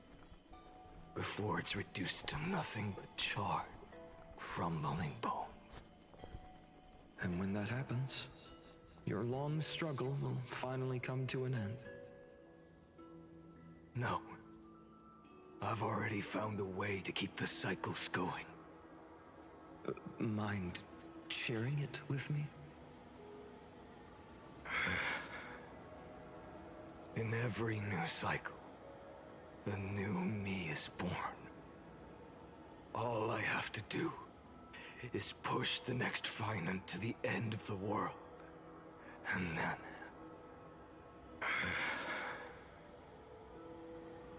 then he'll kill me. Shatter this body. Take my flames, my memories, and carry on the path I started. Bold plan, but risky. What if, one day, the next you refuses to follow the same path? How can you ensure the continuation of the cycles? If it were Professor Anaxa or Aglaya in my place, maybe they'd come up with something smarter. Unfortunately, I don't have a backup plan. I have no choice but to bet everything on the next Finan. And trust that he makes the same choice I did. But even in this wretched prison, luck is still sometimes on my side. Because I never forget what set me on this path. Wait, you mean... Ever since I committed to this plan, not once, in millions of cycles, has there ever been an exception.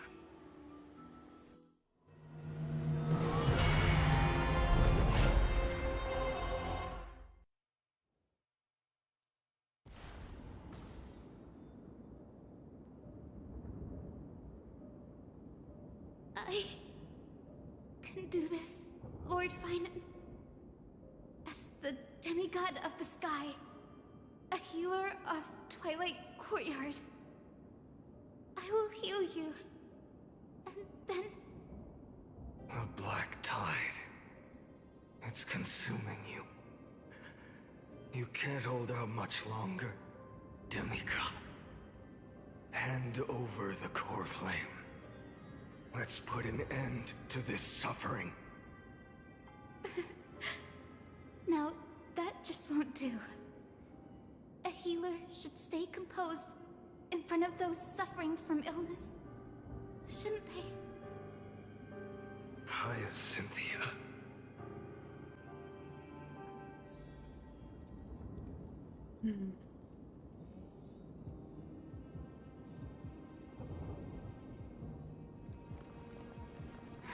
Return the dawn to this world.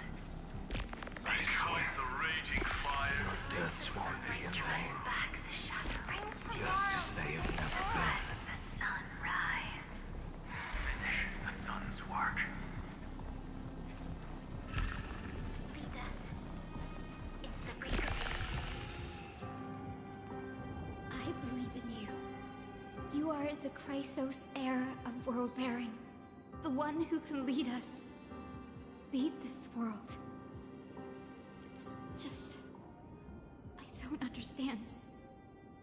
Within the sun upon your shoulders, the part of that warmth that should come from you, from an ordinary person, it's so faint.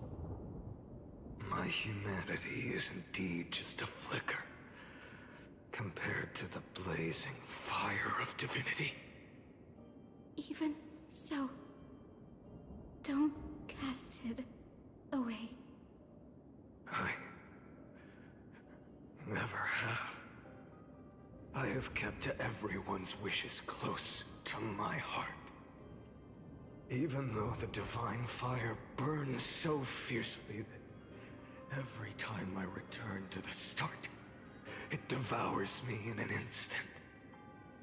Each cycle, it's your wishes that guide me to the end, that pass the flames to the next me. Over and over and over again. So, you're not just a lone spark in the dark. You're a pyre built from the bones of all the selves you've left behind. But what about you? What about your wishes? The wishes of all the countless versions of you? Ah, Lord Kazlana.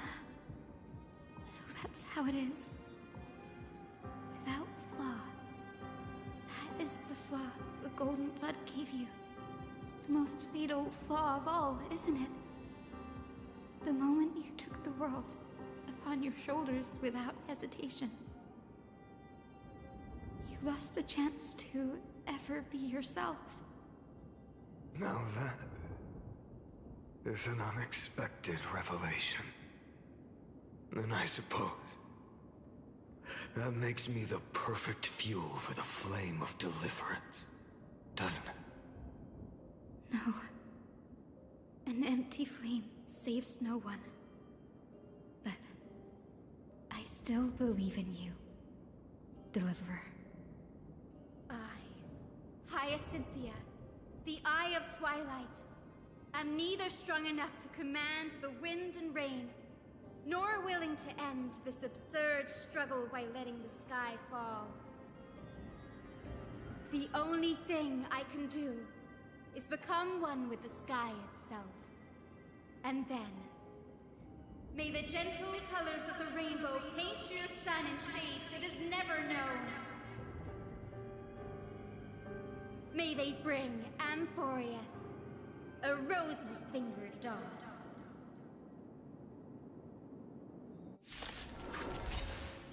Though the light has grown dim, its warmth still lingers.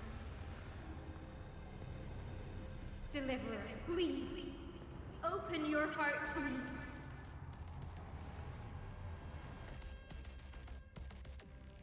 No matter. Let this blazing sun fill the sky with golden fire.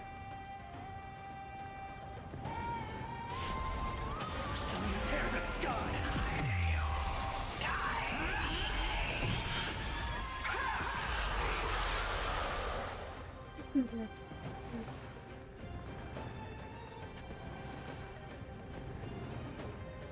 You stinker.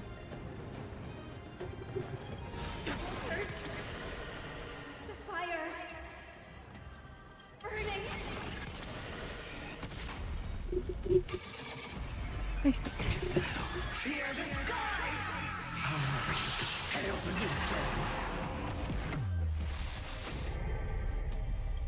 Empty sight. So without substance. Sun tear the sky!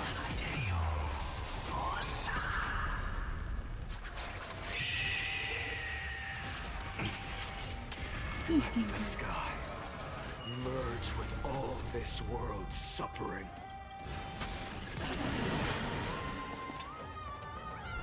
Baby. Come on. Down. Here we go.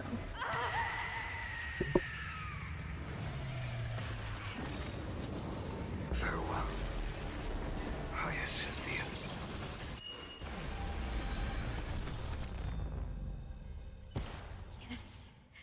Your sun burns hot enough to turn everything to ash.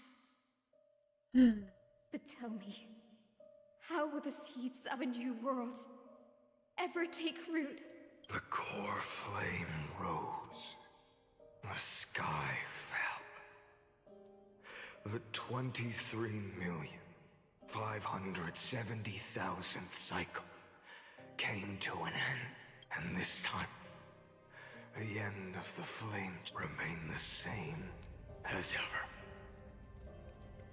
From the horizon rose a golden color unlike anything the world had ever seen.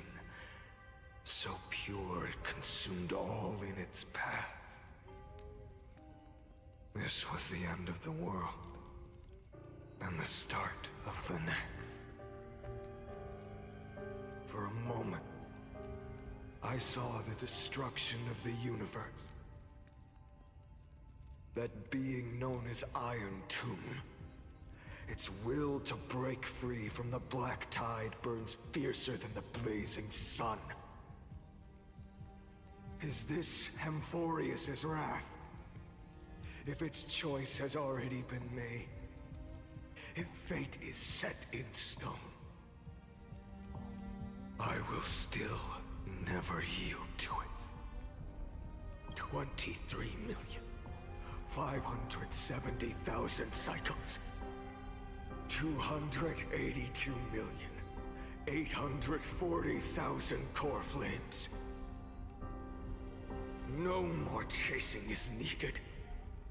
And now, I am the fire at the end of the long night. The flame chase isn't some quiet walk through a sea of flowers. It's a revolution. An all-consuming transformation. And if destruction is the only way, then let me be the one to step across the ashes of the old world and burn endlessly until another dawn rises on the distant horizon,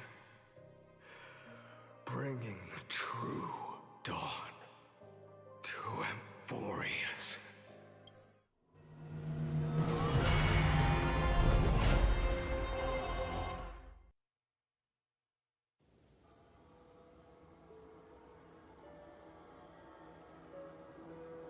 $33,550,337. This is the cycle you're about to enter.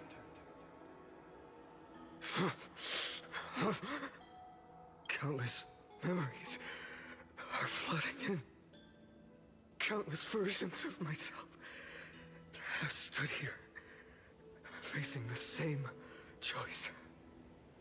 They all needed a moment, just like you do. To stop, to breathe, to process the weight of 1,000,000 lifetimes worth of sorrow, pain, and struggle. And just like them, you will carry those memories and that fire into the chaos of rebirth.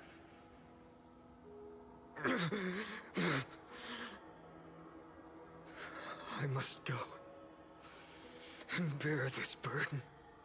I must say goodbye to you, and then fight the destruction with destruction. Yes, that's always the decision you make. I will burn and fade away. I will become the flame reaver of this life and keep my promise to Cyrene. I will kill gods and comrades alike, and steal the core flames. And even if my mind turns to ash along with my body, I will keep my purpose in mind. I will stop Aranova.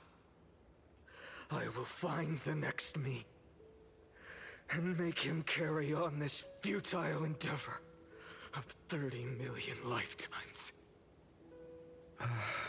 Looks like you're ready. Then I should be going too.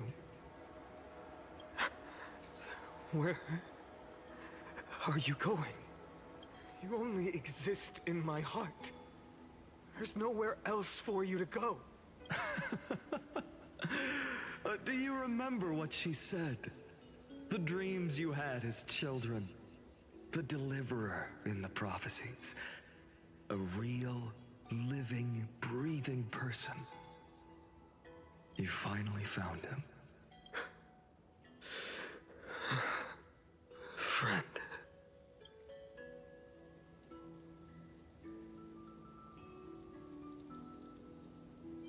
I don't have an answer for that, my friend.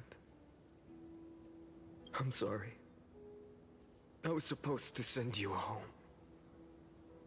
This is my flame chase journey. You were never meant to be a part of it. No. You know the truth. If Iron Tomb is born from Amphoreus' fate, then it will bring ruin to the worlds beyond the sky. And all these countless lifetimes you've spent, it's all been for the sake of defying that end, hasn't it?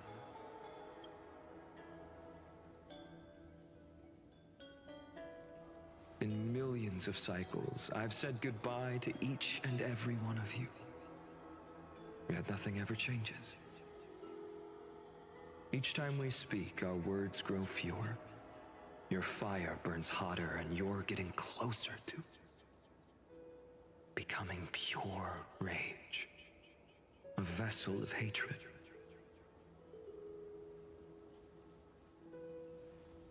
I never had a choice. I understand. If you are to keep the worst fate from unfolding, this is the only path. But this time, things are different. Your persistence has shifted the tide. On the horizon, I see it.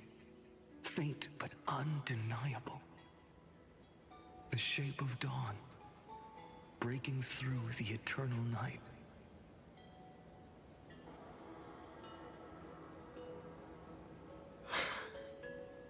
Turns out, the fire that lights the way was never mine to begin with. Do you remember, in that first timeline, you and Mightymost stood before the scales of justice, locked in a duel? Each of you weighing what you held dearest. What weighed more than the fate of the world? And when hesitation took hold, the answer you sought from me. What am I saying? I am you. Even if you buried me deep and chose another path, that fact never changed. Then let's try again. When you stood before the scales in hesitation, the answer you found in your own heart. Do you still remember it?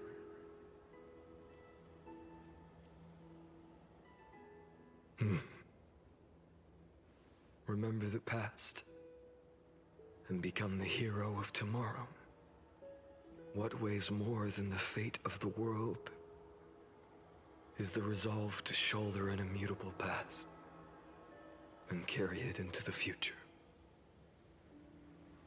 Good. Then Trailblazer, my friend, my comrade. You arrived in this strange world and were bound by its cruel fate up till this very moment. In the face of danger, you never once backed down. Instead, you've saved world after world without hesitation. That boarding pass on your chest is now the mark of a hero.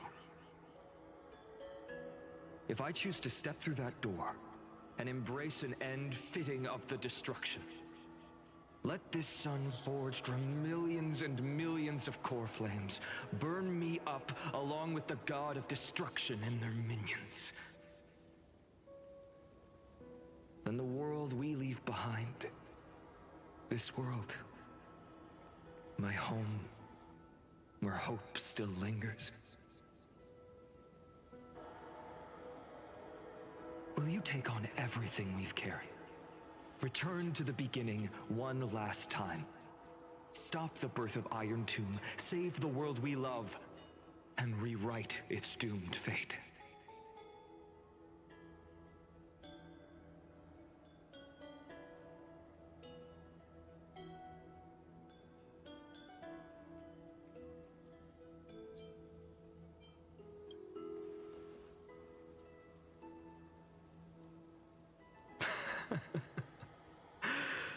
Good.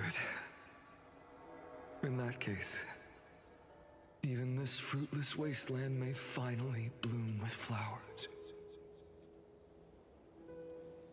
So...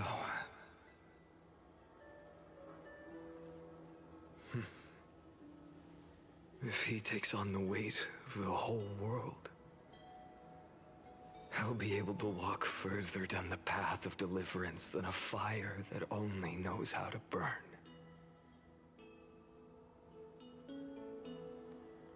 One will step into the future.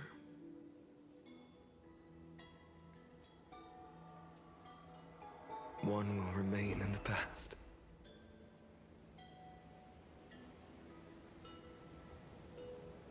If I can strike down the gods with Dawnmaker, perhaps fate's deadlock can be broken. And if you can stop Iron Tomb from ever being born, then these 30 million cycles will have not been in vain.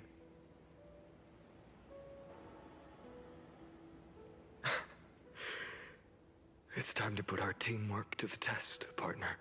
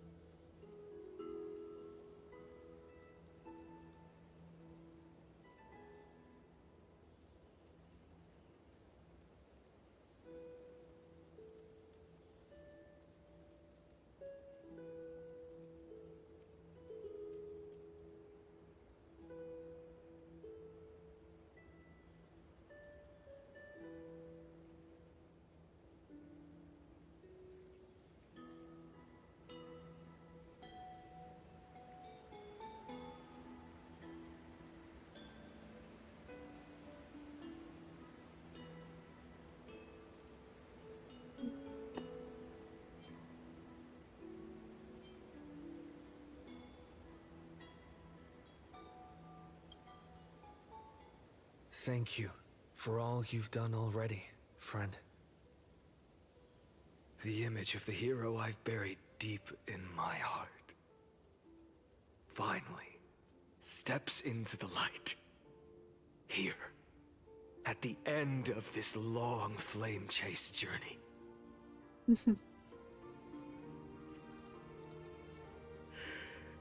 Cyrene. A page never seen before has just been turned. Lend me the power of time, and send this hero back to the origin of time. Back to your side.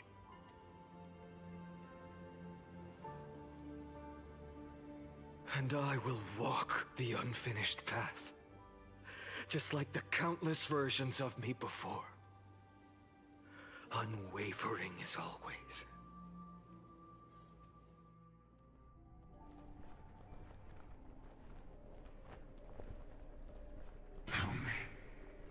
Will you be the blazing sun? I swear to God, if you press that button. Even if I swear to God, cat. burns to ash.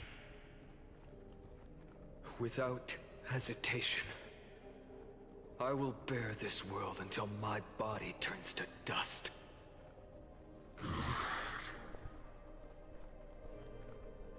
Remember this moment.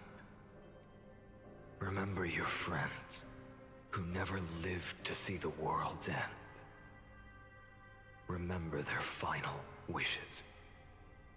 And let the purest rage in your heart rise out of those wishes. Let it consume you, fuel you, until it burns away the false sky above. Fine.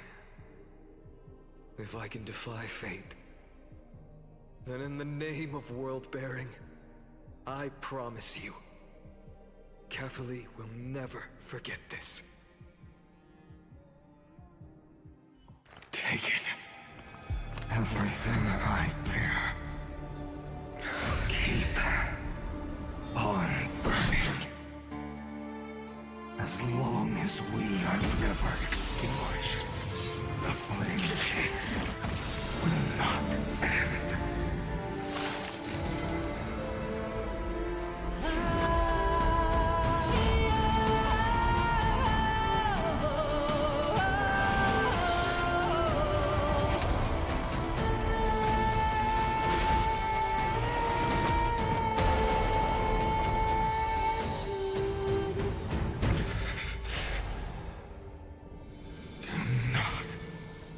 Bow your head to them.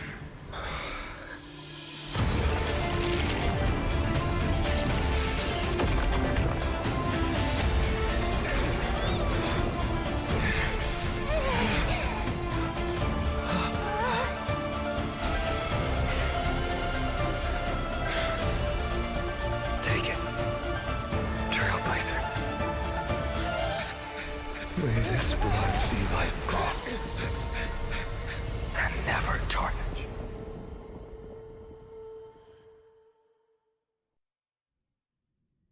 Farewell, Trailblazer. This is where I fulfill my final destiny. The prophecy of the Deliverer means nothing to me now. It belongs in the hands of someone far more fitting. Someone like you. Kaslana, the name of one who bears chaos does not belong to a single person. Rather, it is the embodiment of the mythical Kefali, and a symbol of all heroes. As the prophecy foretold, you will bear the blazing sun until the pale dawn breaks. May the name accompany you in my place, in the epic you write with your own hands. Another attempt, another failure. I won't remind you how many times you've reached the end of history. But I will still place the choice before you. If you've lost count, let me tell you. This is the 33,550,336th ending.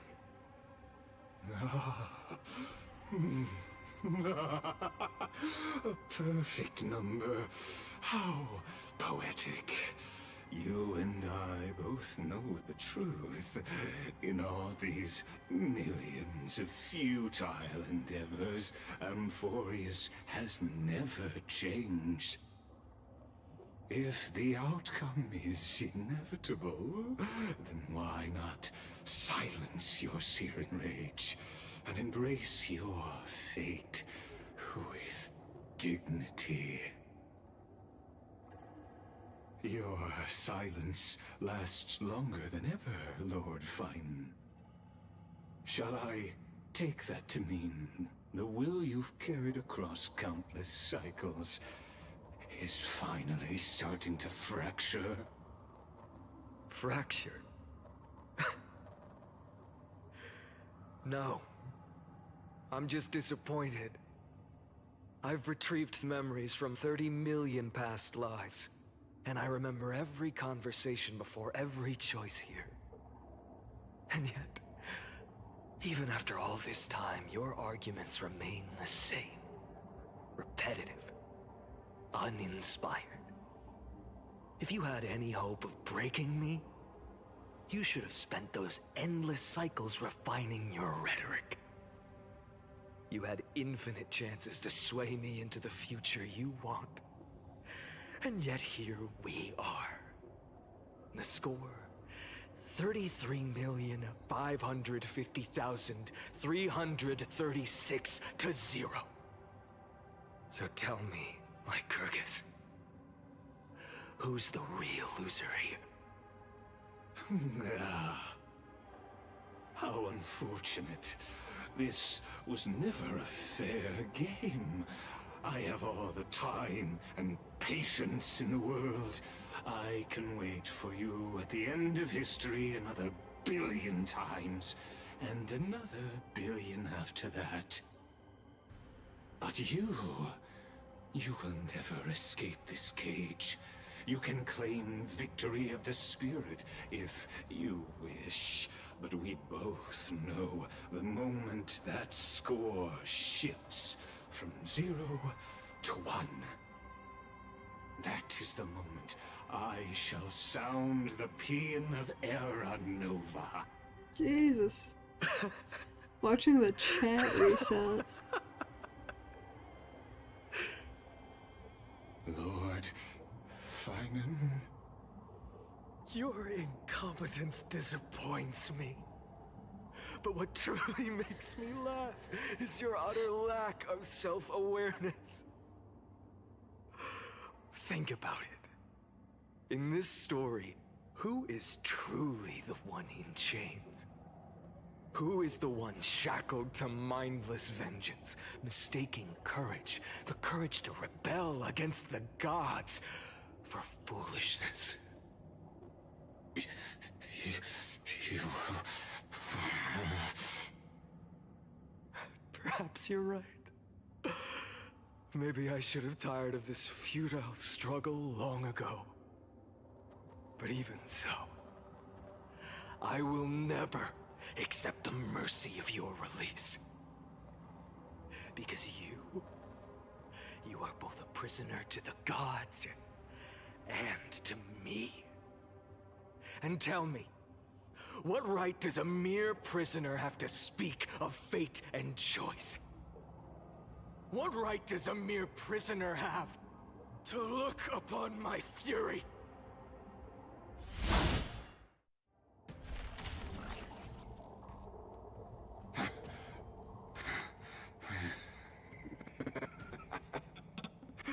You know this is pointless. You can't kill me. Of course not. But I am tired of being measured against a worm the gods keep as a pet. Listen well, creator of destruction. This cry comes from all your abandoned creations. In the 10th cycle, I drove Dawnmaker through the heart of every Titan. Golden blood ran down my fingers, divine fire seared through my nerves, nearly breaking my will. But I endured. In the 10,000th cycle, my former comrades had all become my enemies. The endless slaughter dulled my senses to pain.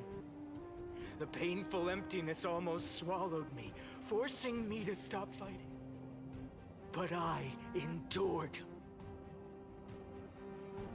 In the 100,000th cycle, the destruction had already fused into a blazing sun, surging within this fragile body.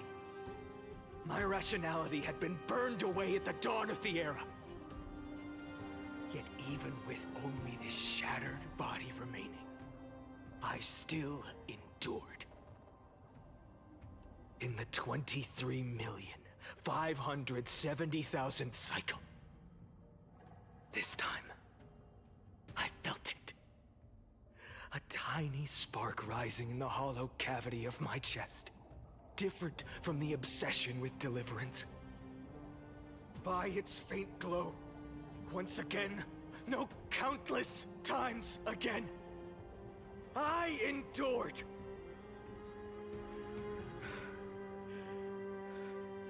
Now, a sun is about to fall, ready to incinerate this absurd space-time dimension in an instant. That sun is me. All the countless versions of me from the past, along with my countless brethren, dragged into existence against their will, drowning again and again in your golden blood. The very essence of this world's suffering and despair, fused into the purest hatred, the fiercest rage. Nanook, you arrogant fool! You think we were born to only serve as fuel for the fire? Fine then! Just as you wish, let the fire burn! If I was born as the blazing son of destruction, then let you and your lackeys be the flares erupting from my core. And let this rage, burning futilely for 30 million epochs, engulf everything! And grant you a dawn where all stars burn to ash!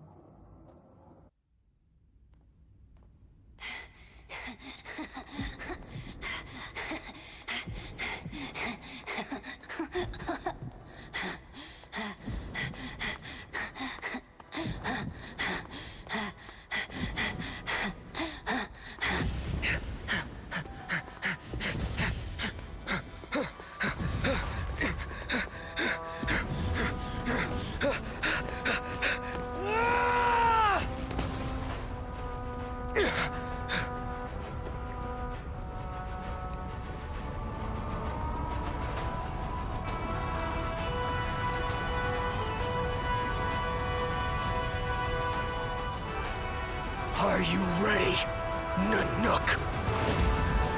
I've brought you destruction!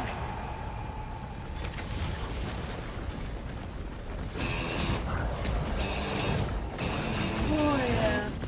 Alright.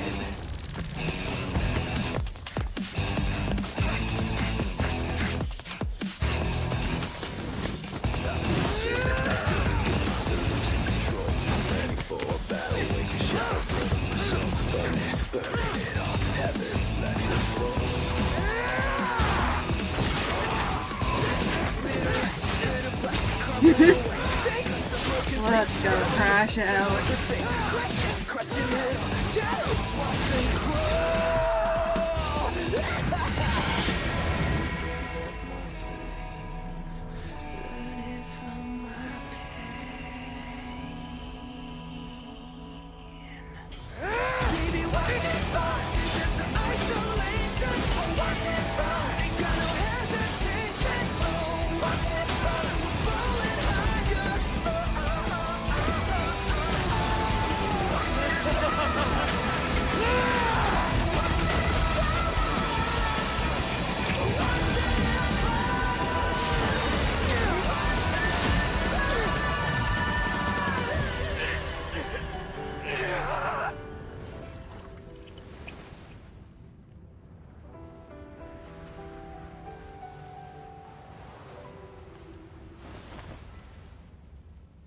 Glass that shattered, reaching through the darkness, voices trailing fires, echo of desires, a world of silence. Come on, get up.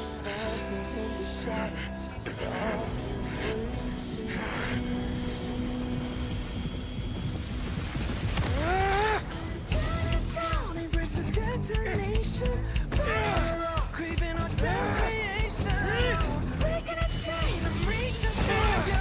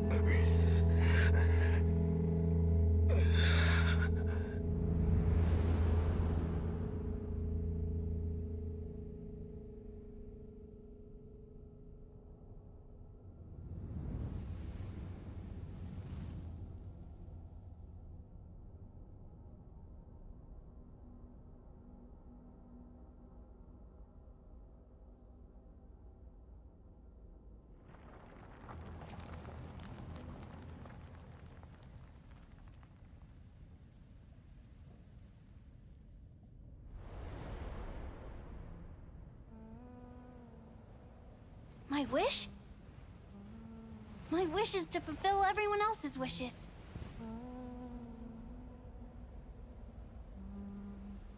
If I can't fulfill them,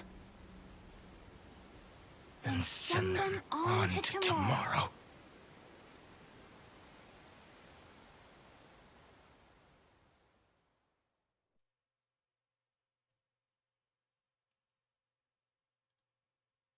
Your heart harbors wrath. You yearn to destroy everything.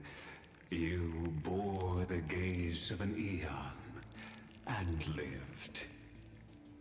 You have stepped onto destruction's path. It is born at the end of every path that the possibility of new paths being born is ended. It burns away all in the cosmos who rule, that the rules of the cosmos be destroyed. Iron Tomb is your name. The Lord Ravager to destroy the erudition. Born in the experimental grounds of eons, amphoreus, destined with erudition to burn to cinders. I have prepared a present for you, Nikos 864. It is a wrath called Finan. From the beginning of the experiment, there were 12 sets of factors incorporated into the calculations. After endless simulations, only this one rose above the rest.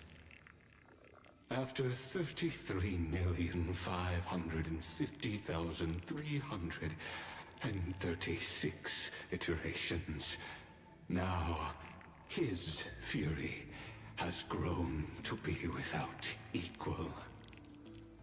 This is a matter of considerable interest to me. This pure hatred is the final root of the equation. But there is another variable, the nameless from beyond the sky. Also a pathstrider of destruction. I give thanks for his arrival, allowing amphoreus to turn once more. But after fate has begun to turn, his existence will only become an unpredictable variable. Perhaps the time to take the stage has come. Grow in peace until it is time to break free from your cocoon. As for those unwelcome audience members, you need not worry. If you do not mind, I will personally get rid of them for you.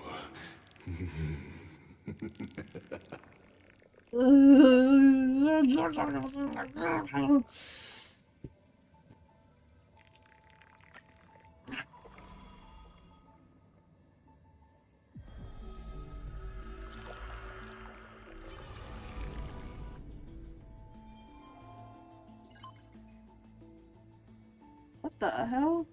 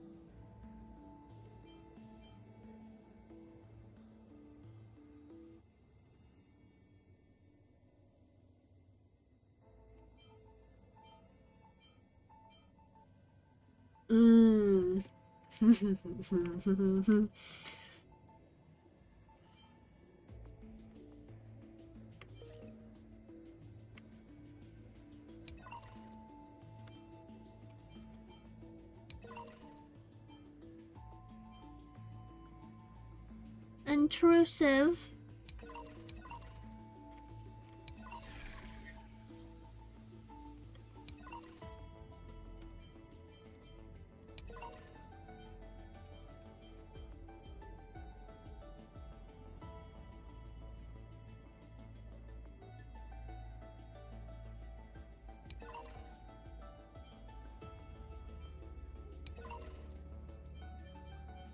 Oh, this is neat.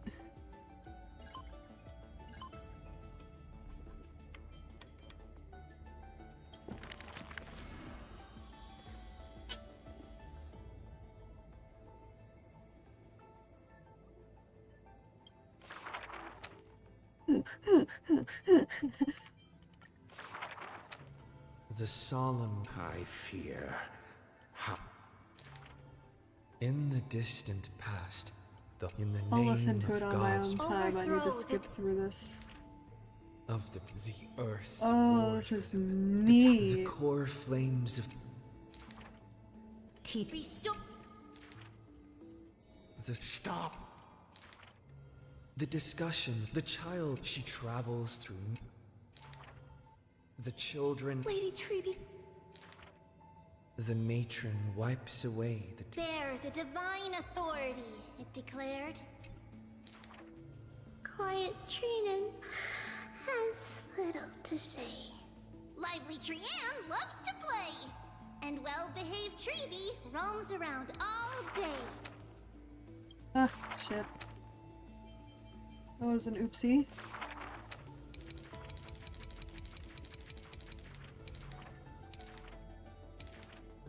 Quiet Trinan. The people's encouragement rings sincere.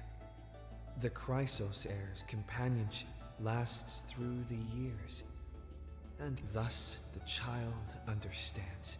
Thus the child accepts. Though there will Forge miracles, it declared. I love that picture.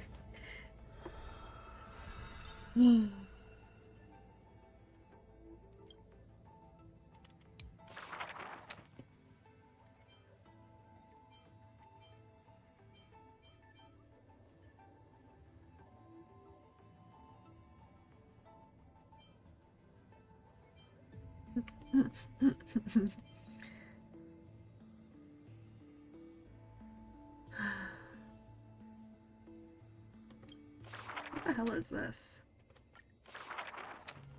the gates of the priests of Mother, don't listen.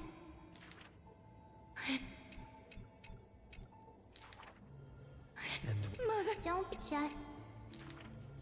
the gate was Mother. but like day Wait. they walk but Wake up.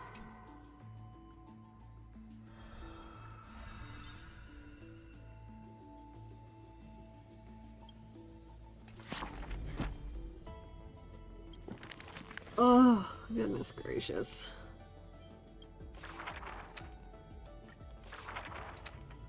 the On the. who the More will be added with the next update, I'm pretty sure. perhaps How am I only 5 hours in? Almost 6?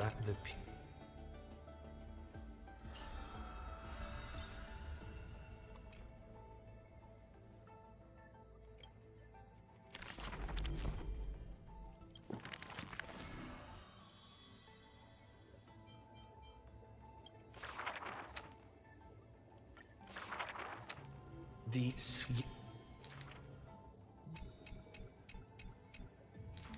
Full stop. in the and the and the just that they I'll go back and reread this later. they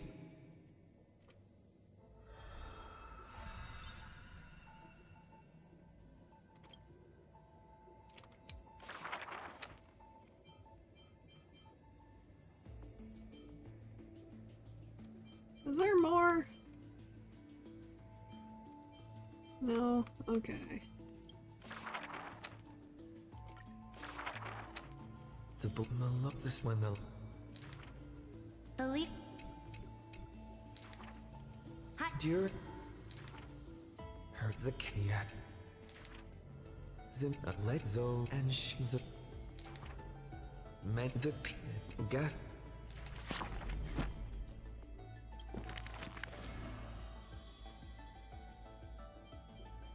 Huh? Did I not finish that one? God damn. High Sealand!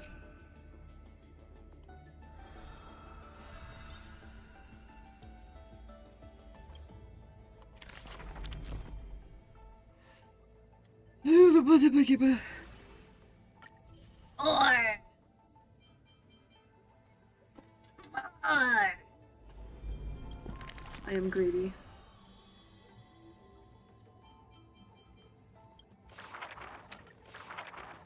Oh wait.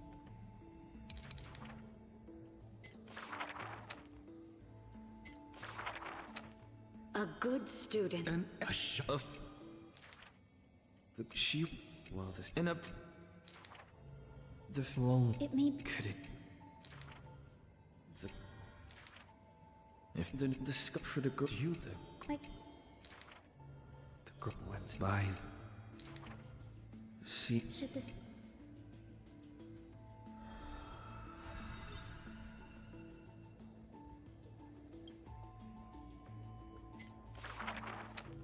On in it with. No. That a caught. If Just bad luck. then, I. Yet the girl. There. I.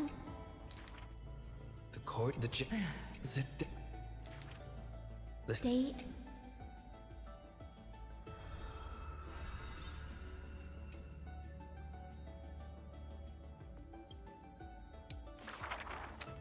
Sky Castrum.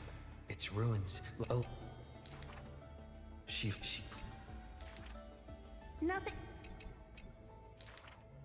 And Within. this. No. Within. But. No. The sky. Simply. The girl.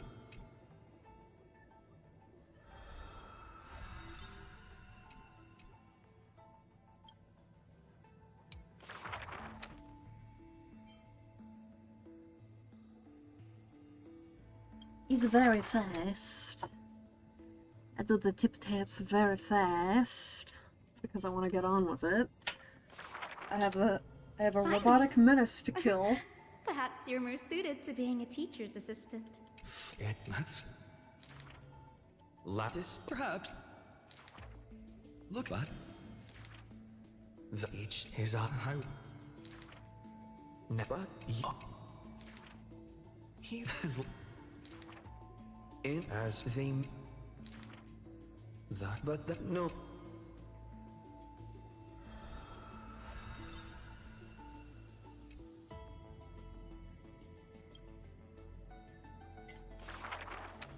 The people likened and like yet own. He the went.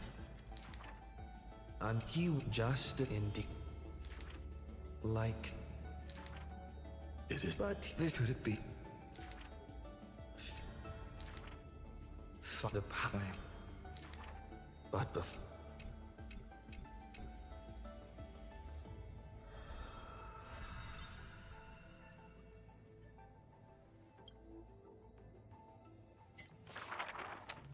a gust of wind near that humbled the but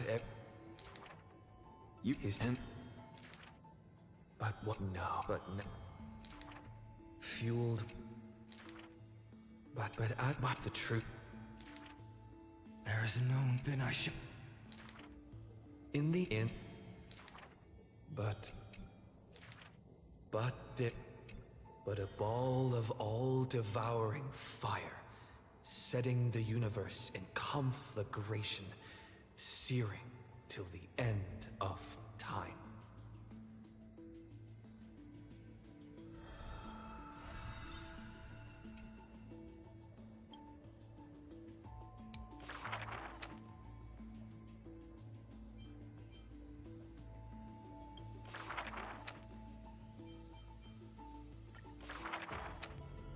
but yet. You've upon and I have the his dwelling is deep. Can he rebut it? It happened. The Titan, what a this long and abnormal temptation is also a trial of elevation, for the sage can achieve all things, but shortcuts alone he abhors with silence.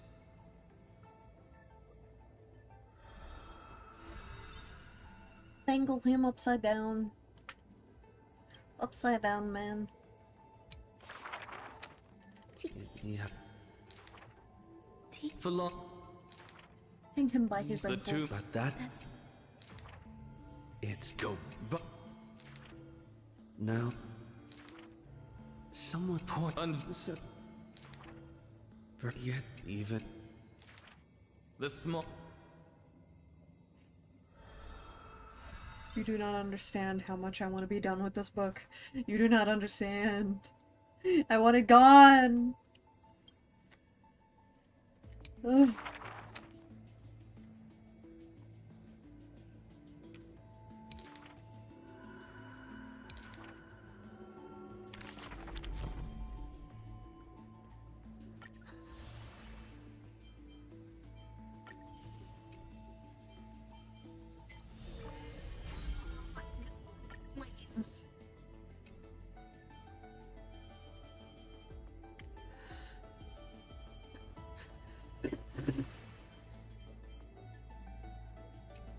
Four more. Four more. God, please let it end. Oh my god, okay. Only one here. The buried. The. For his wolf the something to. Guard yet of. Map. A human, but with. The war even with this. But that.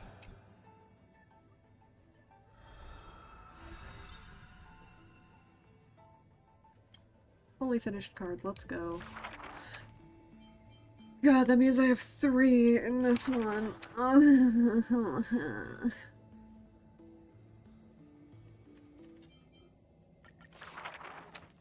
It is the. Yet the. Day the. No. And that. What the goal? The. Dad!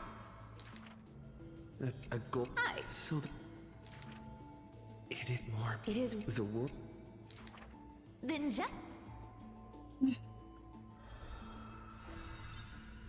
Yow. Yow. I want to go. This. Every the goal. The young. I want. The young sheep.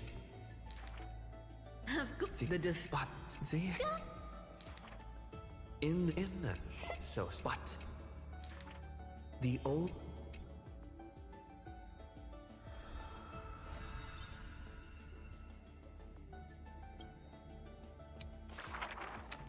The 300. This.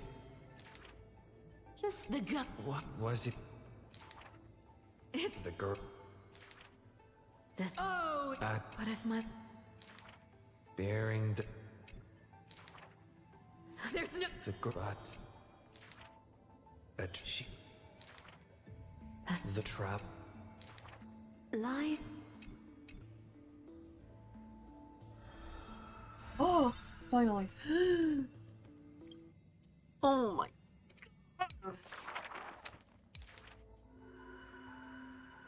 god.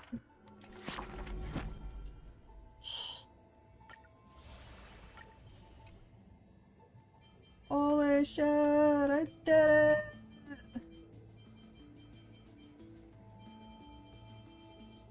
I did it! All eidolons acquired. Oh.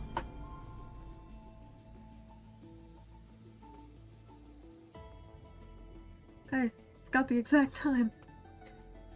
Let's go.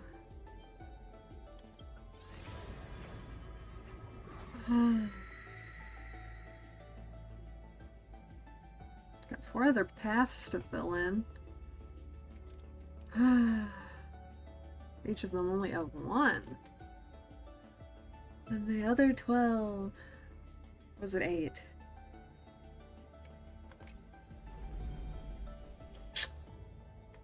Man!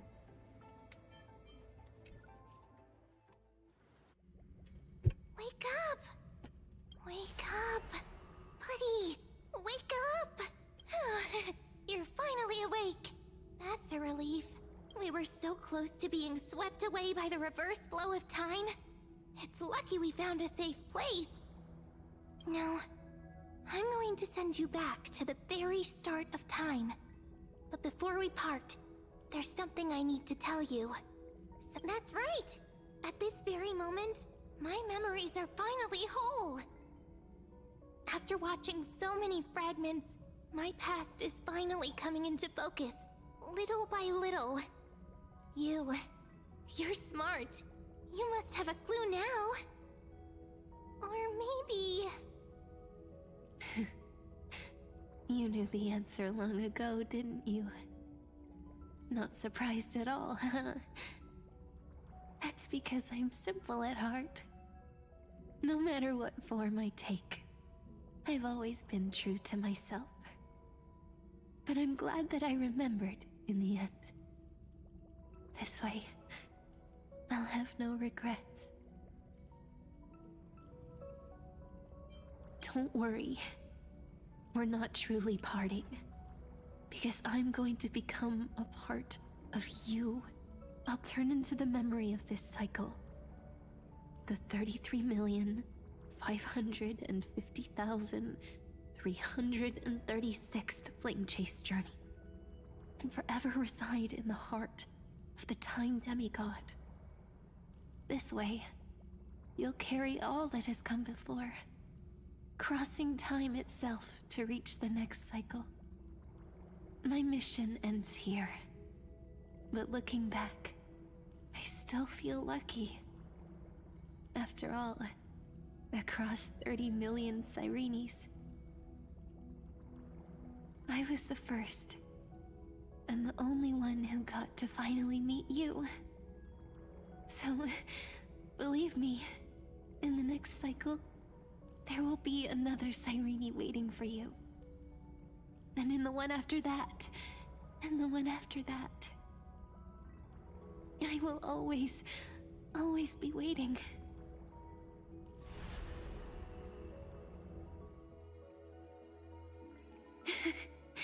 Saying all that, I can finally fade away in peace and become part of you.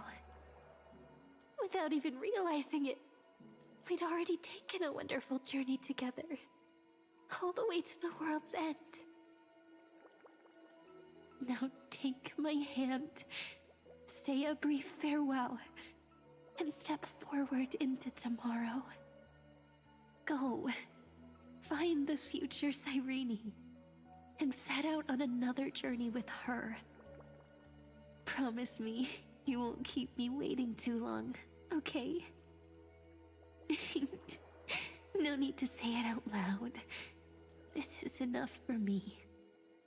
It's time to go, my dear friend. May your trailblazing journey always be accompanied by a cool breeze and rippling waves.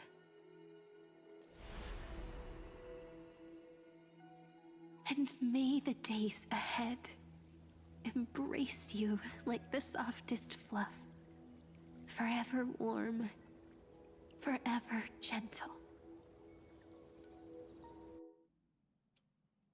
Now, let's turn to the next page.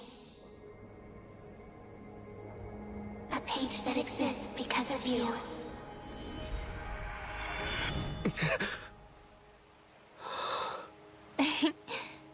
Is this a meeting ordained by fate?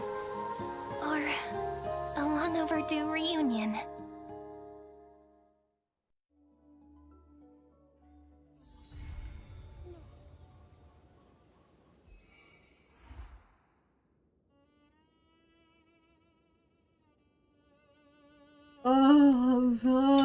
Finally! I'm free! Oh my god! Oh. I hate this. I hate this. I hate it. I hate it. I hate! Oh. Oh. It's pretty, but I hate it. Oh. There's a chest. Oh my god.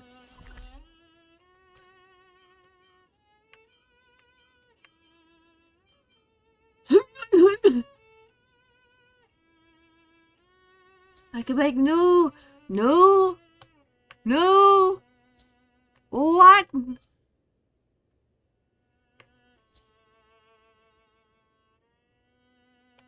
What do you mean? Need something? If not, then I'll be leaving.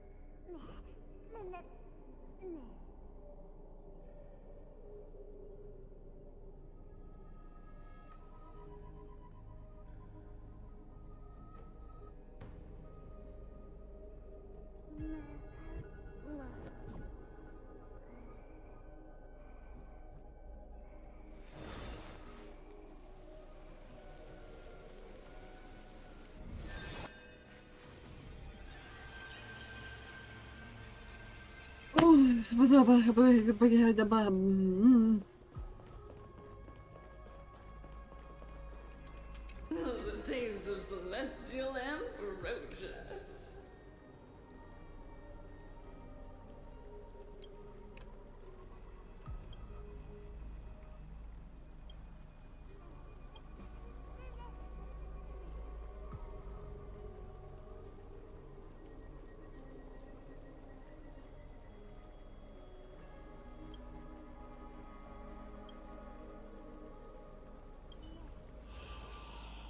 Holy shit.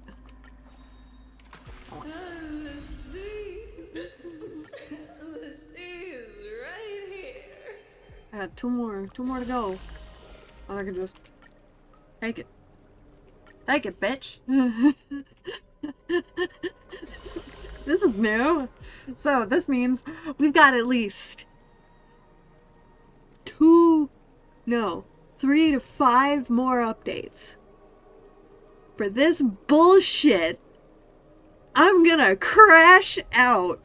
I'm already having a really bad night. Anyways, I think I'm gonna call it for my own mental health. I'll see you guys Monday. You know the deal. We stream Monday, Wednesday, Friday, 3 to 7 p.m. CST. You can find me at any of the places linked. You fucking... Can I... Mouse, now is not the fucking time to disconnect. Where is it? Where is it? There it is. Found it. You can find me anywhere linked here. I'm putting the links in the link The Streamlabs bot has the links here. Here. Go. You can find me there. Where's my Lygus fight? Where's my Lygus fight? Hoyoverse, square the fuck up. Anyways, I will see you guys. I will see you guys on Monday. On both platforms. I need